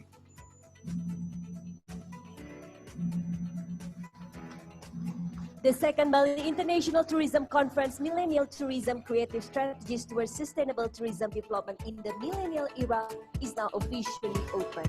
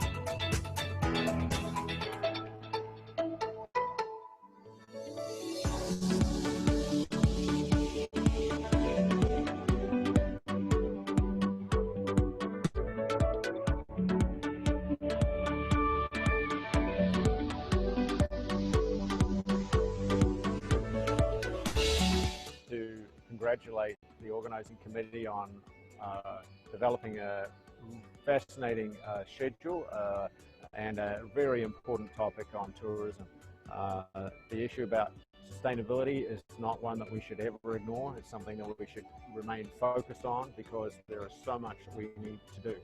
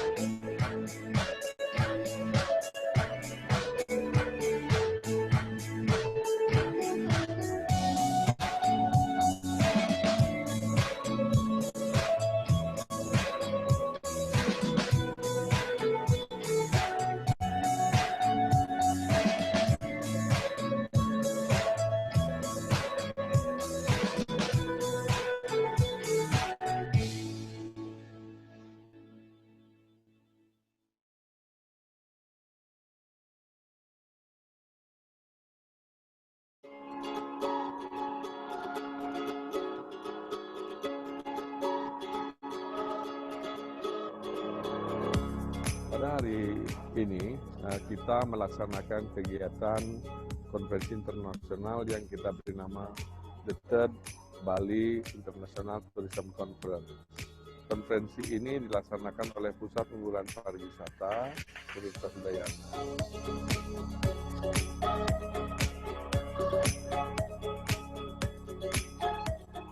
Ladies and gentlemen, welcome to the third Bali International Tourism Conference 2019.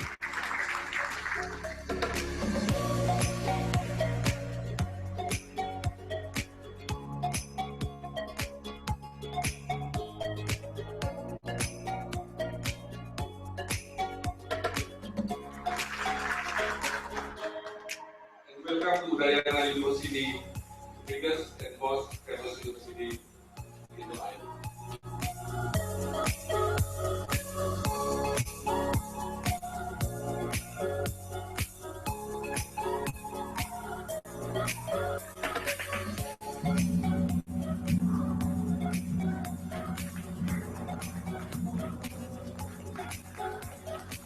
The Bali International Tourism Conference is now officially open.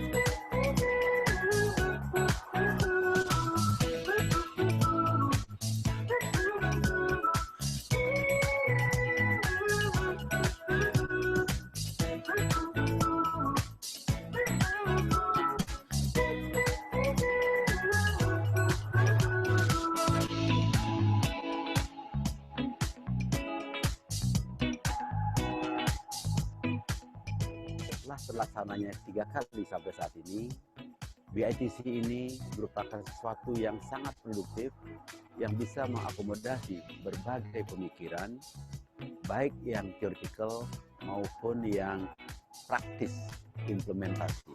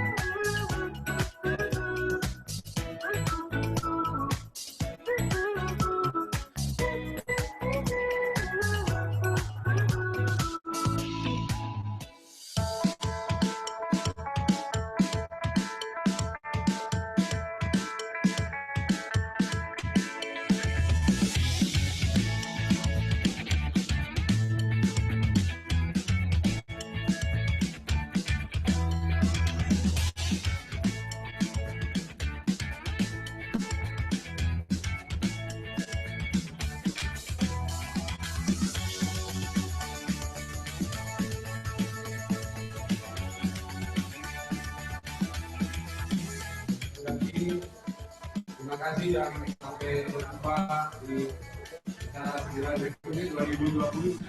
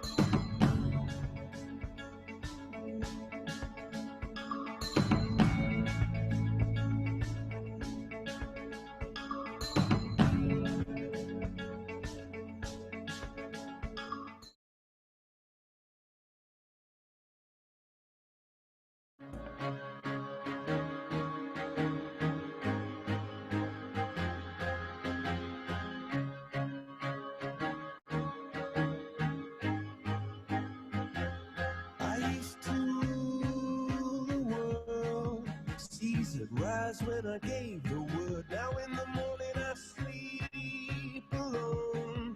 Sweep the streets I used to own.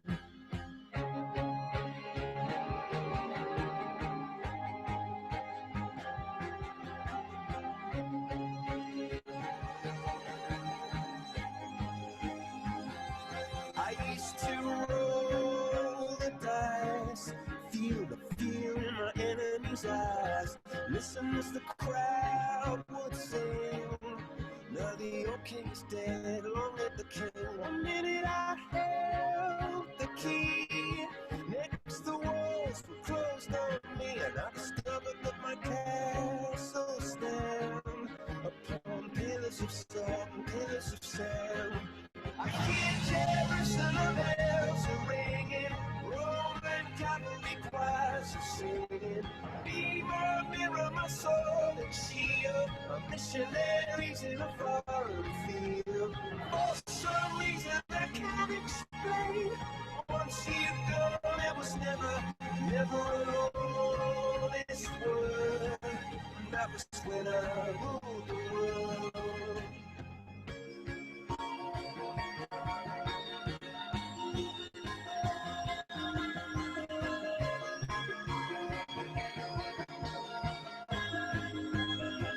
It was a wicked and wild wind, blew down the doors to let me in. Shattered windows and the sound of drums.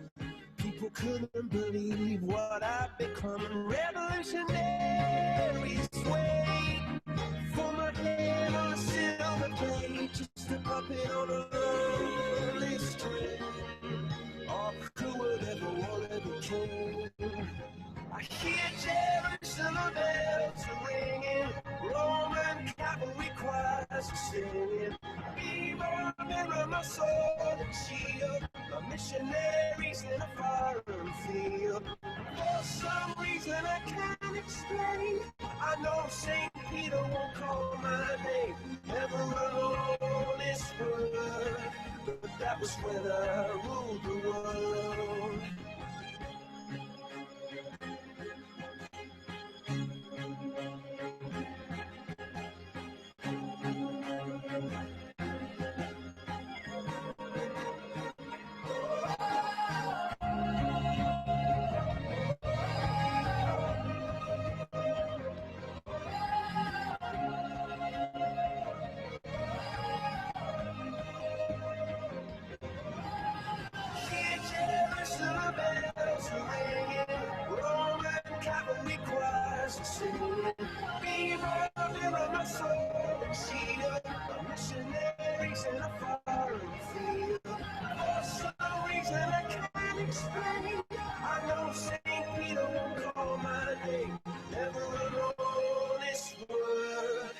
That was when I ruled the world.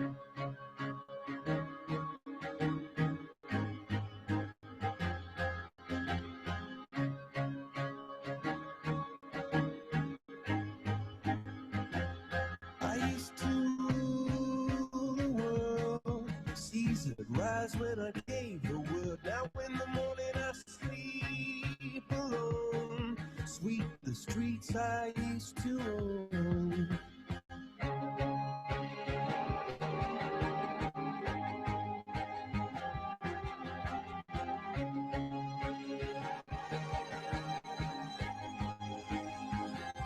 I used to roll the dice, feel the fear in my enemy's eyes, listen as the crowd would sing.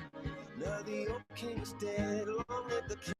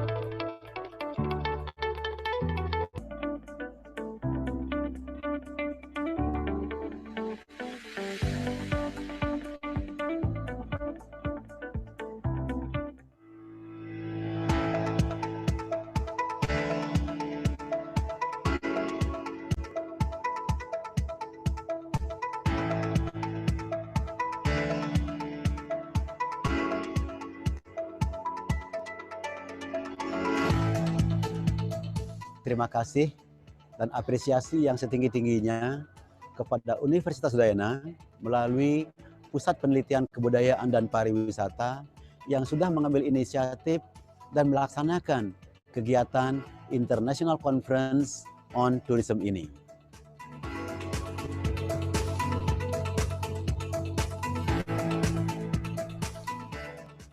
Welcome to the beautiful Thursday morning today on the 8th of November 2018 in the second Bali International Tourism Conference.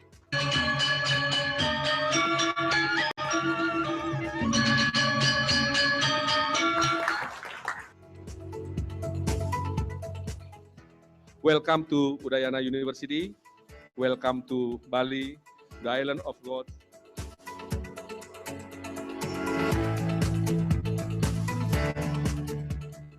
Dengan mengucapkan Om Awigenam Astu Nama Sidam, maka the second Bali International Tourism Conference Millennial Tourism dengan tema kreatif strategis toward sustainable tourism development in the millennial era pada hari ini 8 November sampai dengan 10 November saya nyatakan dibuka secara resmi.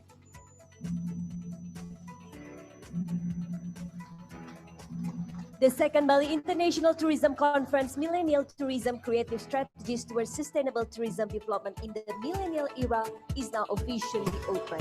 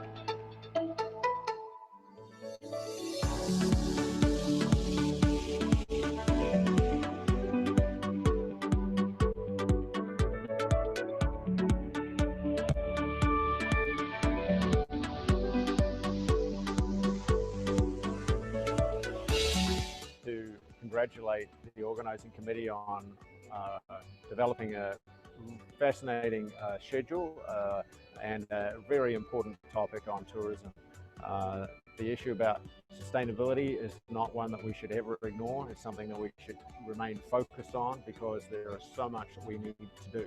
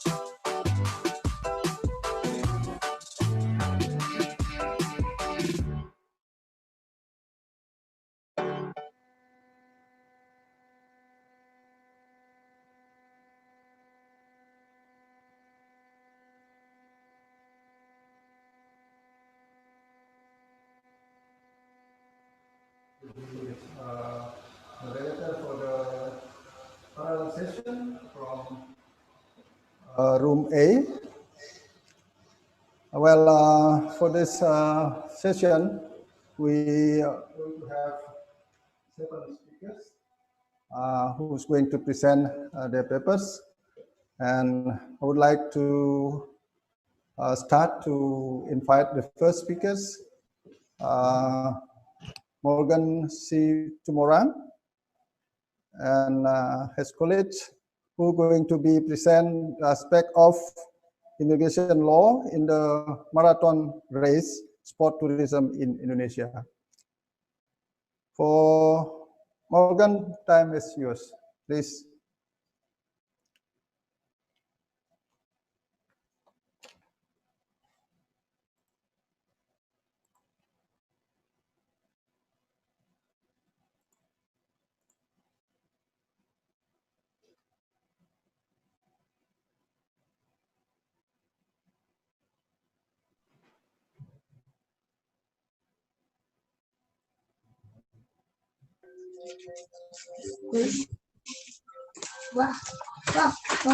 Okay, good afternoon. Actually, our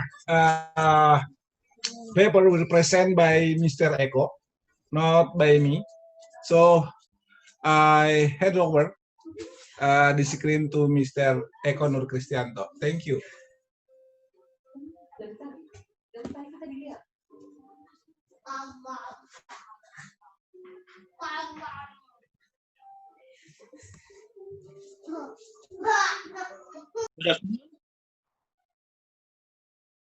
Okay, thank you very much, ladies and gentlemen.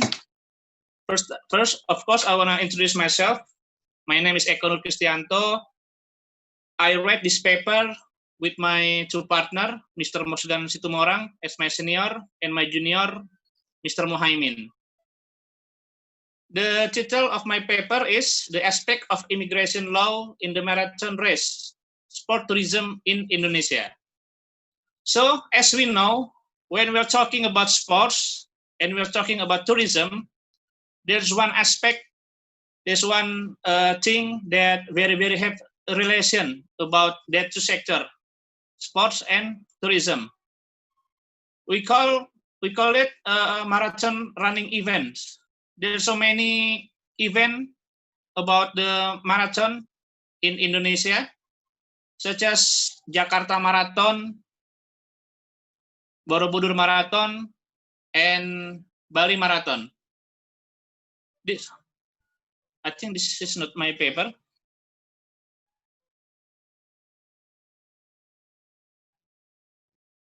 Excuse me.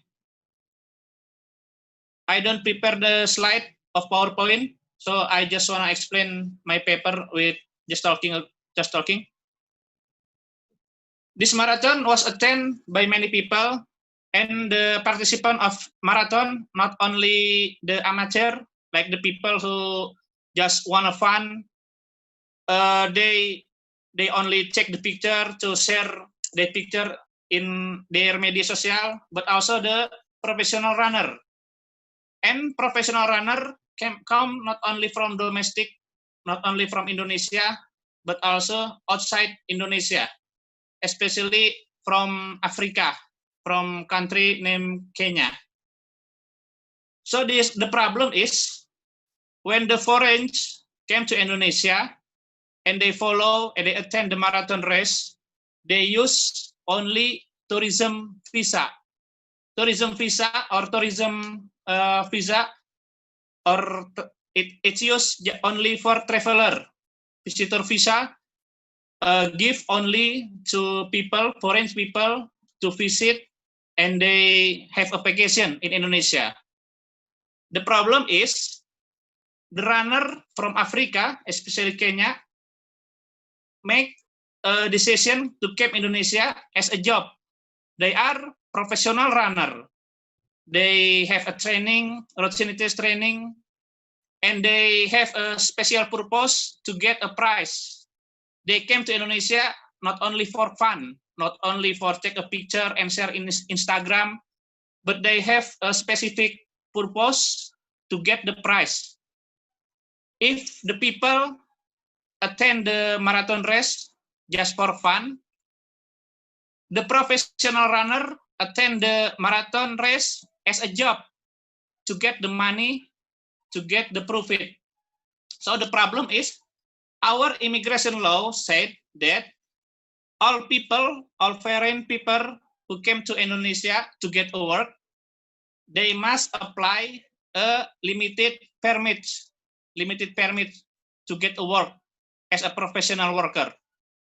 So the runner who came to Indonesia to be a professional runner in marathon event must apply the visa for work, not only visitor visa.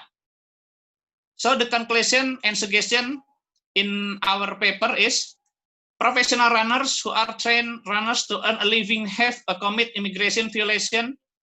They break the rules.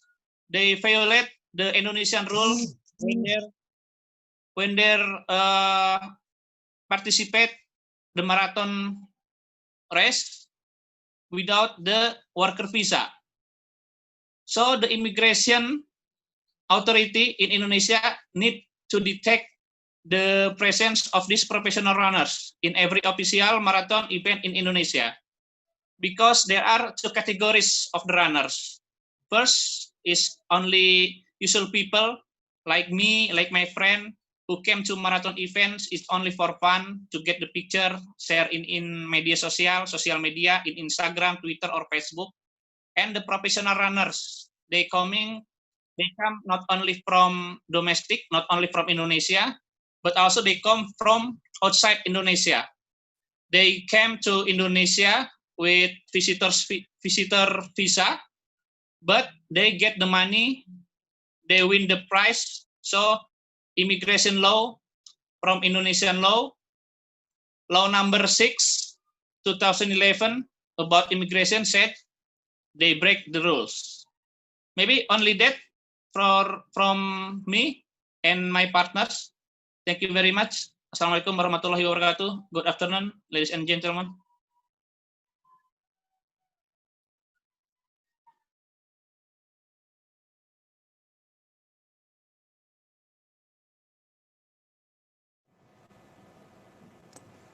Okay, thank you, Eko, for the presentation. I would like to move to the second speakers.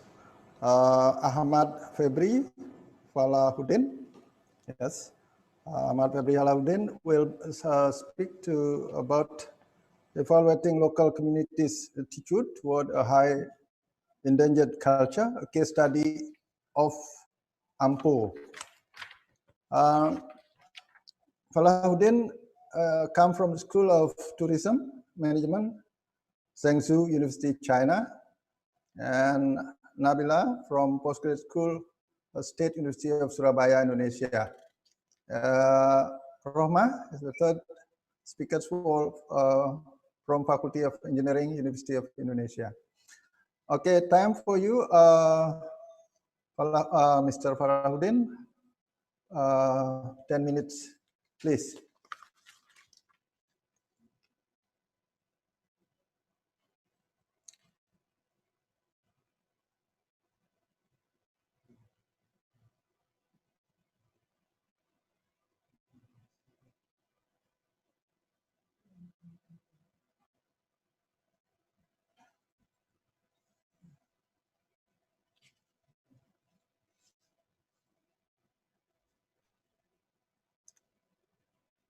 Okay.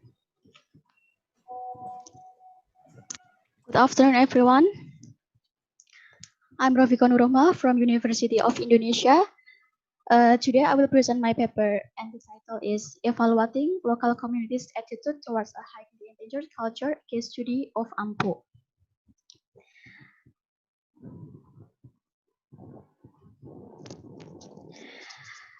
This paper was written by me and my team. The first one is Ahmad Febri Falahuddin from Zhengzhou University, China, and then Almas Rizika Nabila from State University of Surabaya, Indonesia.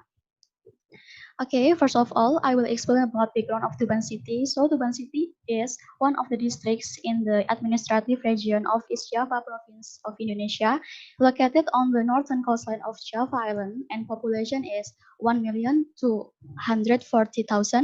And Tuban relatively small in terms of demographic and economic, but it comprises rich cultures and heritage. And then ampo is a traditional snack made of clay.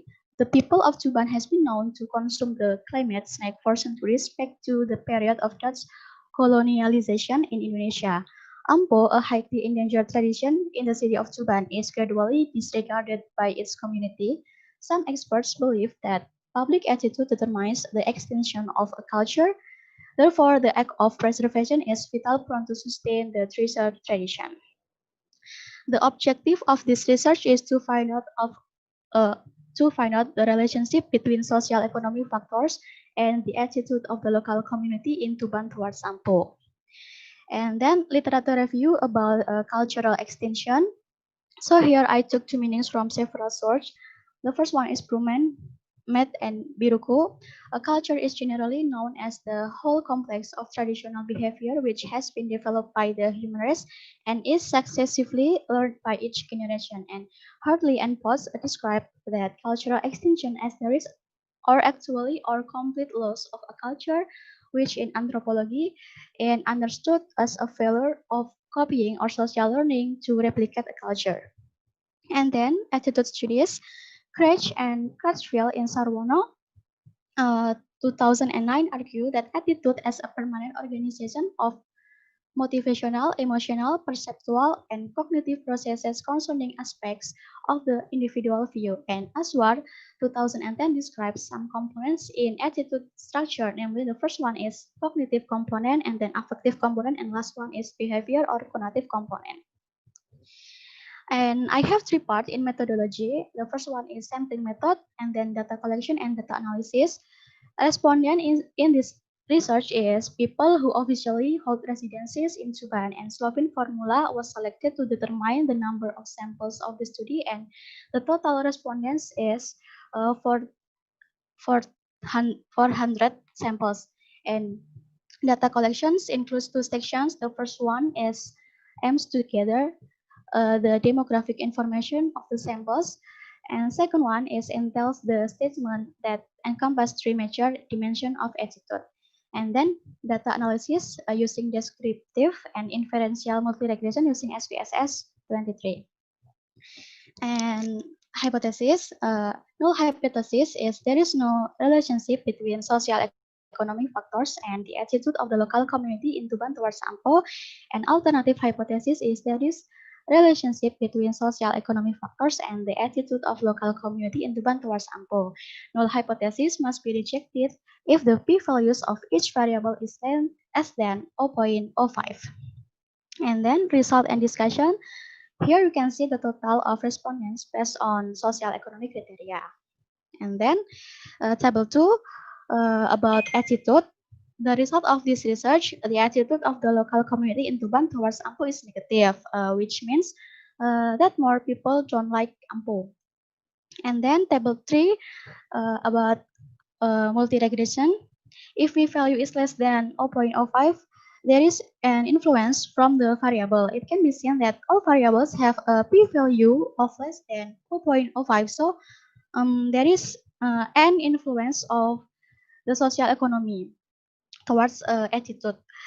And table 4, female shows the greatest negative value in gender.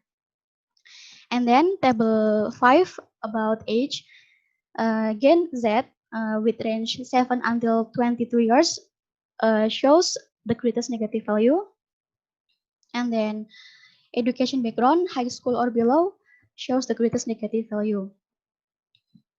Table 7 about occupation, student shows the greatest negative value. And then about income, under mean, which less than 2.3 million rupiah, shows the greatest negative value. This research have conclusion. There are 70.15% of respondents have negative attitude towards AMPO based on social economic variables, including gender, age, education level, occupation, and monthly income. The multi-regression has test resulted in a rejection to the null hypothesis, and baby boomer respondent with age of 40 to 75 describe their attitudes as positive towards AMPO. This research has some recommendation. The first one is for local community have to recommend that the people in Tubantu learn more about their heritage, and as well as to be more aware on issues like that. And for local government have to facilitate some campaigns related to AMPO preservation through educating the local people, transferring knowledge about their unique yet endangered tradition. And for business operators have make some innovation on producing and rebranding AMPO as a local and unique culture shall be taken as a consideration. And then for future studies, have to input different factors that might affect the attitude of local community in Tuban towards AMPO, such as health-related or medical factors. This is our references, and thank you.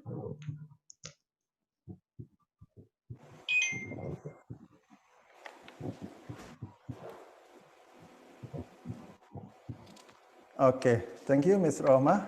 Now we move to the third speaker. Is Professor Wahono. Professor Wahono is Associate Professor from the University of Jember. He will speak about fusion food as tourist temptation. Professor Wahono, time is yours. Please. Thank you, moderator. My name is Budi Wahno. I would like to present my research, fusion food as tourist temptation, study in Banyuwangi.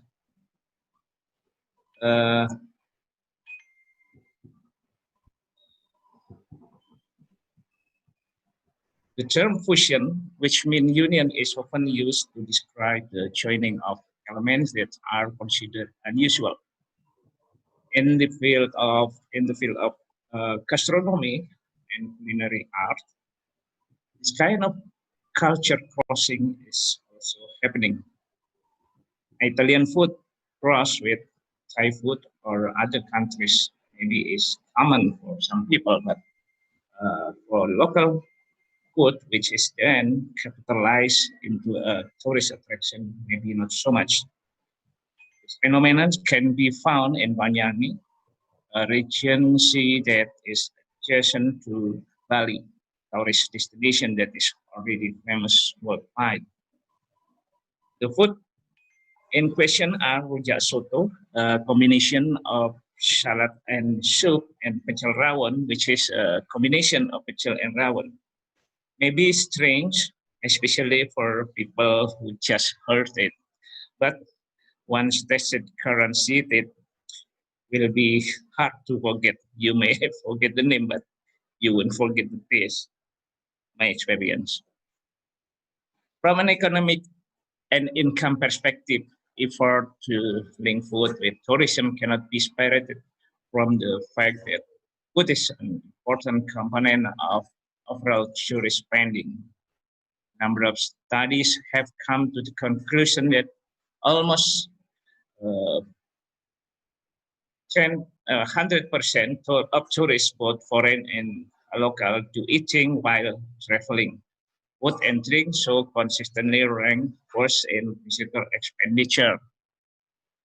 Other data or information related to the contribution of food to the economy can also be obtained from one study on rural tourism in England, for example. From this study, it is revealed that as much as 40% of tourist expenditure is for food. How is Southeast Asia, namely Singapore, where tourism has developed, the tourists spend 13% of their budget on food.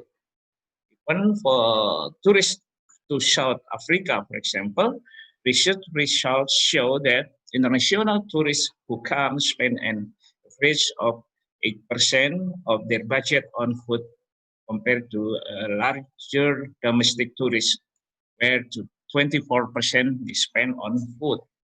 In Indonesia, the tendency of tourists to spend money on food also tends to increase.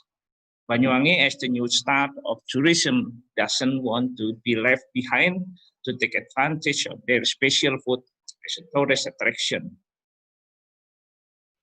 My research question is why and how does Banyuwangi make food, especially their special food, rujak soto and pecel rawon, as a tourist attraction?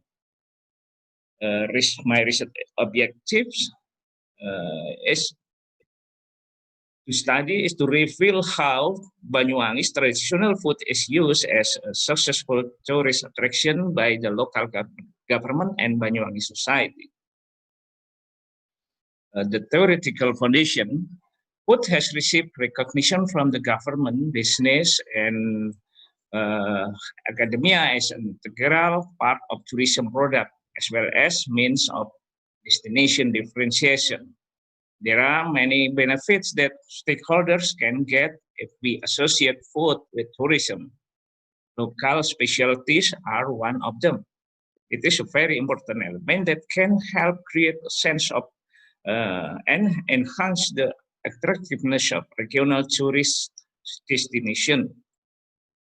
It's also through food that tourists may be tempted to stay longer in one area because of the availability of the special food and the various related activities. Method of this research is qualitative, namely to understand more deeply about what is happening at the research locus. Such research is also called a case study because the object of the research is unique. There might be similarity, but not exactly what happened to the object of research. The case of this research is how the government and the people of Banyuwangi Regency make their fusion food, rujak soto and pecel rawon, as tourist attraction. Research locus, of course, here in Banyuwangi, the focus on how government and the people Banyuwangi make their specialties as tourist temptation. The data analysis conducted in the study is inductive. It doesn't start by proposing a hypothesis, but is more naturalistic. This research moved from the ground up, gathering a variety of information to look for pattern, laws, and principles that are interrelated, and then draw conclusion. Conclusion regarding the result of the study are ruler, varied, and may not be exactly the same as the result of other research. Paradigm in the study is also referred to as postmodern because it doesn't deny the existence of other version of truth interpreted by other researchers. Result and discussion. Rujak soto and pecel rawon are two of the many specialties in the Banyuwangi community. These two types of food, apart from being unique in combining two types of food, are also widely known in Banyuwangi because of their delicious taste. Making this type of food a tourist attraction is easier than food that is not known. The community and local government agree that so that the typical Banyuwangi food is encouraged to become one of the tourist attraction. How to do it? The region official in Banyuwangi agreed to make tourism the leading sector. Whatever the name of the office, its function is to support tourism. Secondly, the region and official in Banyuwangi are diligent in promoting any tourism potential of Banyuwangi to their families, friends, and guests from other or outside Banyuwangi. The region and official in Banyuwangi often eat in stalls and even small stalls in the alleys that sell Banyuwangi specialties. For that, they can recommend to guests who come to Banyuwangi where the typical Banyuwangi food. Banyuwangi hold also nearly 100 festivals each year, no less than 2 times a week. This includes a local culinary festival by bringing in famous chefs who usually appear on national TV. The goal is, besides promotion, it is also to improve the culinary quality of Banyuwangi. Inviting Banyuwangi diaspora is another way. Around the world, diaspora around the world, and from all over Indonesia who return to Banyuwangi on 8 days, especially to stay in touch and promote and help build Banyuwangi. Equally important is the availability of direct access to Banyuwangi by air, sea, and land roads to open Banyuwangi's isolation. So far, Banyuwangi has only been passed by tourists going to Bali or from Bali to Bromo. To improve tourism support, a clean toilet festival was held so that cleanliness becomes an integral part of society. The community is also invited to be directly involved by providing homestay and various souvenir products that can support tourism. Digitalization is also another important thing, namely by building smart villages to streamline services for the community and tourists, one of which is Banyuwangi on your hand. With this application, you can search for information on tourist destination that you like, including food, by simply pointing your cell phone toward the cardinal direction. Those are the ways that the local government and the people of Banyuwangi make their local food and action. Welcome to Banyuwangi, sunrise of Java. Conclusion, unique and delicious specialties are valuable asset for unity and local government. Those can serve as a tourist attraction in the area. To make Banyuwangi specialties, namely rujak soto and pecel rawon, as tourism attraction is carried out systematically through increasing skill of business actors, promotion, and the creation of supportive ecosystem by the government. The involvement of the local government from the region to the lowest bureaucratic level, namely the village head, in supporting the progress of Banyuwangi is the main key to Banyuwangi's success. This is the end of my presentation, and thank you.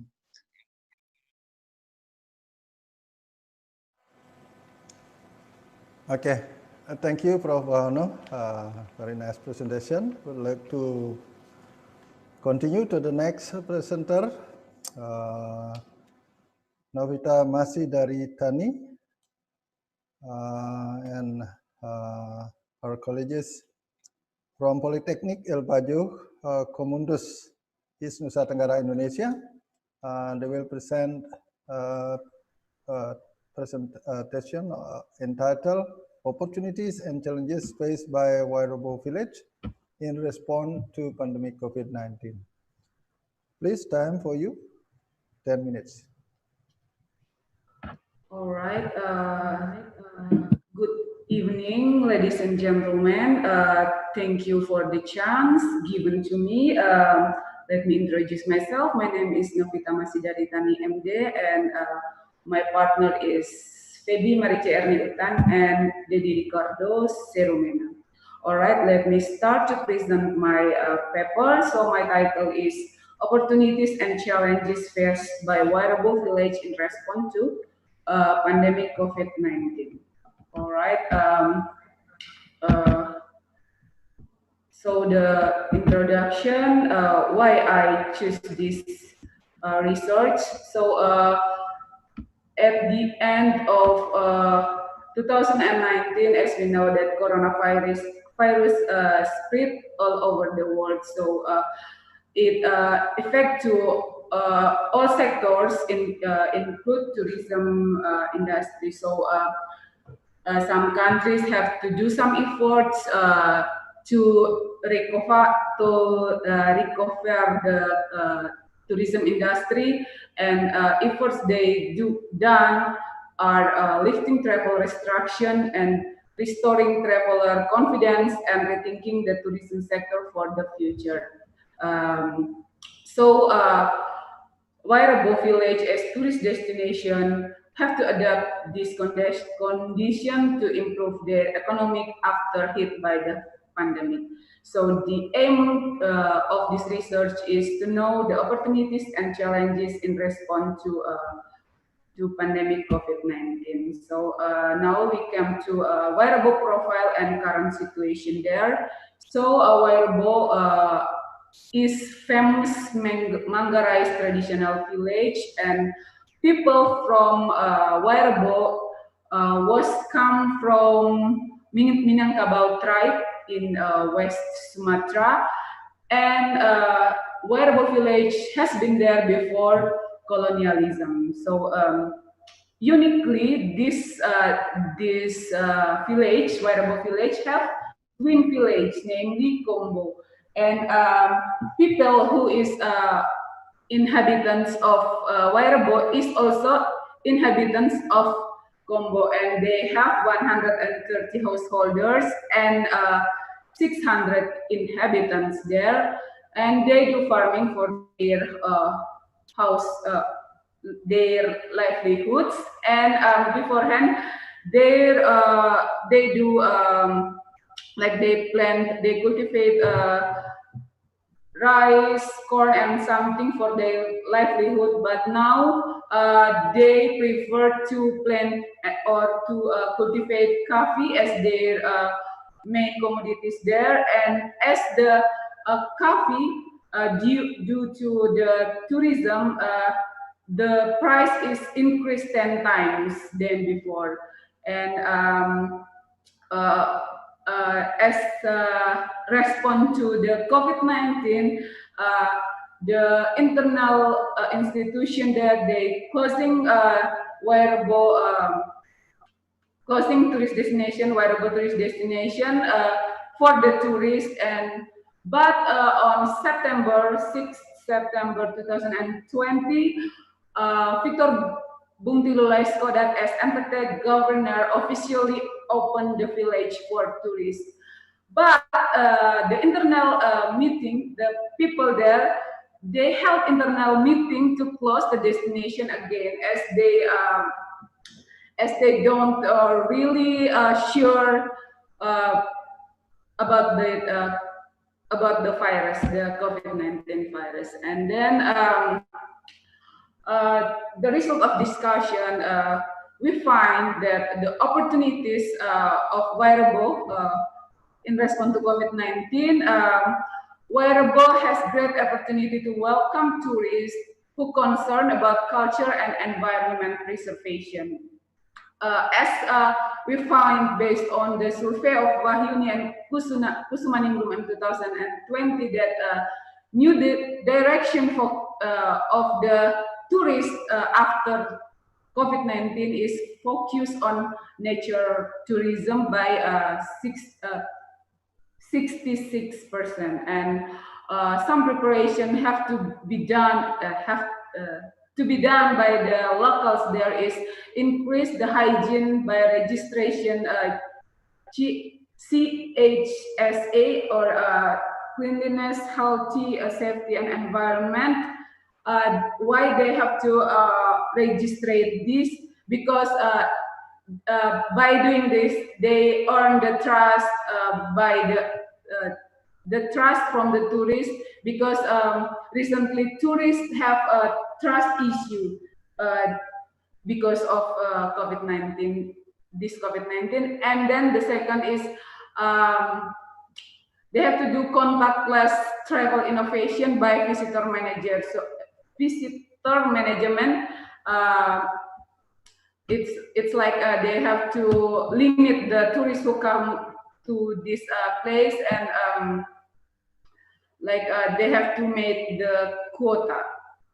And the second opportunity in Wairabo village is they have well-managed organization. So in that village, instead of they only a small community, but they have a cultural preservation institution there to manage tourism there. And the institution, they also supervise women in the village. So the women in the village, they divided into 5 groups with 9 members each of each group, and their task is to prepare consumption for the tourists during their visiting in Vairabo village. And for doing this, they get the dividend on the end of the year. So it is their long-term earning, or long-term earning. And for short-term, so they have regulation there. The woman who in charge in that day, they can sell all their commodities, like all their souvenirs, like tenun ikat or honey or something they have to the tourists. And for that they get the short-term income. And for the medium income, they get it monthly by selling coffee. So all of the member of the village, they integrated into a community that make the coffee as a commodity there into a good package and something, and then sell it grouply into tourists who come there. So that are the opportunities. And now we come to the challenges. So the main challenges faced by Vairabo village there is the accessibility and the medical facility. For the accessibility, they don't have a proper road there, and they have no internet access at all. Internet access and access for telephone. So in that village, there are no signal at all, like that. So they find difficulties to do coordination and communication with stakeholder like tour operator and travel agency to manage the tourists who want to come to the village. And for the medical facility, yeah, there are no medical facility, but recently I find that there are only one officer, one nurse who in charge there, but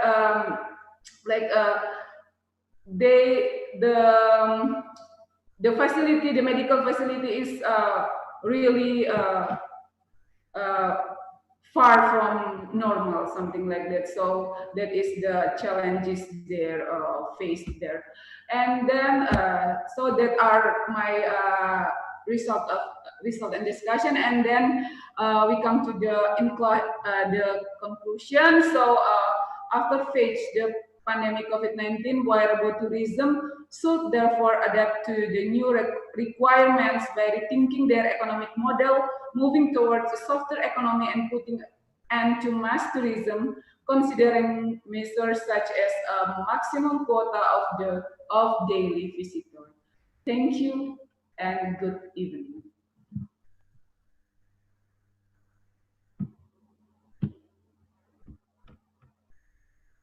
Ms. Novita, for the presentation. It's a great presentation. We move to the next one. For the 5th presenters will be Niwayan Bogoriani and Komang Aryati. They are from the Chemistry Department, Faculty of Mathematics and Natural Sciences at Udayana University, Bali. And they will present a paper entitled The Role of Balinese Kecombrang Plants as Antioxidants and Support the Public Health Sectors. Please, Bogoriani, time is yours.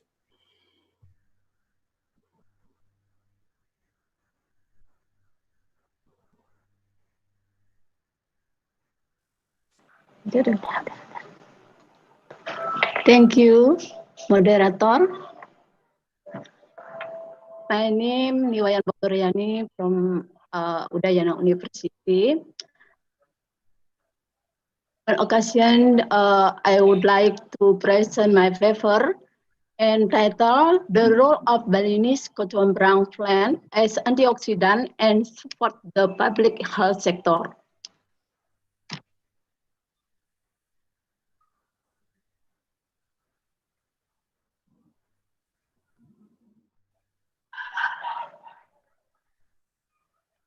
Then, introduction. The background from my paper, public health is one of the factors that contribute the success of the tourism sector in the world. The coronavirus is a pandemic virus that has caused fear to many people, triggering oxidative stress, which causes the number of free radicals in the blood to increase. Human in condition of stress in excessive radical reduce the body immunity. A person with immune system will trigger various diseases such as diabetes, hypertension, cholesterol, gut premature aging, heart disease, dyslipidemia, and so on.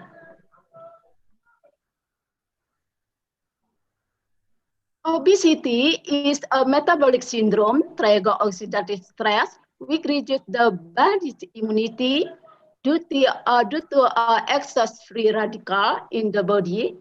The imbalance of the number of free radical with the amount of endogenous antioxidant produced by the body.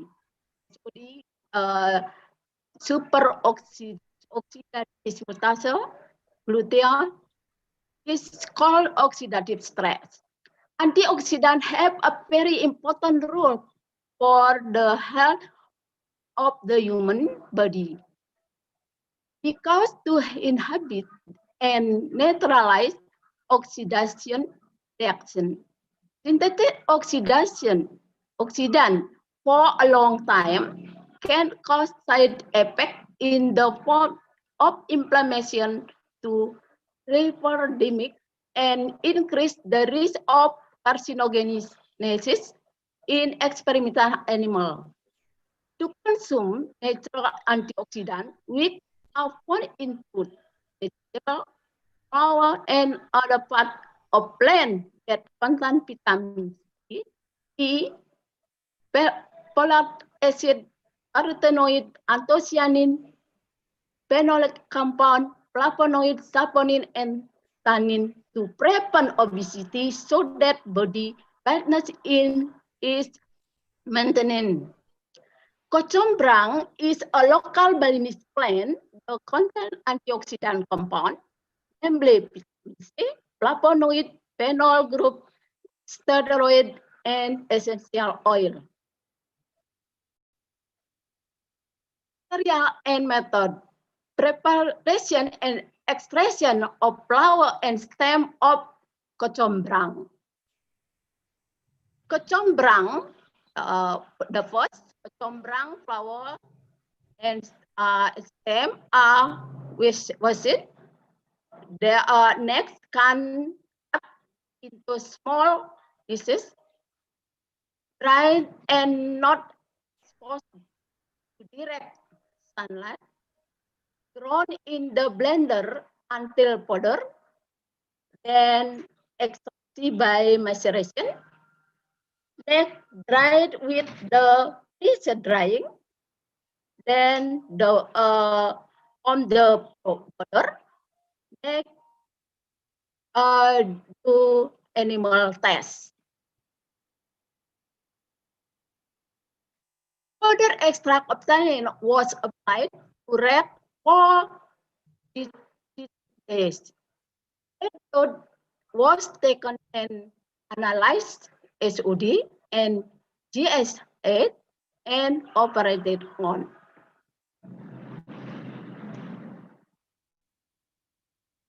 Proposal and discussion. Based on the data in the table 1, it shows that the extract of kecombrang flowers and stem have an effect on increased serum SOD and GS8 concentration, a significant difference in obesity-induced family rate with when compared to the head fat death group.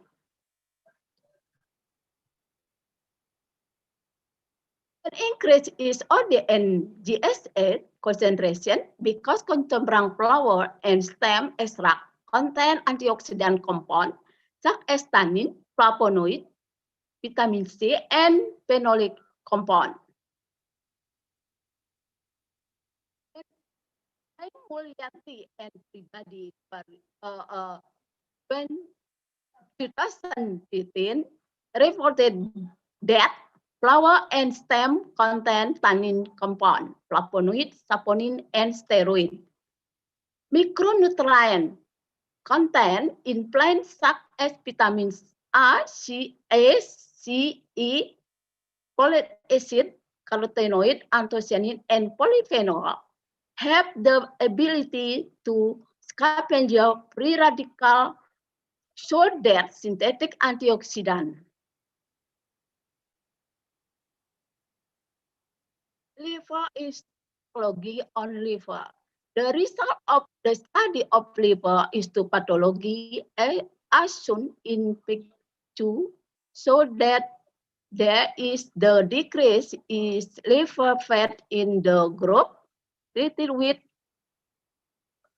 100 milligram per kilogram body weight flower and stem extract with a significant difference compared to the normal group, control group. Obese rats showed an increase in fatty liver, an increase in fat in the liver of mice with a high fat diet trigger, liver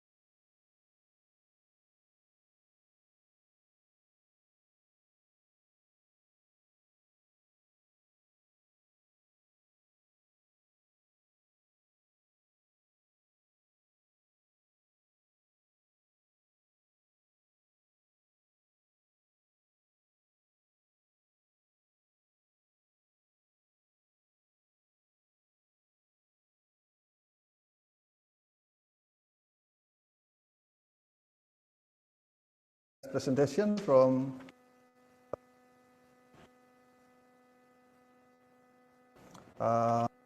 we come to the 6 presenters.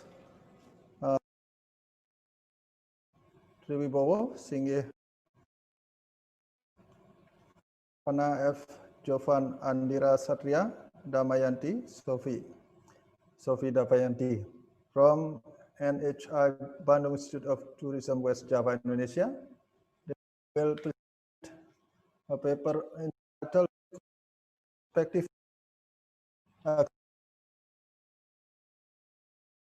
Borobudur Temple. Please, thank you.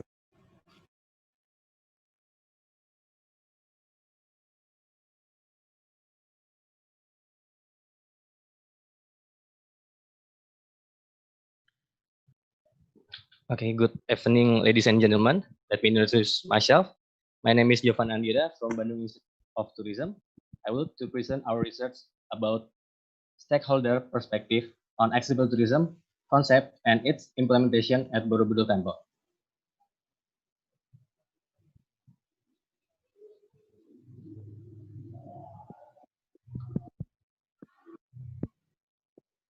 This is our topic, and we go to first research background. Our research background is from accessible tourism, CRPD.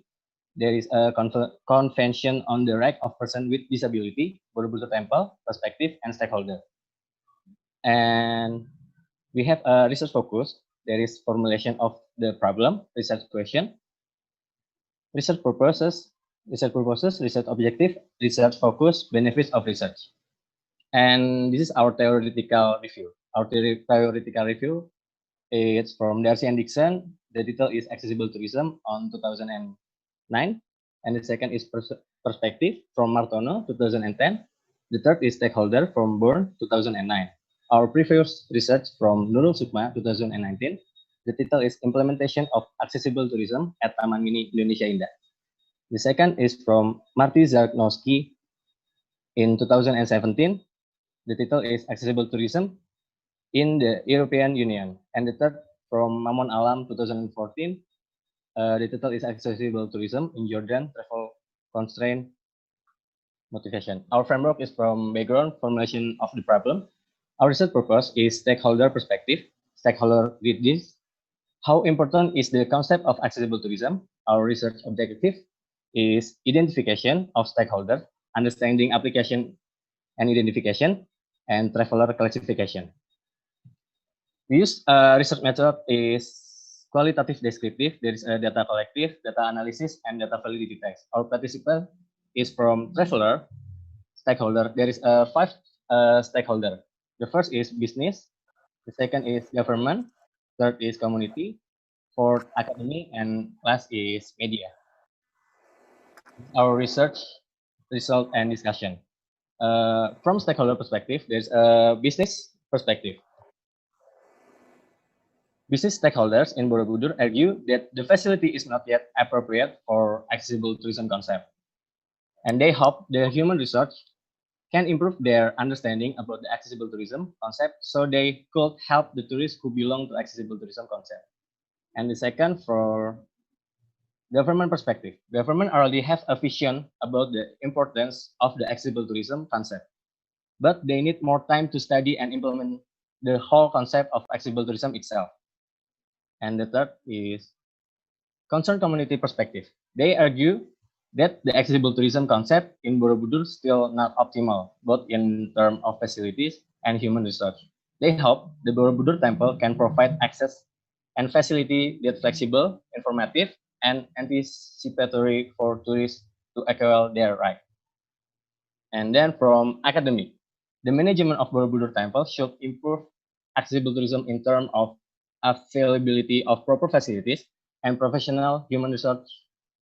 And the last is from media. Due to the corona pandemic, our team can get the perspective of media stakeholder. Next, our conclusion. Accessible tourism concept in Borobudur Temple has begun to be noticed by the stakeholder, but the implementation is not yet cover all tourists belonging to the accessible tourism group. Our implication and suggestion. We suggest business stakeholder to provide training and on how to handle tourism, which is classified as the concept of accessible tourism. For government, we suggest to make policies that support the implementation of the concept of accessible tourism properly. And it's very important for academic to conduct further research on the concept of accessible tourism and make the properly facility to support the accessible tourism concept. That's all from me. Thank you for attention. Good evening. Thank you, Mr. Jovan. So now we come to the last presenters, who's Ms. Irma Rahyuda. Rahyuda is from Udayana University. Now we'll be speaking about wellness tourism development. Irma, please, time for you, 10 minutes.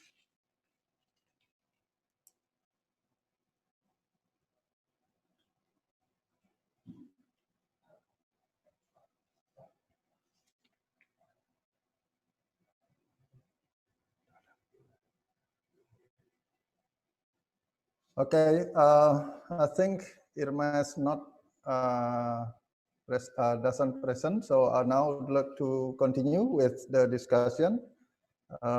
Question and answer session will be last until 30. So right now we at 7:03, so we have about 27 minutes for discussions. It's long time, quite a long time for the discussion. For any of you who join this webinar, please, if you got question, please come along with your question and turn on the speaker. Can you help to turn on the speaker, the microphone, yes, for all participants? Yep. Turn on the microphone, yes, for all the participants, yeah. On kan Pak, ya.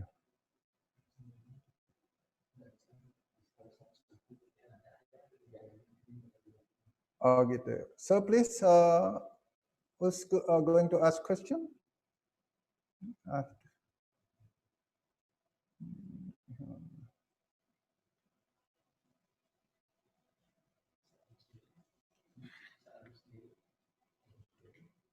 Otomatis.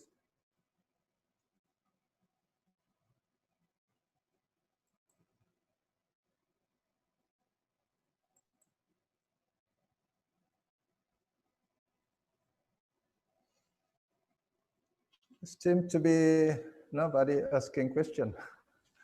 Me, please. Hello. Let me ask. Because there's no question. I Hello. think, Hello. Good afternoon. Me, please. Good afternoon. I have a question, sir. Please. Yes. Good afternoon. Yes. Good Okay. afternoon. Let me introduce myself. My name is Satyo, Mr. Moderator.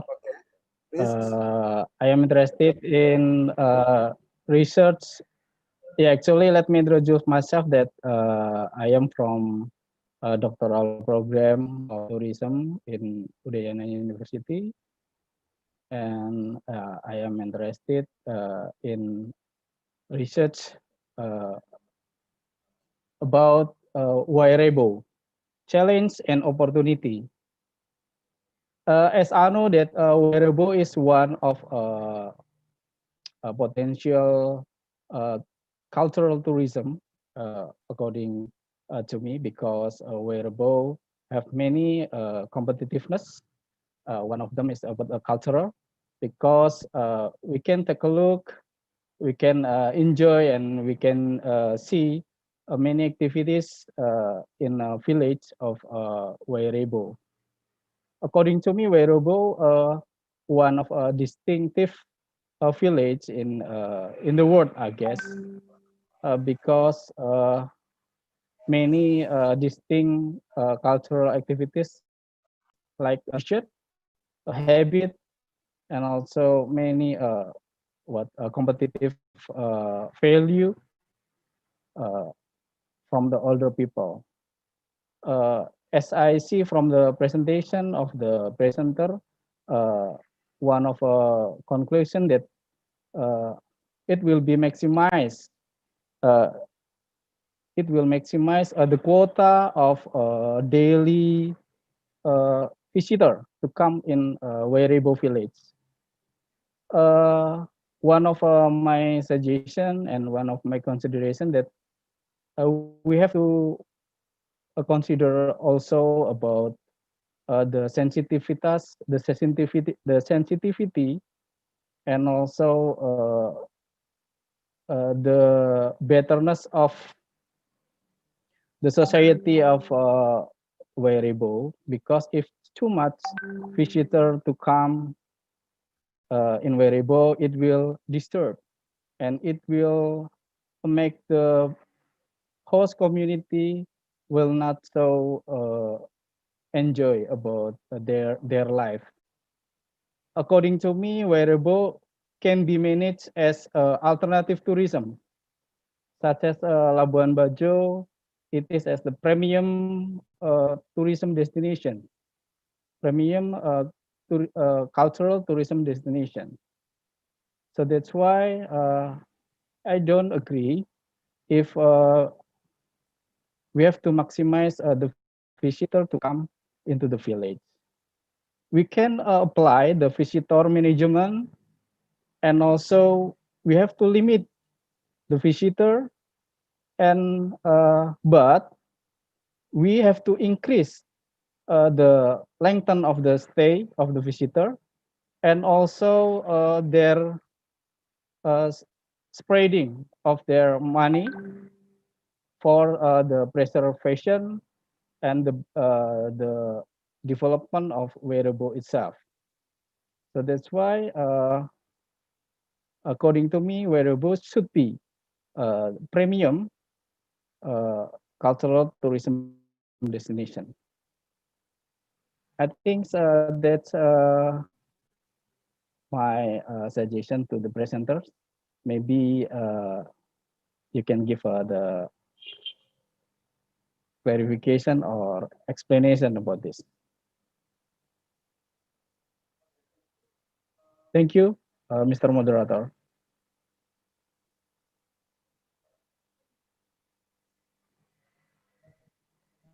To Novita, yeah, Miss Novita, who speak about wearable. So this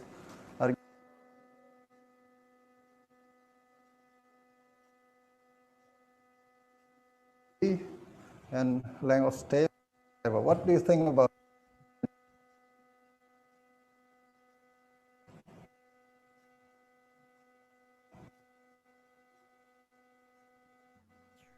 Okay, thank you for the response, Mr. F. Setio. What I mean by set maximum visitors is by doing visitor management. So, for example, one day the maximum 50. So the visitors who come to there must be 50, not more than 50, like that. And it is to respond to COVID-19 also, as people want to jaga jarak, I don't know, like want to jaga jarak, something like that. And then as you said before too, for the preservation of the culture too, so the people there, they have to make a limitation for the tourists to come to that place. And but the challenges they face there is the communication, the accessibility of the communication. They have difficulties. They find difficulties to that because it is for the coordination, like that.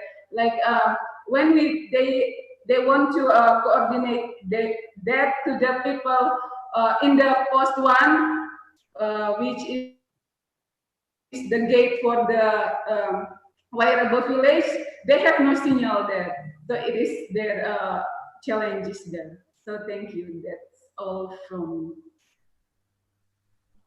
Okay, Novita, maybe it is the competitiveness of the wearable that there are no any signal for internet, because people who want to come to wearable, they have to be ready for the silences. There are no any internet, so they will not communicate in handphone. So that's why I think it will be better, because the people come there want to have a the silences of the situation, the atmosphere of mountainous landscape and situation and condition over there. And I think this is one of value that we have to take care and pay attention to make it different. And then one thing that there are so many value that it is pay attention in variable like people. It is not allowed to give money for the children over there because it will give a bad impact to the children. So I think internet, it is better without internet in wearable. Communication, I think we can handle communication without internet or handphone because it will damage the atmosphere of the life the life tradition over there. Wearable will be modern, will not traditional anymore if there is internet. This is according to me. Please, maybe you have another consideration. All right. Before, I have the same opinion like you. Like it is their selling point.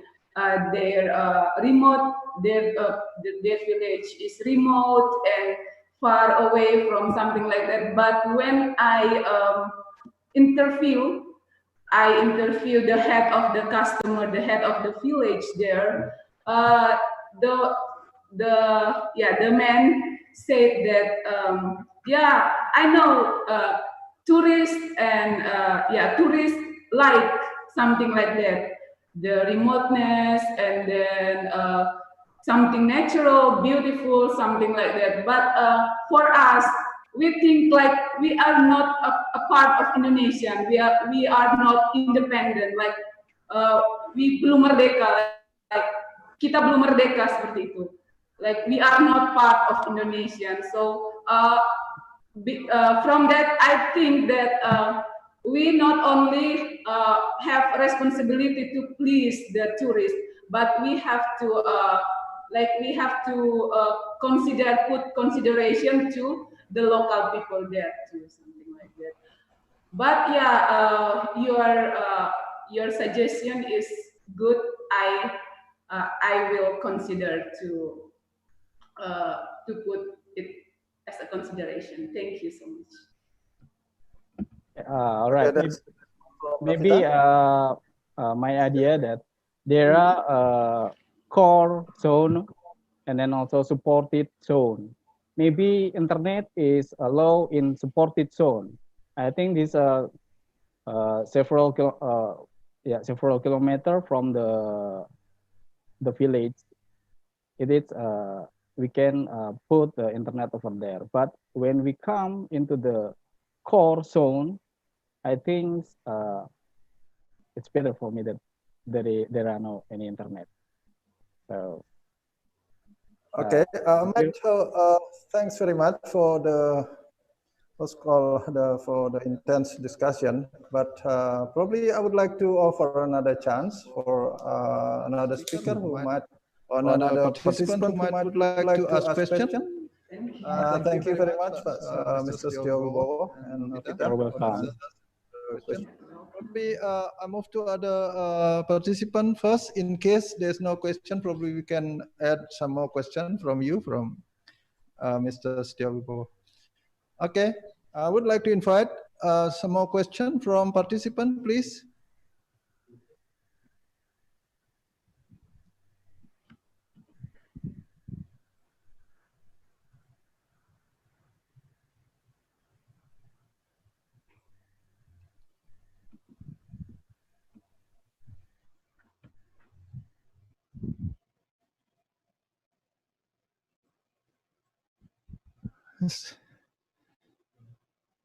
Okay, there seems to be no question. So sorry. I would like to invite some more, please. Anybody would like to ask question? No. If nobody, I would like to give some more time for you, for Mr. Setiowibowo. Who knows if you would like to add more question to other speakers, please.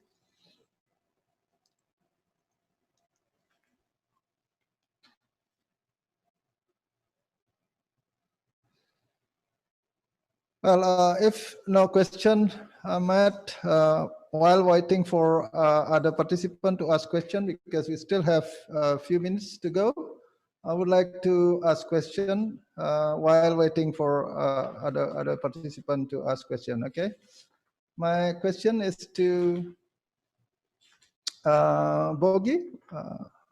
Are you there, Bogi? Dr. Bogiriani, the role of Balinese Kecombrang. Are you there? I would like to ask question to Dr. Bogiriani. Are you there, Bogi? Yeah. No question. Probably she's not there. Well, yeah. Bogi, are you there? Can you hear me?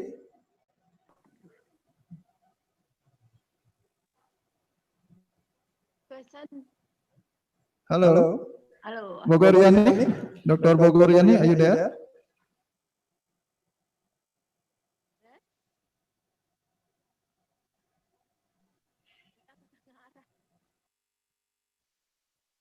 Not available, yeah. Okay, I think because Bogi is not there, what's that question? Yes. I think I would like to add question what has been addressed by Mr. Setiowibowo. It's about, I think I would like to ask question to Ms. Novita. Yeah. Probably one last question before the session being ended. I think it's a big, what's called, discussion when we think about whether we need to modernize a community to improve the service, for example, the services probably providing electricity, provided internet, and then in other cases that probably the local would like to keep what's called staying in the position right now. Probably they would like to keep with no internet or probably no electricity. So which direction probably in your vision it should be what's called push? Whether you think that's better to modernize the wearable village or keep it like what it is not right now? Please, Ms. Novita.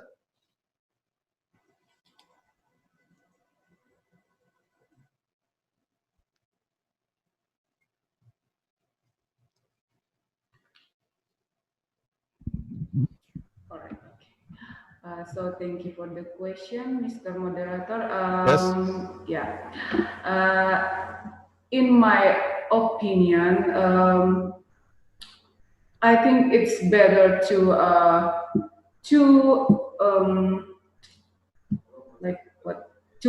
not modernize, but I think it's better to add, to give the accessibility to internet to the village, but maybe the provider is limited to the management, so they can do their coordination function like I said before, when they want to do visitor management, like they can do it by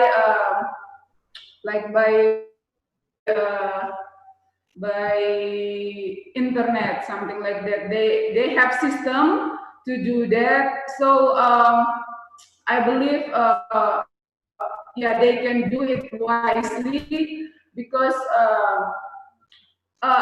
I see the potential there. They have a well-managed organization there, and I believe that they do it wisely, and yeah, they do it for the development of their village. I think that's all from me. Thank you, Ms. Novita. Well, looking at the time, we actually still have around 5 minutes to go, but I think it's better for us to close this session right now, so that we have few time for breaks before continuing to the second session in the afternoon from room A. On behalf of the committee, I would like to thank all the speakers and all participants that have been spending time to pay attention on the presentation in room A. Thank you very much, and looking forward to see you sometimes later. Thank you very much. I'm closing this session. Thank you. You. You.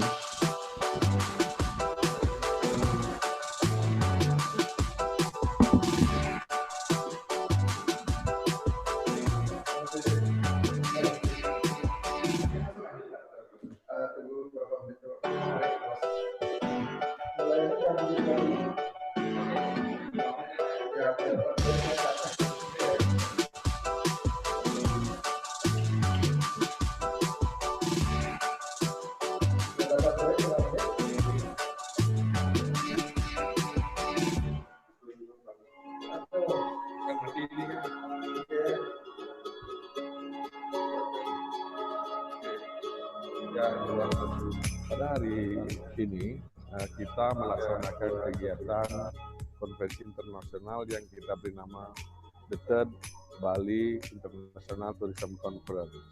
Konferensi ini dilaksanakan oleh Pusat Unggulan Pariwisata Universitas Udayana.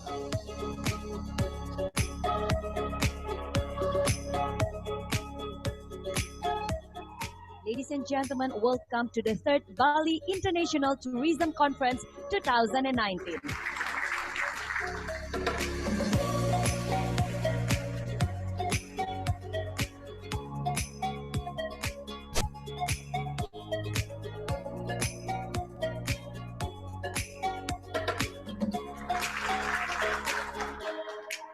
Welcome to Udayana University, the biggest and most famous university in the island.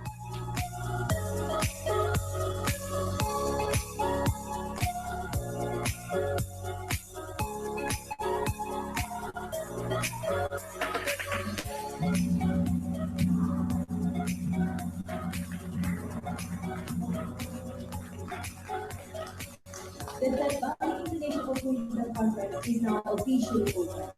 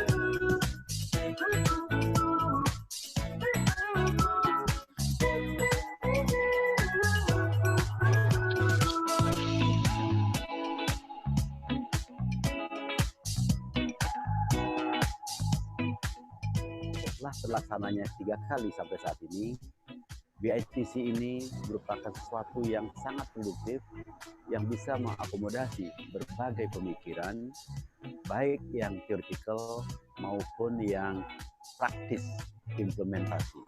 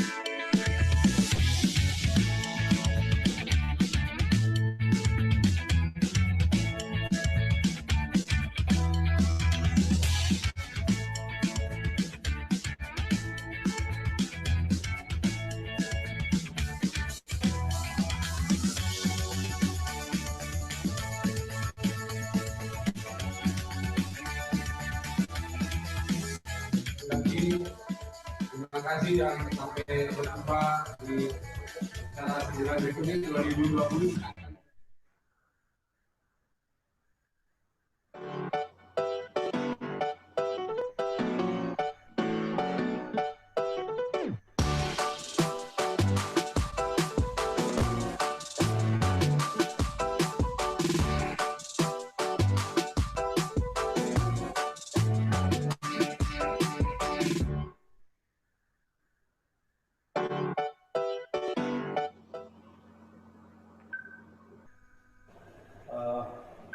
Good night. So now we come to the second session, panel session of the fourth Bali International Tourism Conference 2020. I'm Dr. Dalan, the chairman of the moderator of this session. I would like to welcome all of you to this session. As you probably aware, for this session we have 7 papers to be presented, and I would like to start by calling for the first presenters. For the first one is Agustian Prasetya. Agustian Prasetya is from Magister Management, University of Bina Nusantara, BINUS. Would like to present a paper entitled Maintaining Heritage and Creative Destination of Kampung Batik Laweyan at Surakarta, identifying batik merchant and heritage enthusiasts as a community of learning at Surakarta. I would like to invite Agustian to present his paper in 10 minutes. Please, Agus, time is yours.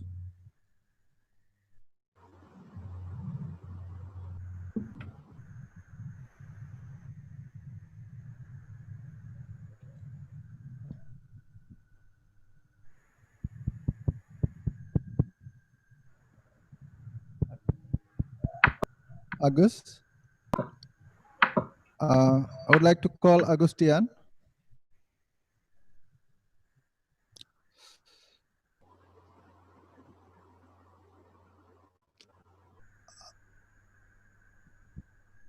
Probably I would continue with the second speaker first, and then we back to the first speaker, Agustian. The second one is Indriani Andiastuti. Yeah. Is Indriani available? Sorry, sir. Indriani Andiastuti. For presenter is me. I know that. Not available. We move to the next one, Chandra Hidayat. Sorry, Indriani. Sir. Indriani Handiastuti. sir. For the presenter, is me, Muhammad Ainul Yakin. Probably the next one, Chandra Hidayat. Is Chandra Hidayat available? Yes, Chandra Hidayat. The second one, yeah? Yes. Okay. The Ainul Yakin. Yes? Yes. Ainul Yakin? Yes, sir. Yes, I would like to start with the second paper right now from Haryadi. Yeah, from Mr. Haryadi will be speak about film-induced tourism, tourist motivation to visit film location. Ada apa dengan cinta dua? So the time for you 10 minutes. Okay. Thank you, sir, for the opportunity.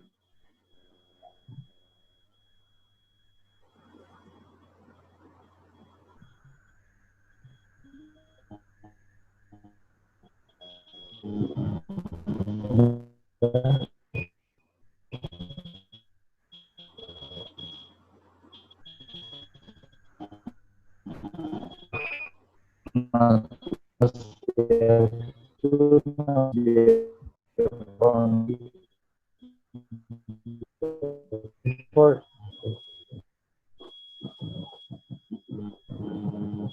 okay, this. Before that, allow me to introduce myself. My name is Muhammad Ainul Yakin, is the research partner, and my research partner is Erika Geraldine, Idi Tamara, and Mrs. Indiana Diastuti. Okay, we will start this presentation by explaining our introduction, then the research method, findings, conclusion, suggestion, and implication of the research.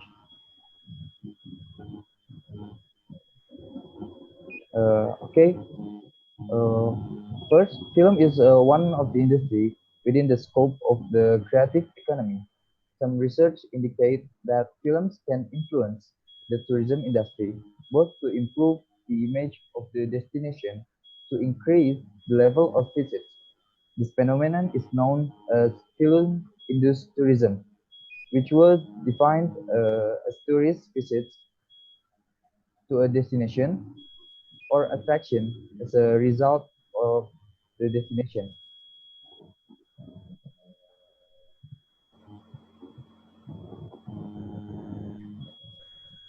Sorry, sir.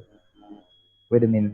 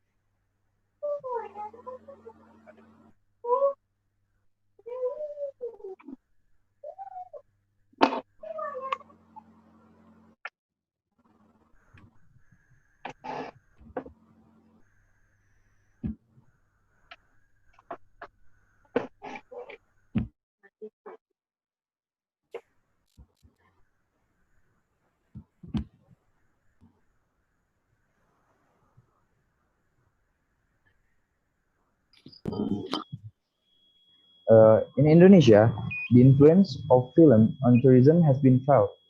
One example of the role of film in promoting its destination is the film Eat, Pray, Love, which was located in Bali. With the screening of the film, many viewers are interested in visiting Bali. Tourist visits to Ubud have also increased due to Eat, Pray, Love films and books. In his research, revealed that one of the things that made the viewer want to visit the location depicted in the film was because the visual experience received.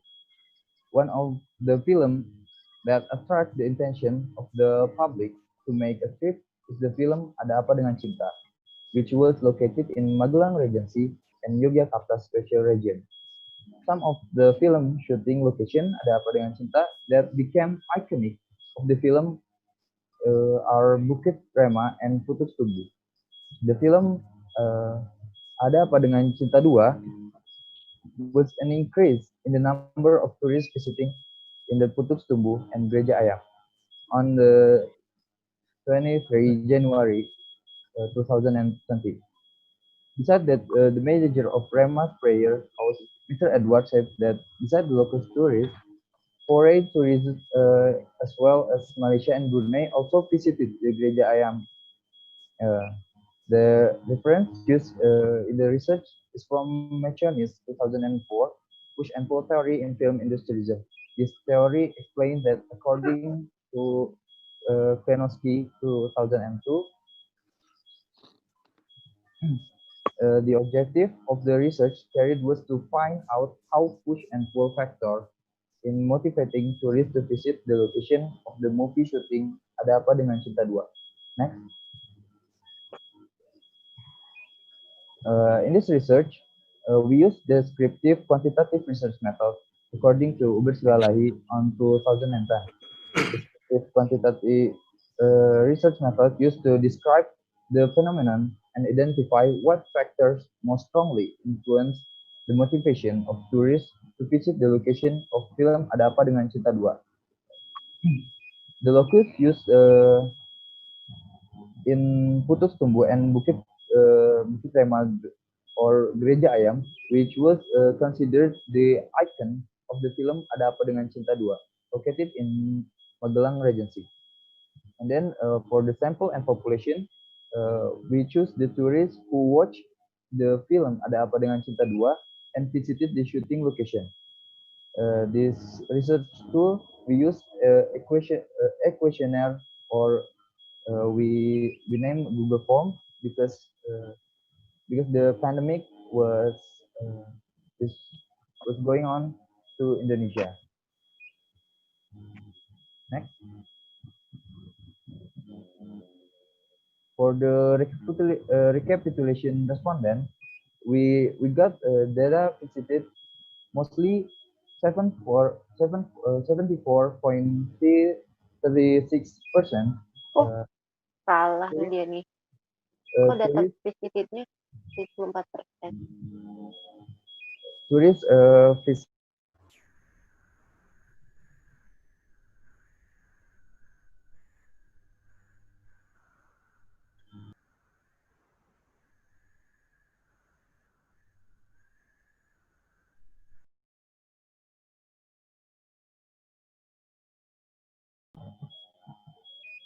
and for the ages.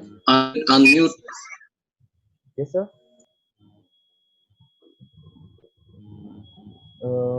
For the age, 62.39% tourists who visit to Untuk Tumbuh and Bukit Rema, mostly in to 21 until 25 years old, and for the last decade in senior high school and status student. For the origin, mostly from West Java. Next. For the result, we use factor analysis where we got to 24 indicators from the Machionist grand theory and distribute to 6-factor form. First, factor 1 named personality and performance factor, and number 2 named place and performance factor. Number 3 factor 3 named place factor, and then factor 4 named place performance and internal drive factor, and factor 5 named place and internal drive factors, and the last factor 6 named internal drive factor.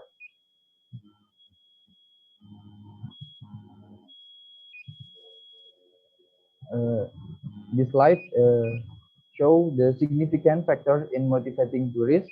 For pull factor, we got the place in metric operational variable can be visited by all age range, and then personality visited because of professional film actors Emilian Sostrowardoyo and Nicholas Saputra.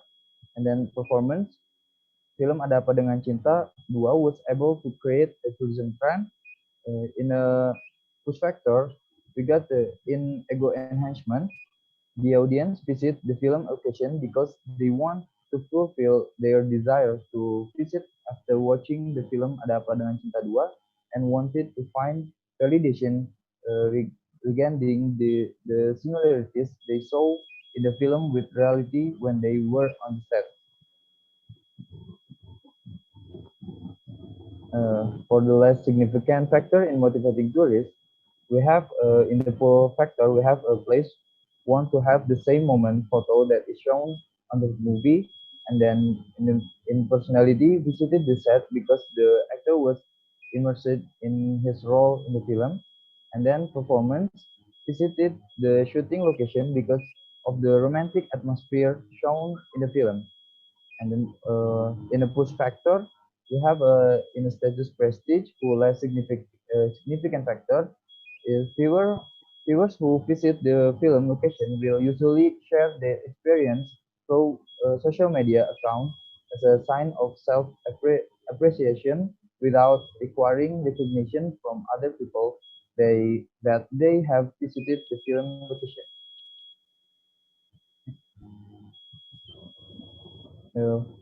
For the conclusion, there are 6 factors from push and pull factors that motivate tourists to visit the location film Ada Apa Dengan Cinta. Factor 1, name, personality, and performance factors. Factor 2, name, place, and performance factors. Factor 3, name, place factor. Factor 4, name, place, performance, internal drive factors. Factor 5, name, place, and internal drive factors. Factor 6, name, internal drive factors. For suggestion and implication, this research can be reference for other researchers and different film case studies, so that if Indonesia wants to promote its destination through tourism film, then make sure the film is actor or actress have a big fan base. Second, the location have a professional cinematographer at the shooting location. As a tool to promote a tourist destination, the management of Untuk Bukit Premas to continue take a positive effect of ADC 2 movie. And the last, the travel agent should make a tour package the movie Ada Apa Dengan Cinta 2 location. Thank you for your opportunity, and Assalamualaikum warahmatullahi wabarakatuh.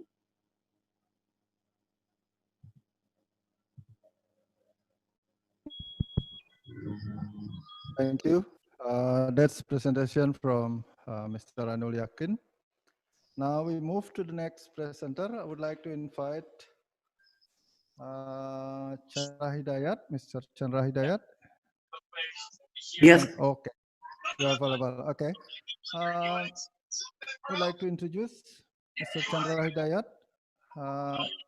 Is from Sekolah Tinggi Perisata Trisakti. Yeah. He will present the paper entitled "Effect of Training on Employee Performance in South Jakarta Cafes." Time is for you, 10 minutes. Assalamualaikum warahmatullahi wabarakatuh. Good evening, ladies and gentlemen. Tonight, I want to present my research paper, which title is "The Effect of Training on Employee Performance in South Jakarta Cafe."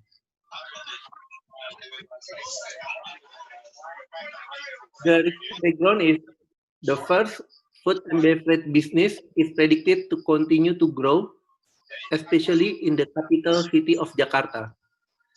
In addition, South Jakarta is part of the capital city where a lot of cafes are standing with a lot of uniqueness. The second, competitive products and services are needed so that this company or business continues to exist. In the competition requires employees who can provide good performance. For the research background number 3, training can support a company performance in achieving its goals. Employees can increase the productivity and work effectiveness and also increase knowledge, skill, and attitude ability in solving a problem.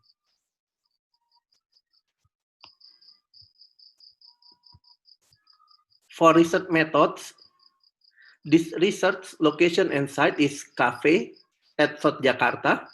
The data is used primary data collection technique. It will be based on survey to 100 respondents of a cafe employee located at South Jakarta, Indonesia. Research type is descriptive. Focus of the study will analyze the effect of training on employee performance in South Jakarta cafes.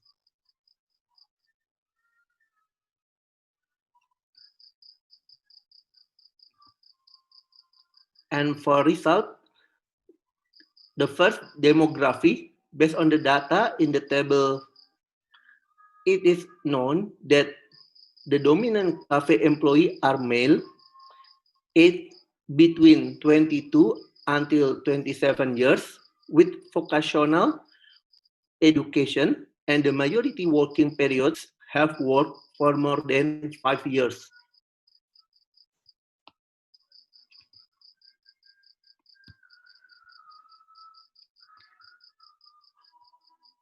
For P-plot, based on the P-plot figure, it is known that the dots spread out around the diagonal line, so that visually or geographically, it can be seen that the model residual have followed the normal distribution.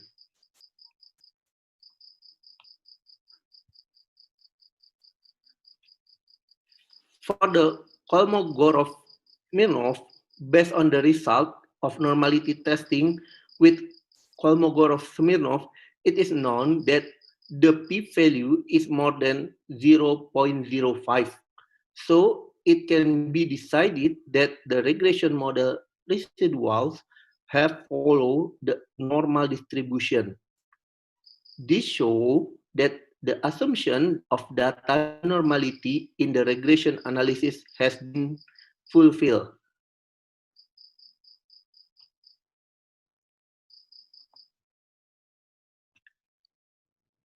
For p-test, the result of simultaneous testing with the p-test show that the p-value results are less than 0.05. This show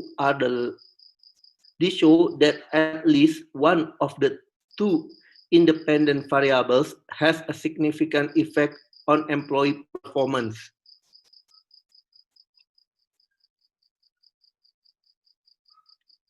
The next is t-test.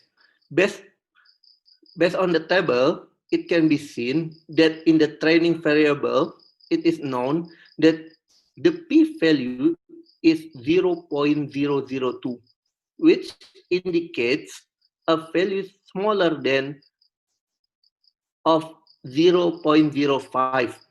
So it can be seen that the training variable has a significant effect on employee performance.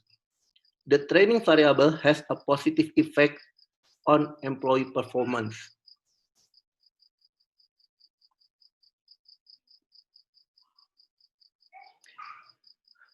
For employee performance, the model shows the effect of training and work motivation on employee performance.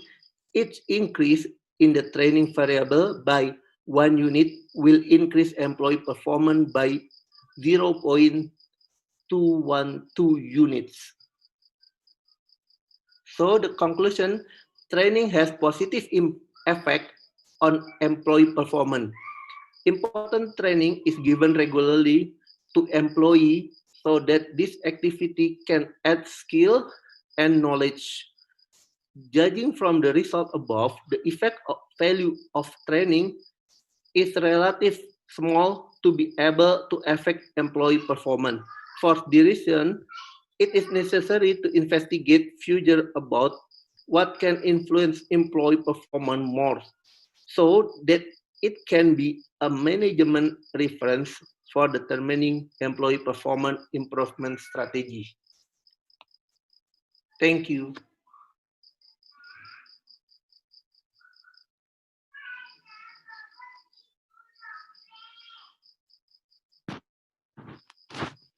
A very nice presentation. I would like to call back Mr. Agustian. Is Mr. Agustian there? I saw you some times ago.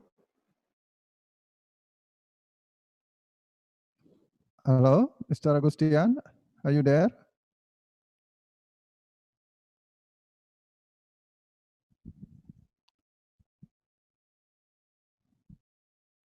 Hello, Yes, Mr. I'm here. Agustian.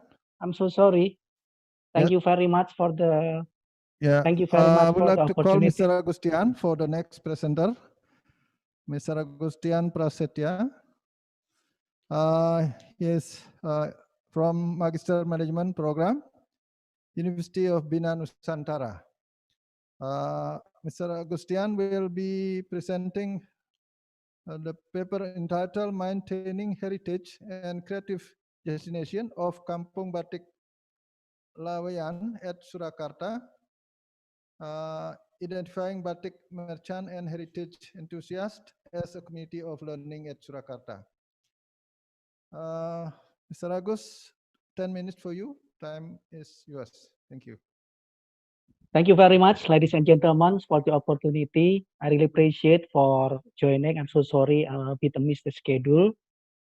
This is my research about how would we maintaining heritage and creative destinations of Kampung Batik Laweyan. As introduced, my name Agustian. I'm from Magister Management, Universitas Bina Nusantara. Yes. The background of the research, ladies and gentlemen, this is about Solo City, yeah, the spirit of Java. The city has a heritage and story of not only having a traditional kingdom that until now they still exist. In addition to that, they has a lot of story about heritage destinations such as buildings and also the batiks and also the culinary. Yeah. That's why Solo, one of the destination of the Solo is a Kampung Batik Laweyan. Yeah. That's why our objective for this research, how would we maintain the Kampung Batik as the heritage and creative tourism destinations, along with the Solo as a destinations of the tourist. Kampung Batik Laweyan is very prominent. It has been quite old as the neighborhood of batik merchants, and also they have a history of people that really contribute to the independence of Indonesia. This is one of the pictures Kampung Batik Laweyan. Yeah. It's very about 24 hectares. Yeah. This is the districts. Yeah. They have a lot of almost 7 heritage buildings that protected under the law of Cagar Budaya, and also in the policy of city planning of Solo on 2012, whenever Mr. Jokowi is about to move for the governors, they decide Kampung Batik Laweyan, one of the heritage neighborhoods, which is on the city plannings already protected and improved in the infrastructures and the access of tourist destinations, and planned until 2023. In that sense, our research questions would help this district of Laweyan became tourist destinations. The research model, the theoretical model we propose based on learning community models, which covers the theory about domain of knowledge, community and people, and shared practice as the characteristic of learning community. We try to identify the factors qualitatively because we're using the qualitative research. How would we maintain the domain of knowledge of Beristek Prawian and enhance the community of people as a learner, share practice within the community and outside the communities. We call it self-reflection, practice improvement, and collaborations between government, between non-profit organizations, and also able to share the collaboration of Kampung Batik Laweyan with other assets, heritage in Kota and Surakarta city, in addition to working together with education institutions. This model, we try to propose as the model for maintaining the heritage and creative destinations. Domain of knowledge, as we highlighted previously, this come from the heritage and historical background of city of Surakarta, also heritage of Laweyan. That's the domain of knowledge of the community. Then they may recreate Kampung Batik as heritage and creative destinations all the way along. Also, it helps the domain of knowledge, helps how to guide the commitments of people, of members of the community. They are accountable to preserve all of the process, all the creativities, all the infrastructure still in the status that's properly as a destination. For example, as domain of knowledge, which is come from the heritage and historical of Surakarta, we would say the domain of knowledge really come from the artifacts and the heritage building. One of the oldest things, this is come from the one of the mosque and cemetery, which is cemetery of the ancestor of Matarams.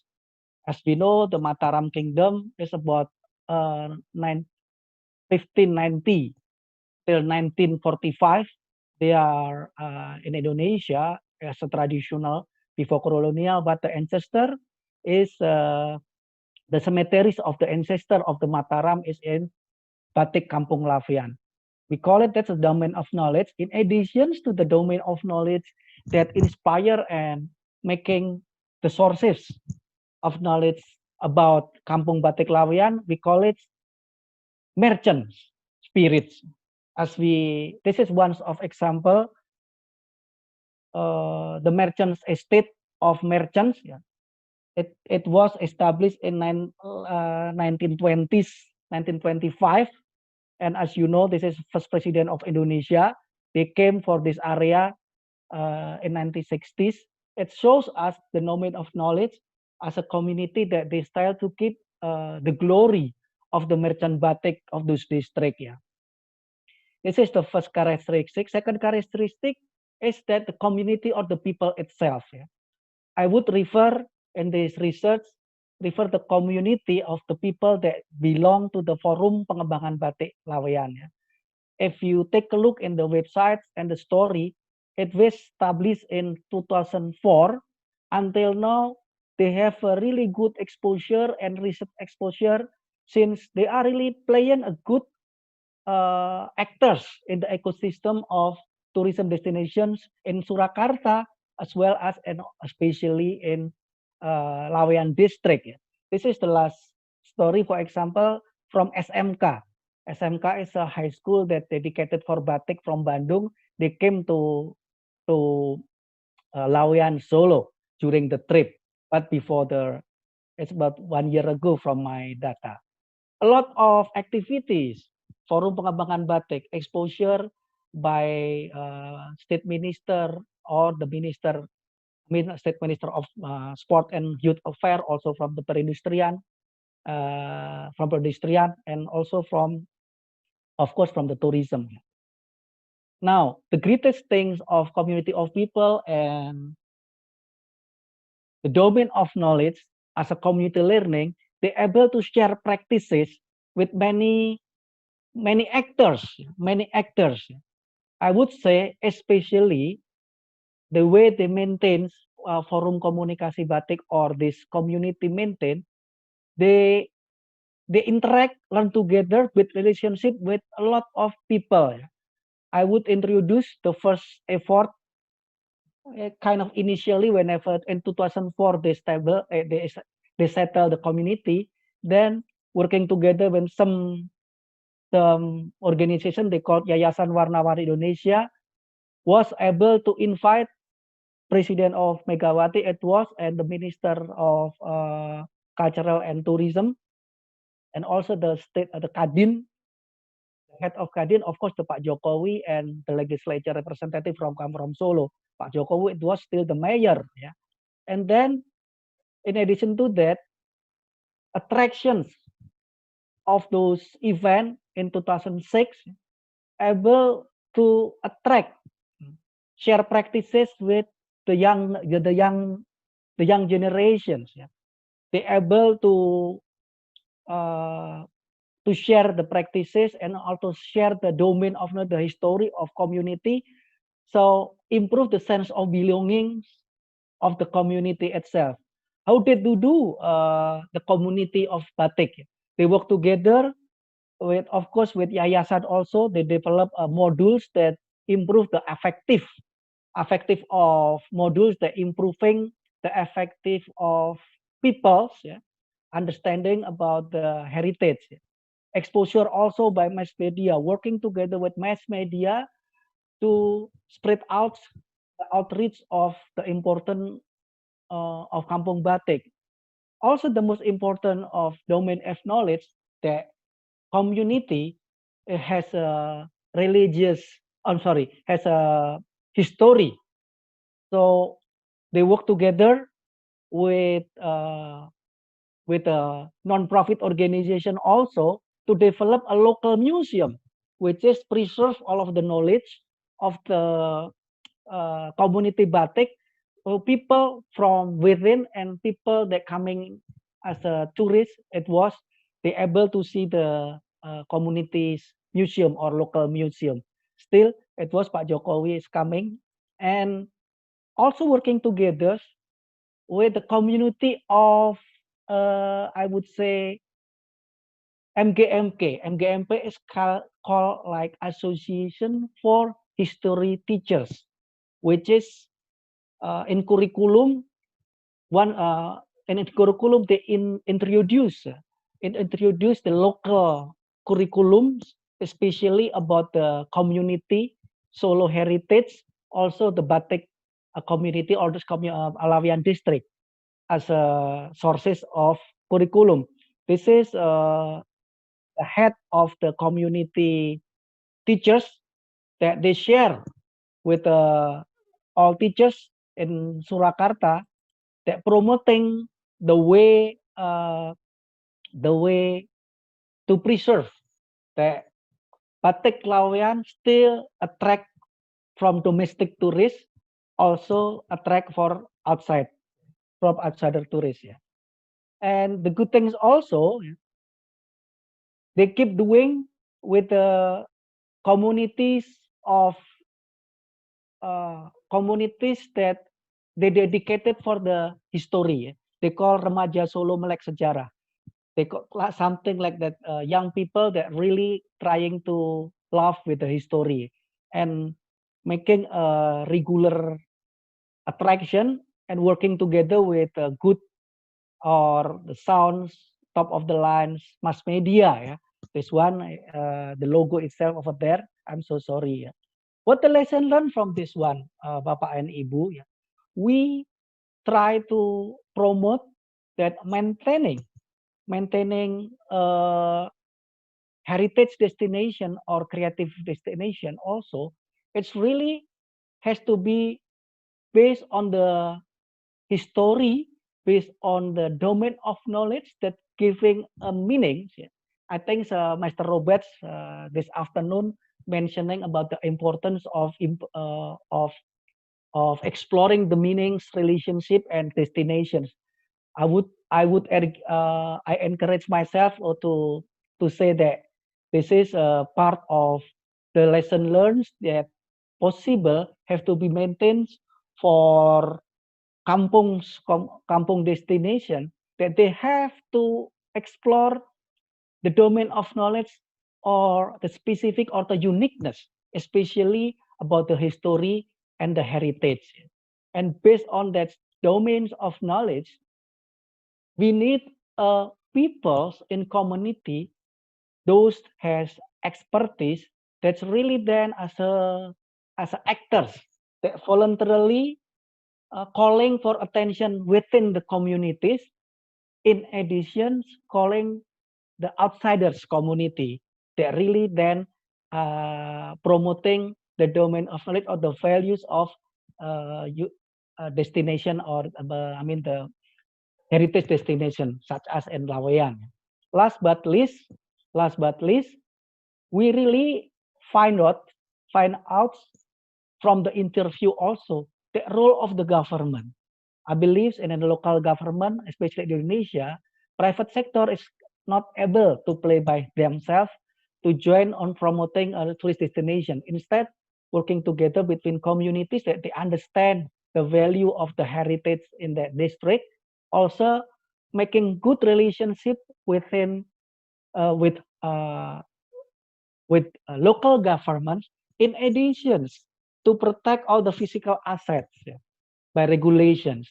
Then in that moment, Kampung Batik has momentum to spread out the messages internally, externally, nationally, and also they may able to call the volunteer from the youngster. I think that's a good example. How would we maintain the heritage destinations and creative destination, working together with local government, and in the sense of enhancing, in the sense of fostering the identity of city, that of course this is the interest or the aims of local government whenever they're trying to create a destinations by creating a city identity supported by communities identity. Those inline collaborations, it really enrich the way community of learning as a leverage to protect or to maintain the tourism destinations based on creative and heritage destinations. I think this is the conclusions that I would like to share for this moment. Hopefully, this is our small contribution to the forums that really honorable for everybody of us. Thank you very much. Okay, thank you, Mr. Agustian. That's a very interesting presentation. I would like to call Mr. Christian. Is Christian there? Christian Setiawan, Chandra Hidayat. It's supposed to be Christine, Bapak, and I'll be the one who give the presentation. Okay. Yes.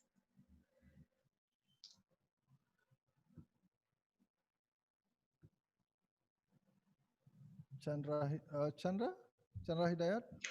Yulia Lintang, yeah, with Christine and Chandra Hidayat and Yulia Lintang, Bapak. Okay. Yulia Lintang? Yes. One moment. Yes, you send your paper? Yes. I shared the screen already. Just a second. I would like to. That's number 4, Yulia Lintang, and her colleagues would like to Yulia Lintang from Sekolah Tinggi Pusat Trisakti. Yes. Is that right? Yes, correct, Bapak. And your colleagues would like to present a paper entitled Creative Economy Tourism as an effort to elevate tourist interest and local income. Okay, 10 minutes for you, Julia. Thank you. Thank you very much, Bapak, for the time. Good evening, our beloved participants and presenter of Bali International Tourism Conference 2020. Tonight, we would like to present our small research by Christine Setiawan, Chandra Hidayat, and me, myself, Yulia Lintang Kawuryan. We're the lecturers from Sekolah Tinggi Pariwisata Trisakti, Jakarta. So, as an introduction, creativity itself is a force that inevitably exists in the process because of the existence of the new creation, actually. Therefore, creativity in the philosophy of process doesn't have a character that is independent of the actual entirety that give form to its creative power. Further explanation and the literatures about the definition of the creativity itself and the economy creative you'll find on our full paper. So long story short, based on the past experience and research results that have been done, tourism development is an inseparable from the role of creativity and innovation in society. And tourism is something that is unique, which is not the same as other products. Connecting with our research, we could see that tourism and the creative work is something actually cannot be separated, because tourism is something that needs to be renewed for all the time, so the visitors or the tourists would not be bored and have a need to come back, because they hope there is something new that they will find in the tourism destination. With continuous creativity and innovation, we believe that tourism will continue to grow and develop. And for our case studies, we took the place at Saung Angklung Mang Ujo or Saung Angklung Ujo as an example of social entrepreneurship engaged in cultural tourism. As we see that Saung Angklung Mang Ujo is a complete cultural and educational tourism destination, because we can find some performances there with the performance area. We also could find a bamboo working center, a workshop for bamboo musical instrument. They also have a beautiful venue where the visitor and tourists can spend their time there and find some benefits from the tourism destination. And it's also developed the local incomes as well. So we would like to see how Saung Angklung Mang Ujo mold all this potential into a creative economy in tourism work. And we would like to see how the elevation of the tourist interest itself and how it works with the local incomes from the surrounding area in Saung Angklung Mang Ujo. So the research objective is to analyze the application of the creative economy by Saung Angklung Mang Ujo. With the methodology, it's quite simple that we took the quantitative descriptive approach. You'll see from some of the questionnaire and from the data that we got by the random sampling from 125 people. If you see, it might be looks more into the infrastructure part and how the visitors see their experience by visiting Saung Angklung Mang Ujo. But that's how we want to see the tourist interest, how they've been elevated by the creative economy tourism molded by Saung Angklung Mang Ujo. For the supported qualitative data by interview and observation, we want to find the other half of the answer of our question, actually, about putting the locals' income also in the benefit by Saung Angklung Mang Ujo. So the interview and the observation, it's made to conclude how Saung Angklung Mang Ujo in creative economic tourism work also helping the locals' income part. As a result, and discussion based on the data above in the demographic side, it is known that the dominant respondent who come to Saung Angklung Mang Ujo were actually male between 20 and 60 years old with married status and a high school graduate education. The majority of their work is self-employed. Even though we could find a quiet divine numbers in other categories of visitors as well, because not only come from the family, but Saung Angklung Mang Ujo also lately before COVID-19 mostly work with the company, and the number of the male visitor from the company is usually have more number than the female number. But the other category also have a 5 numbers as well. So this is what I mean with how the visitors seeing the infrastructure come in Saung Angklung Mang Ujo in the number side. So based on the data, the lowest mean value in the statement of cleanliness of the facilities at the tourist attraction, which is not optimal because many tourists could find some garbage that been left by the visitor and quite being abandoned, but still not in a very bad number, which is still said to be good in value. While the highest value is safety and comfort at tourist attraction, illustrate how tourists feel comfortable while they're visiting Saung Angklung Mang Ujo, and in line with the situation where Saung Angklung Mang Ujo is designed in a traditional Sundanese culture, which make tourists comfortable to be there for security. And Saung Angklung Mang Ujo also involves the surrounding community in its management to helping keeping this kind of vibe and surrounding and ambience of Saung Angklung Mang Ujo as could be said in a paradise in between the city. That's how they want to mold this part of their potential. And yeah, so it can be concluded that by number, the tourist interest quite high in terms their experience visiting Saung Angklung Mang Ujo. So we could mention that Saung Angklung Mang Ujo could mold their potential for sure by the experience for years in keeping their all potential, preserving the art, also have the good potential in heritage as well to make it in a shape of creative economy tourism, to put it to elevate tourist interest. As a descriptive result and discussion as well, the form of creative economic tourism development that have been carried out by Saung Angklung Mang Ujo is by something to see. We could see that in Saung Angklung Mang Ujo, there's art performances that can be enjoyed by tourists.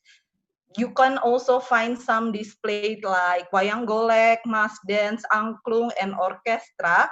And the unique part is this display is actually generally being changed by time. So some repeating visitors will not be bored to see some same things in every part of their visit. The second part is something to do, which tourists or visitors who come not only can watch art performance, they actually can do the performances or learn how to play the angklung instrument or other traditional and bamboo instruments, which actually being conducted well, and they also have some workshop to do. Something to buy, souvenirs they are sold include they have keychain, fan, shirt, bracelet, sandals, bag, angklung, and others. And again, visitors can enjoy those part of souvenirs that actually being made by the people around the surrounding of Saung Angklung Mang Ujo. And other than that, visitors can also enjoy a variety of culinary delights at Dapur Angklung, is actually some food court that being provided by Saung Angklung Mang Ujo, where they provided the food, traditional food for sure, that being cooked by the surrounding people around Saung Angklung Mang Ujo. So we come to the conclusion, the performance of Saung Angklung Mang Ujo greatly influences the emotional motive, especially for the millennial generation, where the millennial generation could feel satisfied and happy with the performance of Saung Angklung Mang Ujo, thereby increasing the attractiveness in creative tourism. The existence of the Saung Angklung Mang Ujo demonstration activity can provide investment opportunities as well. We could see so many invitation come from the company, not only doing the activities inside the Saung Angklung Mang Ujo area or venue, but they could also bring it outside. So it looks that they can support the local income by molding the good potential of their surrounding itself.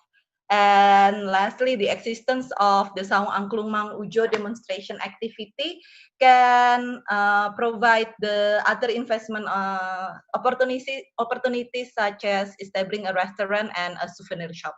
Sorry, I put the copy for the second and the third one. For the second one, I mean to preserve and to make it Saung Angklung Mang Ujo quite well known outside the Saung Angklung Mang Ujo itself.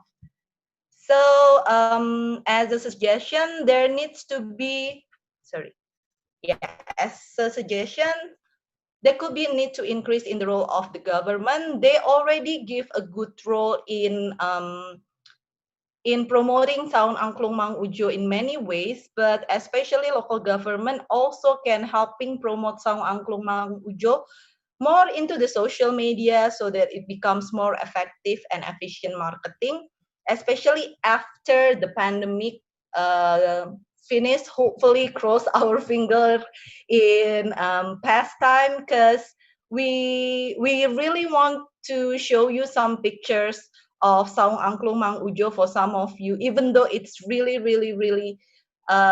famous here in Indonesia. We would like to show some recent condition that we take it by ourselves, because we don't want to use the picture taken by others. But the condition now, it's quite calm and so much quieter, so much more quieter in Saung Angklung Mang Ujo during the pandemic. They starting their activities little by little, but still it's not as hype as before. So hopefully there will be more effort to promote Saung Angklung Mang Ujo itself. And the second suggestion, the management could give discount during low season, or maybe some special price or special package. And also, Saung Angklung Mang Ujo continues to be noticed as a tourist attraction in the city of Bandung, so that it can continue to preserve Sundanese culture in the form of art. So, in a short ways, we could mention that Saung Angklung Mang Ujo is a one spot or a one-stop purpose that you can find in any creative tourism or the economic creative tourism. You can find some preservation of the heritage there. You can find some local incomes that being brought together to bring out their best potential, and also we could have some entertainment activities there, because we not only see but we also do, and half a minute to finish your presentation. Excuse me, you so have there's my yes. Okay, so yeah, there's to close my presentation for today. Yeah, thank you. So hopefully after this pandemic we can go together to visit Saung Angklung Mang Ujo to preserve Thank you very much, Julia. Very nice presentation from you. Now, thank you. Now we move to the next one. The fifth presenter is Professor Dharma Putra. Professor Dharma Putra is a professor from Udayana University.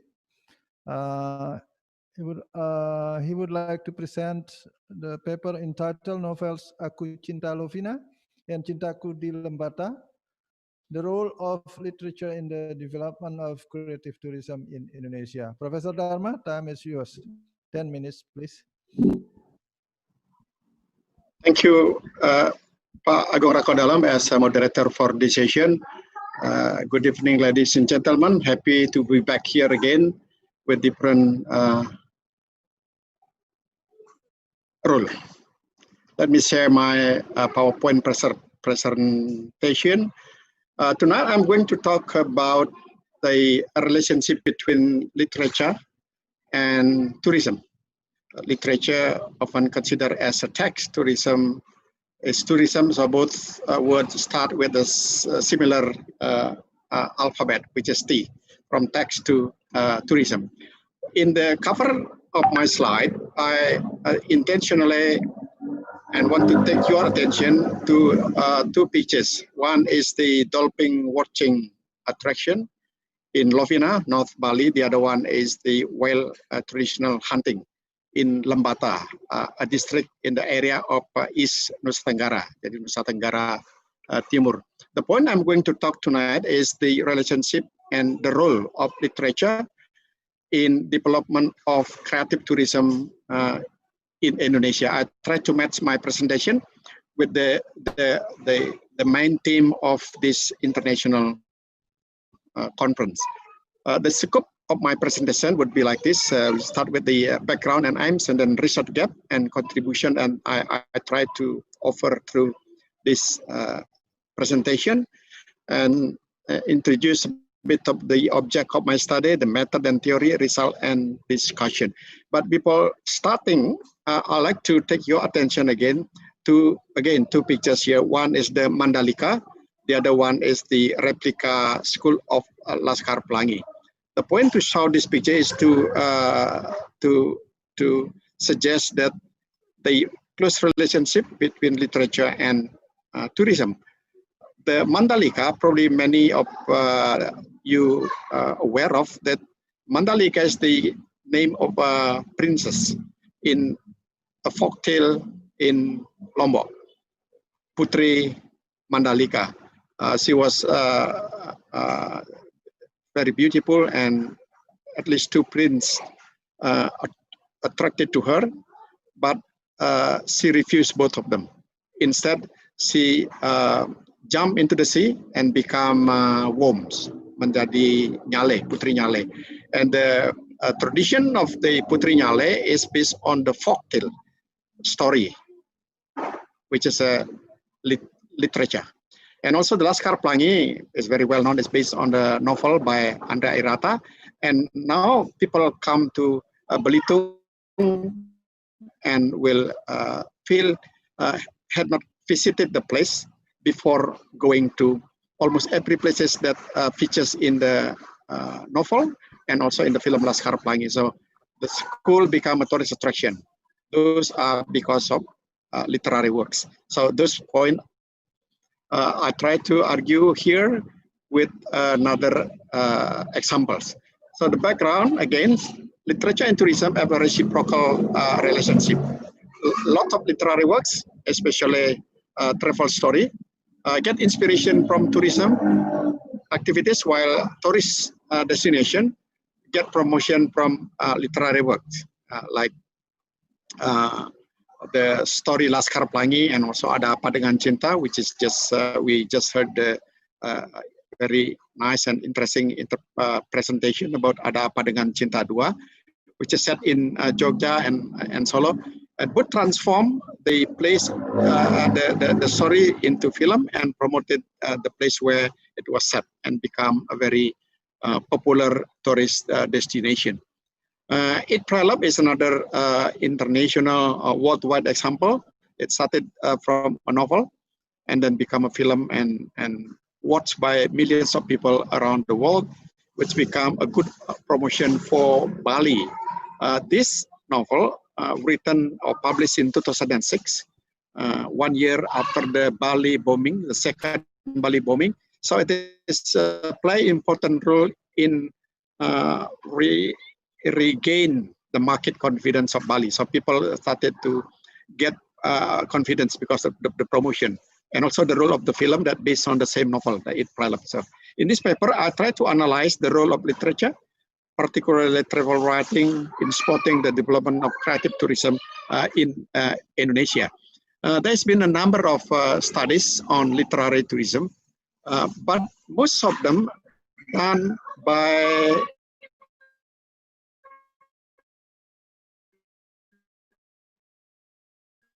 scholars who work in literature. Contribution here is try to see literary work and their contribution to tourism activity. Some discussion, as an example here, I was to show how the literary places, tourism and heritage experience published in Annals of Tourism.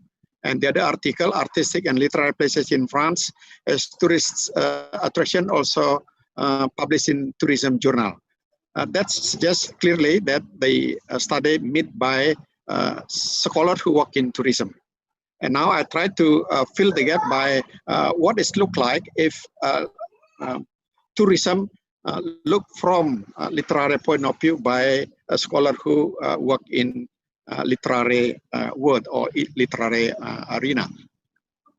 So this is a qualitative studies, which data are in the form of stories, the text that taken from the novel, and also expression which taken from two selected novel. The novel that selected for this study, Aku Cinta Lopina, I Love Lopina, published in 2017, and Cintaku di Lembata, published in 2014. I will explain a little bit detail about those two works, but here I would like to briefly mention that the data analyzed with literary tourism approach, especially host-guest relationship. Host-guest, we know that is anthropological tourism studies introduced by Valena Smith in 1870s and published in a book in 1970s and 1989. Sorry. And the definition of literary tourism is briefly that when author or their literature becomes so popular that people are drawn to either those locations associated with the author, birthplace, home, even gravesite. Jadi kuburan pengarang pun become a very interesting thing for people to see, or those features within their writing. A lot of things that related to famous writer become a tourist attraction in the world. If you go to the UK, you probably will like to come to the house or to the museum of William Shakespeare. Or if you go to Russia, you probably like to go to Dostoevsky Museum. Or you go to Banten, Lebak, Tangerang, Banten.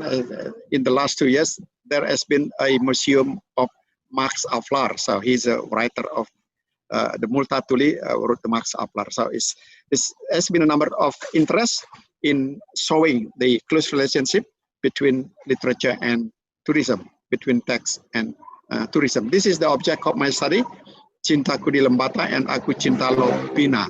Aku Cinta Lopina, written by Sunaryono Basuki KS, a former professor in English literature in Undiksa Singaraja. The novel set in Lovina, North Bali, a popular tourist destination close to Bali village, old Bali village, Bali Aga, and famous for its dolphin morning tour. The novel tells a story about a Balinese man, Putu Swarcaya, and his family, with a British woman, namely Caroline, and her wealthy parent.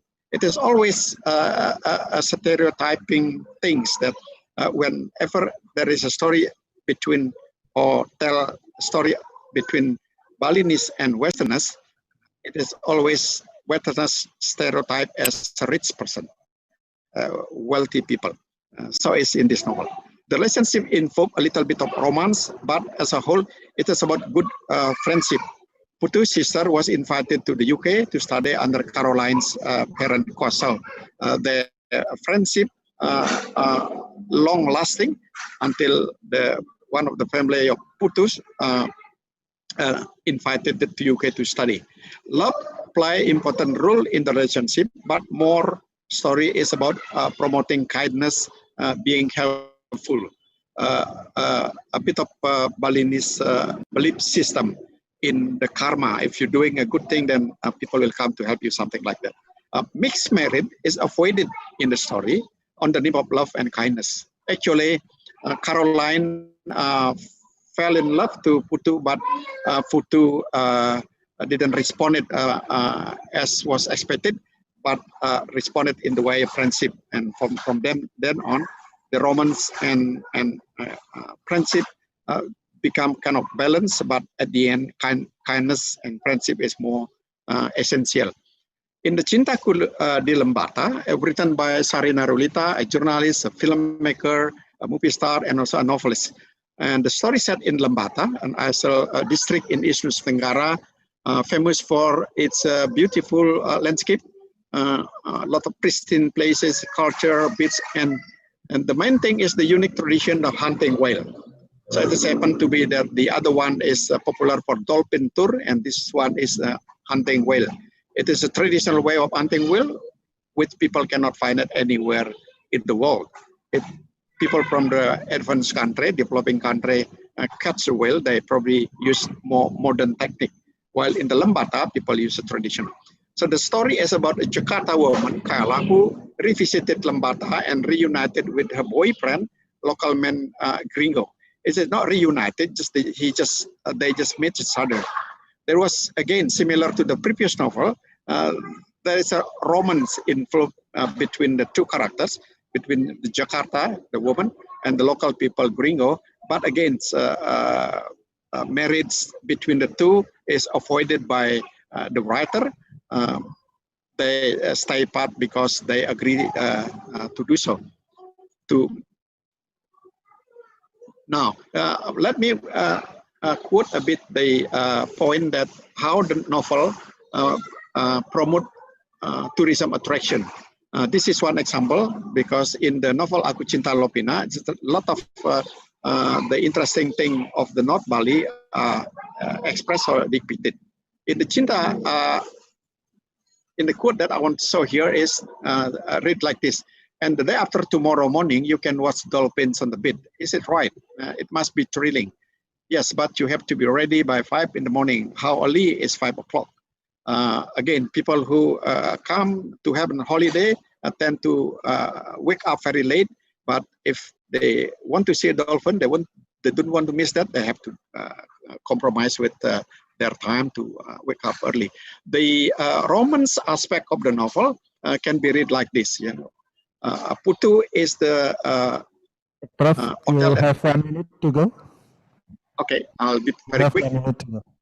Yeah, Putu is working in the hotel as a housekeeping, and then one night he took Caroline to his hotel, to his room, and this is the conversation take place. Please, please, she said while pulling me to the bed. Even though it was my first time kissing, I tried to maintain my awareness as a hotel employee who had to serve our guests, but not serve in bed. So this is how romance improved. But the character, the Balinese character, is showing being so kind and maintain his moral as an employee. In other story, a lot of sex relationship did taking place, but not in this one. This is a description of wild hunting in the Lembata. As soon as the river Peladang, it's called in local language, slid into the middle of the sea, it means wild began. Everything is done only by relying on feeling and instinct without the help of modern tools to support it. It seems that the Lamafia and fishermen who take part in the hunt really understand where the direct of the Peladang. This is really a powerful way of promoting the interesting aspect of Lembata people tradition. This is the last of my slide. I would like to conclude that literary work, especially travel writing, introduce and promote a place where they were set and could appeal readers to visit. Novel content that tell tourism potential, such as culture, landscape, tradition, and people friendliness, thus present as a form of positive promotion. Personal interaction between host and guest depicted in the romantic form of relationship, added on the impression of the story in the reader's mind and imagination. So people who read this kind of story will indirectly influence their mind and imagination by way of dreaming to come to visit the place one day. The literary works also provide a direct and indirect critical view on the destination, including limited facilitation, route, rough road, and so forth. It is written in the aim for the local government to fix, to improve if they want to promote the island as a tourist destination.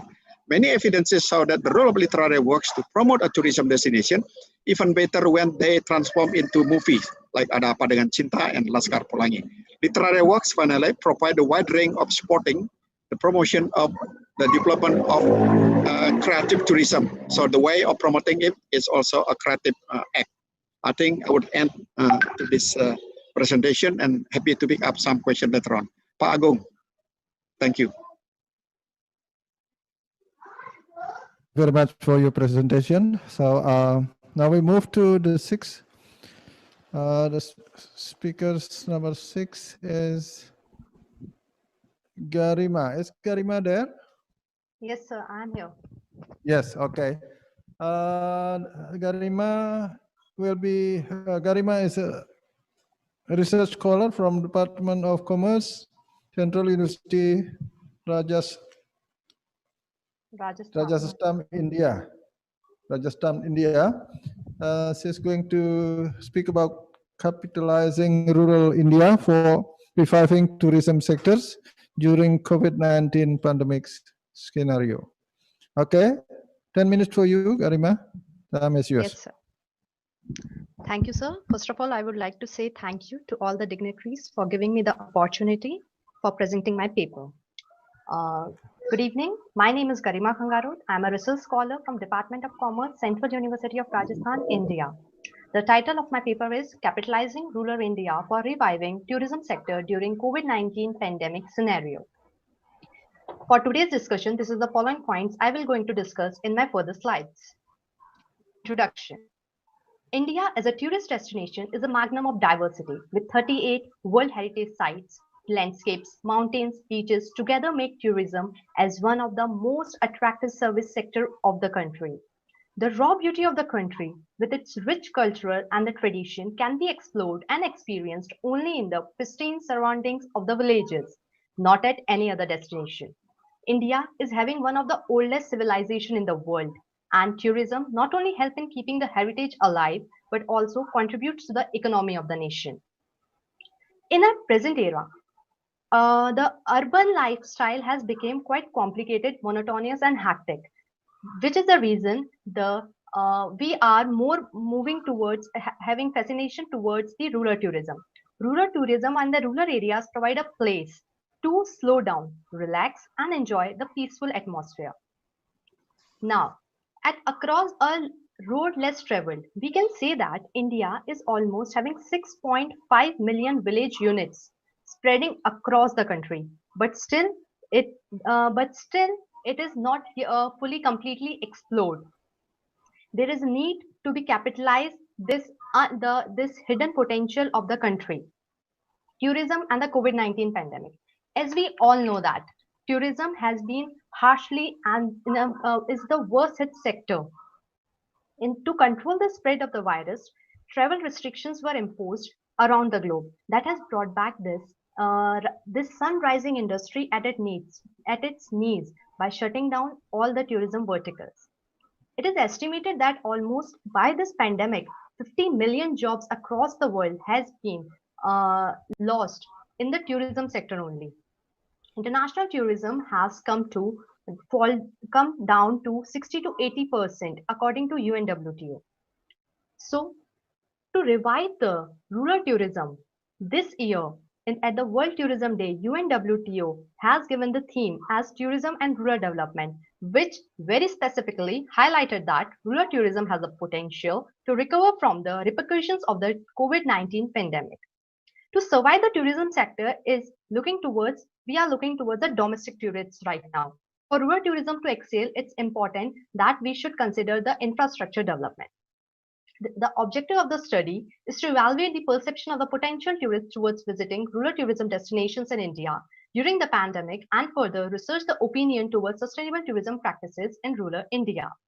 As a research methodology, the total of 218 respondent data has been collected through convenience sampling by online questionnaire. For the data analysis, SPSS statistical program has been used. Descriptive statistics and the cross-tabulation is used for the analysis. Results and discussion. Out of 218 respondents, almost 63% has agreed that one should have to restart the rural tourism during COVID-19.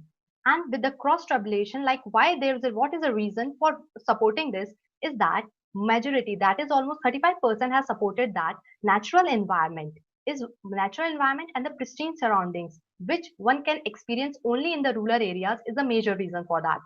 Almost 24% of the respondents agreed that one can easily maintain the social distancing in the rural areas, and the organic food availability is another major reason.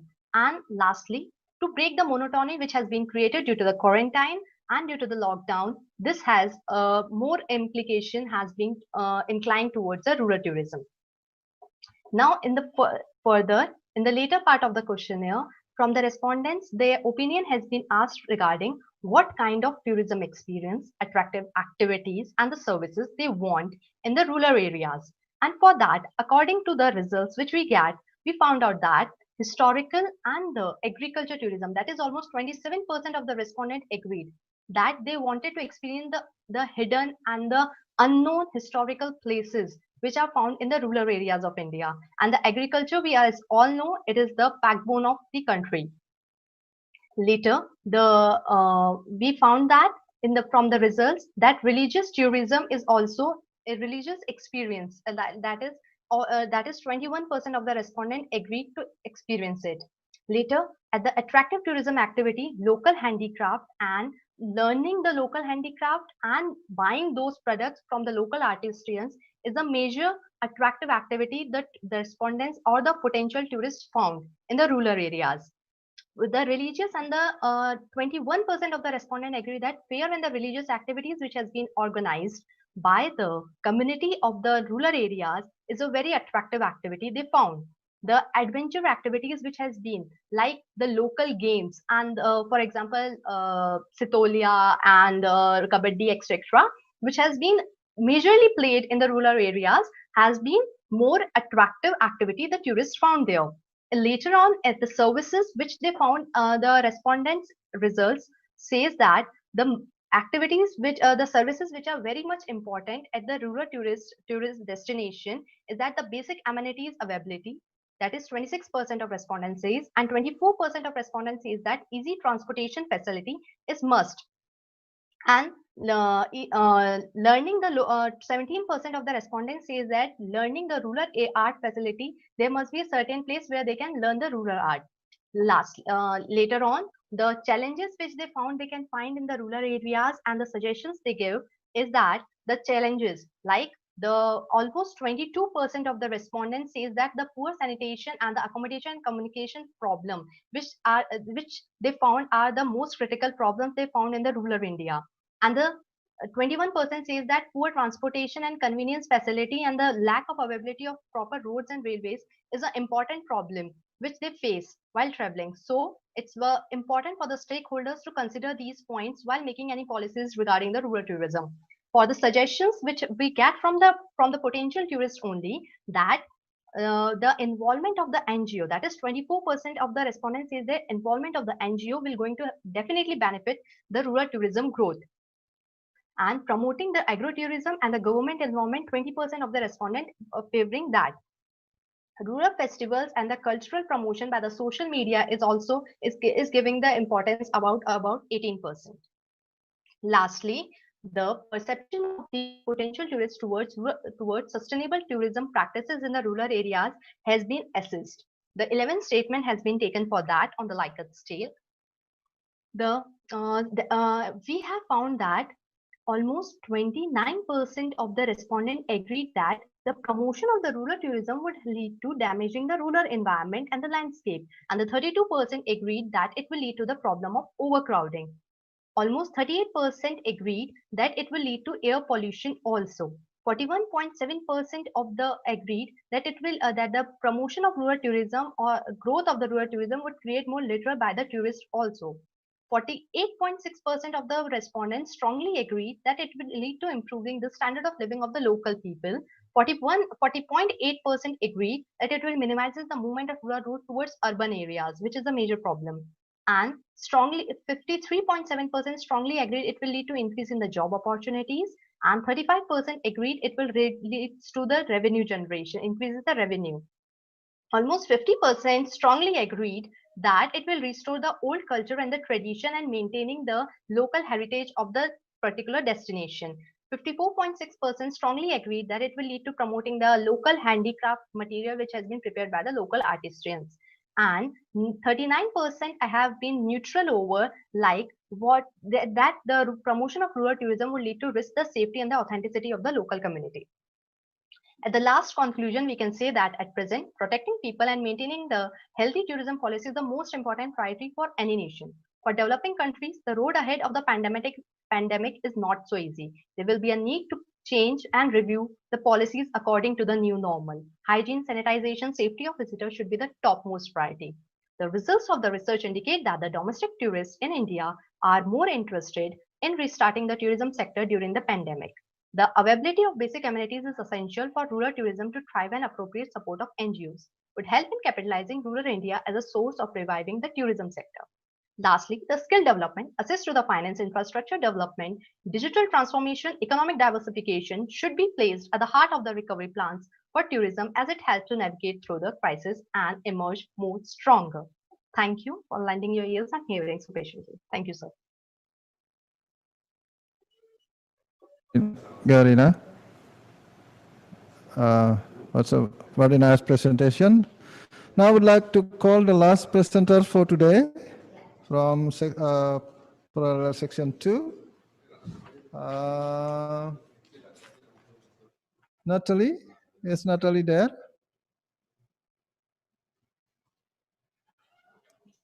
Natalia Ramadania, is Natalie there?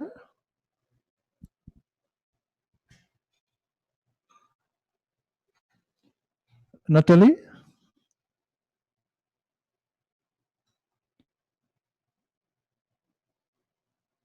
Natalie seems to be not, she doesn't present today, yeah?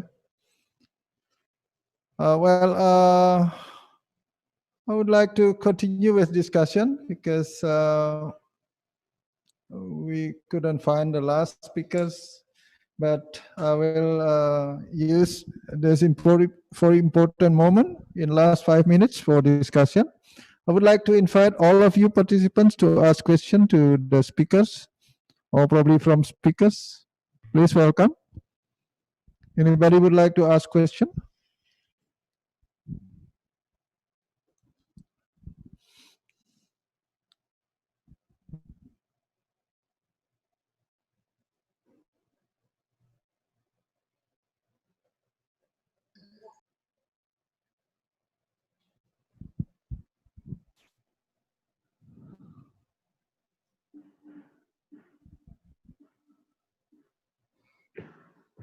Yes, sir. Excuse me. Probably if nobody asks question, probably I would like to ask question to Prof. Dharma. Prof. Dharma? Yeah, my question is related to what do you think about the image of environmental protection, about promoting Lembata as the site where fishermen they are hunting for whales, in which to promote that as attraction, for example, it's a bit challenging because there's quite significant issues related to conservation of whales. What do you think about that? Thank you. Thank you, Pak Agung, for a very interesting question. Yes, I agree to what you say. It's all depending on our point of view. If we look at the way of whale hunting, it probably look like a bit of what is it called? Kasar, atau I can't pick the right word for that. It's very scary or not supposed to be doing like that.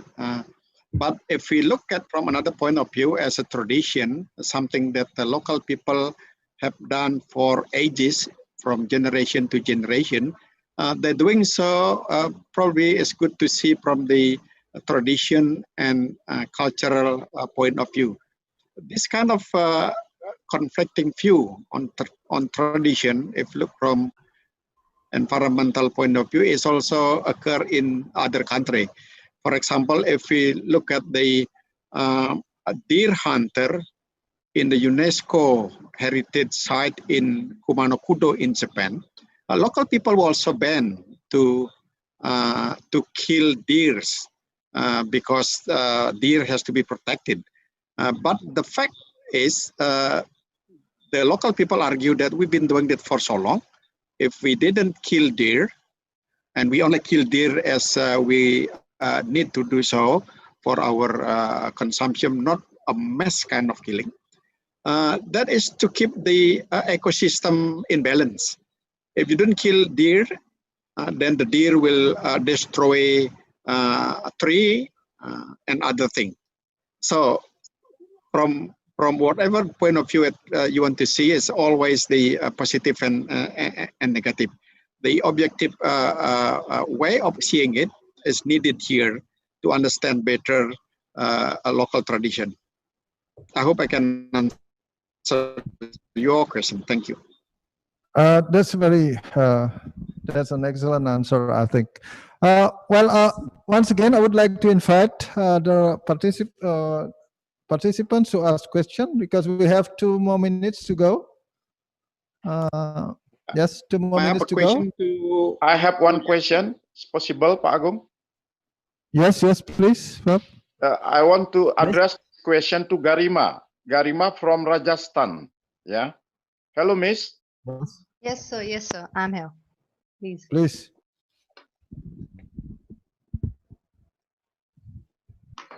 Yes, sir. Yes, Prof. Dharma, please, your question. Yeah, my question is to Ainul Yakin, who just presented the very interesting paper on Ada Apa Dengan Cinta. Is the impact of the movie to the tourist attraction there is long lasting? I mean, is people still continue to visit the place, or only become a wide attention during the viewing of the film? After some year, people forget it quickly. What has happened? Thank you. Okay, thank you, Mr. Dharma, for the question. That's a great question. First, we take the data start from 2016 until 2019, and then after that film is booming, the tourists the tourist visit come to Untuk and Bukit Prema lasting 2 years increase to visit to Untuk and Bukit Prema, and then the manager of Untuk make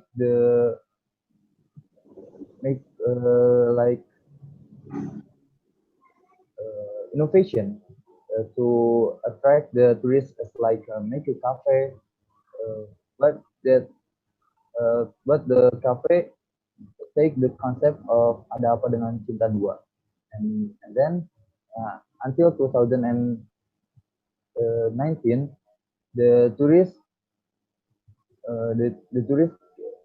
can come to the Putuk Setumbu and Bukit Prema. Okay, that's the answer from Mr. Ainul, yeah. Okay, probably, hang on, I'm checking. I think the time is up, so I'm so sorry I have to finish the session. I would like to thanks to all of you, especially the speakers, for your contribution to the session. Also for all participants spending a lot of time on this, and hopefully this has been after having lots of fruitful discussion. We expect that we can see you sometime later in other occasion. Thank you very much once again. Good night, and I'm closing this session now. Thank you.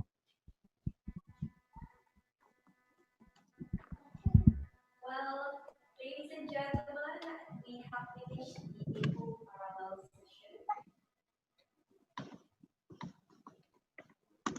So thank you so much once again to all of the moderators on each parallel session.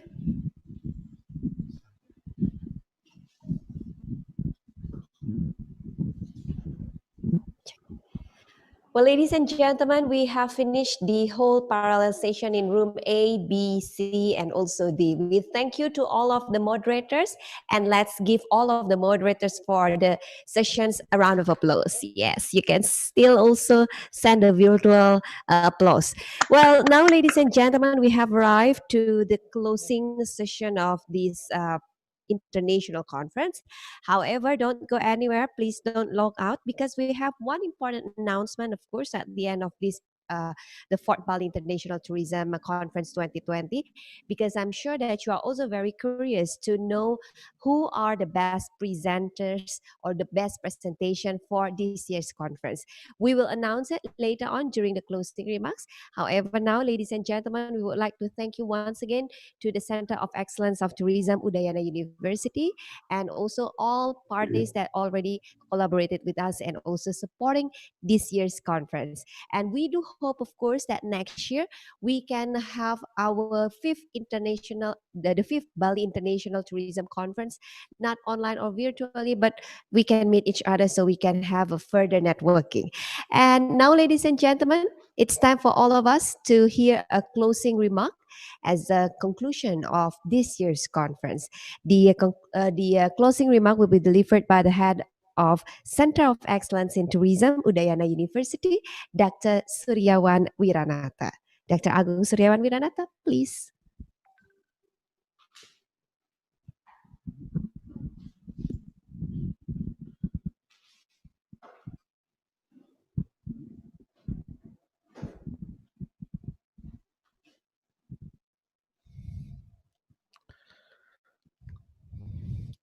Thank you. Thank you very much for our beautiful master ceremony who with us from morning until now already night. Also, thank you very much to all of the participants, especially for the keynote speakers, our Minister of Tourism and Economic Creative, also our Vice Governor of Bali, and then Professor Greg Richard, Professor Noel Salazar, Professor Gede Pitana, Dr. Dixit, and Dr. Nanda, as well as all of the presenters who join with us here on the 4th Bali International Tourism Conference, which held annually here by Center of Excellence in Tourism, Udayana University. So we have discussed many things about tourism, particularly about the COVID pandemic, also about the creativity of people in tourism. And we do hope from the discussion we have done from 1 o'clock until now 9 o'clock, 8 hours already full time, we get something beneficial for us.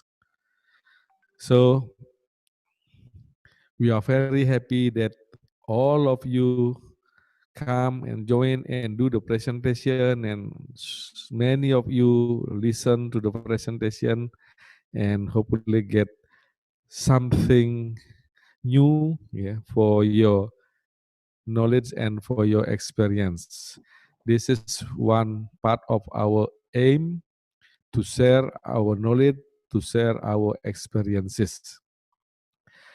Now, before we are closing this conference, I would like to say thank you also to our organizing committee, who led by Mr. Noman Aryana and the Secretary Mahadi Sarjana, and all of the team, including Professor Nyoman Dharma Putra, Professor Gede Pitana, Professor Antara, and Profesor Budiarsa, Dr. Igusti Ayu Oka Suryawardani, Mr. Putudila Kencana,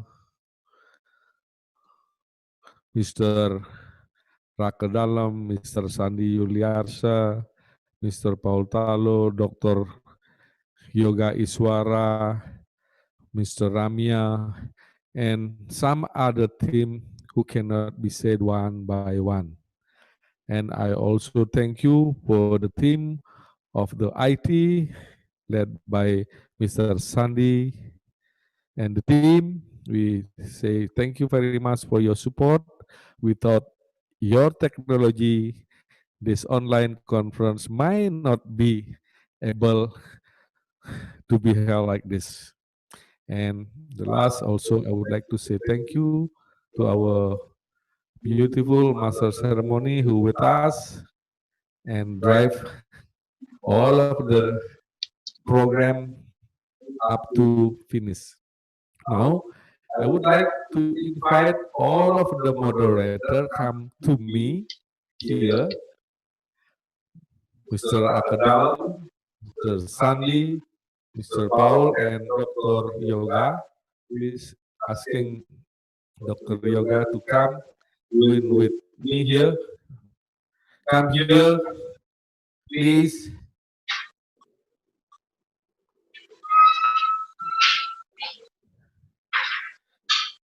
With us here in front, so we can announce our best presentation in each room. So the moderator will come with me here. Okay. So I would like to read the result based on the evaluation by the moderator and the team who look at the presentation each room. The room A, the best presentation on the room A for session 1 and session 2 is Garima Kangarok, capitalizing rural India for reviving tourism sector during COVID-19 pandemic scenario. Congratulations to Garima Kangarok from India. You are the best presentation for the room A, who held and moderated by Mr. Ana Agung Rakadalam. So for the room B, the best presentation is Hani Adriani, the community view of tourism development in Pangandaran using cultural value model method. Okay, congratulations, Hani Andriani from room B, who shared by Dr. Yoga Iswara. And then for room C, the best presentation is Aulia Chloridiani, Social Media Marketing of Indonesian Tourism in the Time of Pandemic. Congratulations, Aulia. And this room C chaired by Mr. Sandi Yuliarsa. Thank you and congratulations. The last is for room D. Room D, the best presentation is Karina Resti Steeman, Digital Responses of Tourists and Expatriates to Policies Related to the Management of COVID-19 in Tourism Destination, Case Study of the Ubud and Canggu Community Facebook Group. Congratulations to Karina Resti Steeman. This room day chaired by Mr. Paul Talo. Okay, we have already announced for best presentation and you will be awarded with the certificate and also some token. and will be sent to you by the organizing committee later on, maybe in the few days or next week. Okay, everyone, again, I would like to say thank you for your support, for your participation, and we do hope that we will meet again on the 5th Bali International Tourism Conference 2021 next year. Okay, thank you very much and very good night. And I will bring it back to our master ceremony to do the closing. Thank you very much. Bye-bye, everyone. Thank you so much once again to the head of Center of Excellence in Tourism, Udayana University, Dr. Agus Suryawan Wiranata, and also all of the moderators, and of course, all of the participants of this year's conference. So once again, we thank you all, and hopefully that this year's conference will bring all of us here a more positive energy and optimism that the tourism and also creative economy sectors are ready to face this pandemic. And moreover, once the pandemic is over, we are ready to resurrection again the tourism and the creative economy industry, of course. So yes, we would like to show you the whole team of the organizing committee as well. We have Arya. This is Mr. Arya. And then we also have yes, Mr. Sandi, already you've seen him. And once again, all of the organizing committee, thank all of you, all of the participants. Thank you so much for being so inspirative and also being so positive until this time. So once again, have a great evening, have a great weekend, and enjoy your time wherever you are and stay safe, of course. I'm Diana Riswari signing off. Have a great day. Om Santi Santi Santi Om. Wassalamualaikum warahmatullahi wabarakatuh. Good night.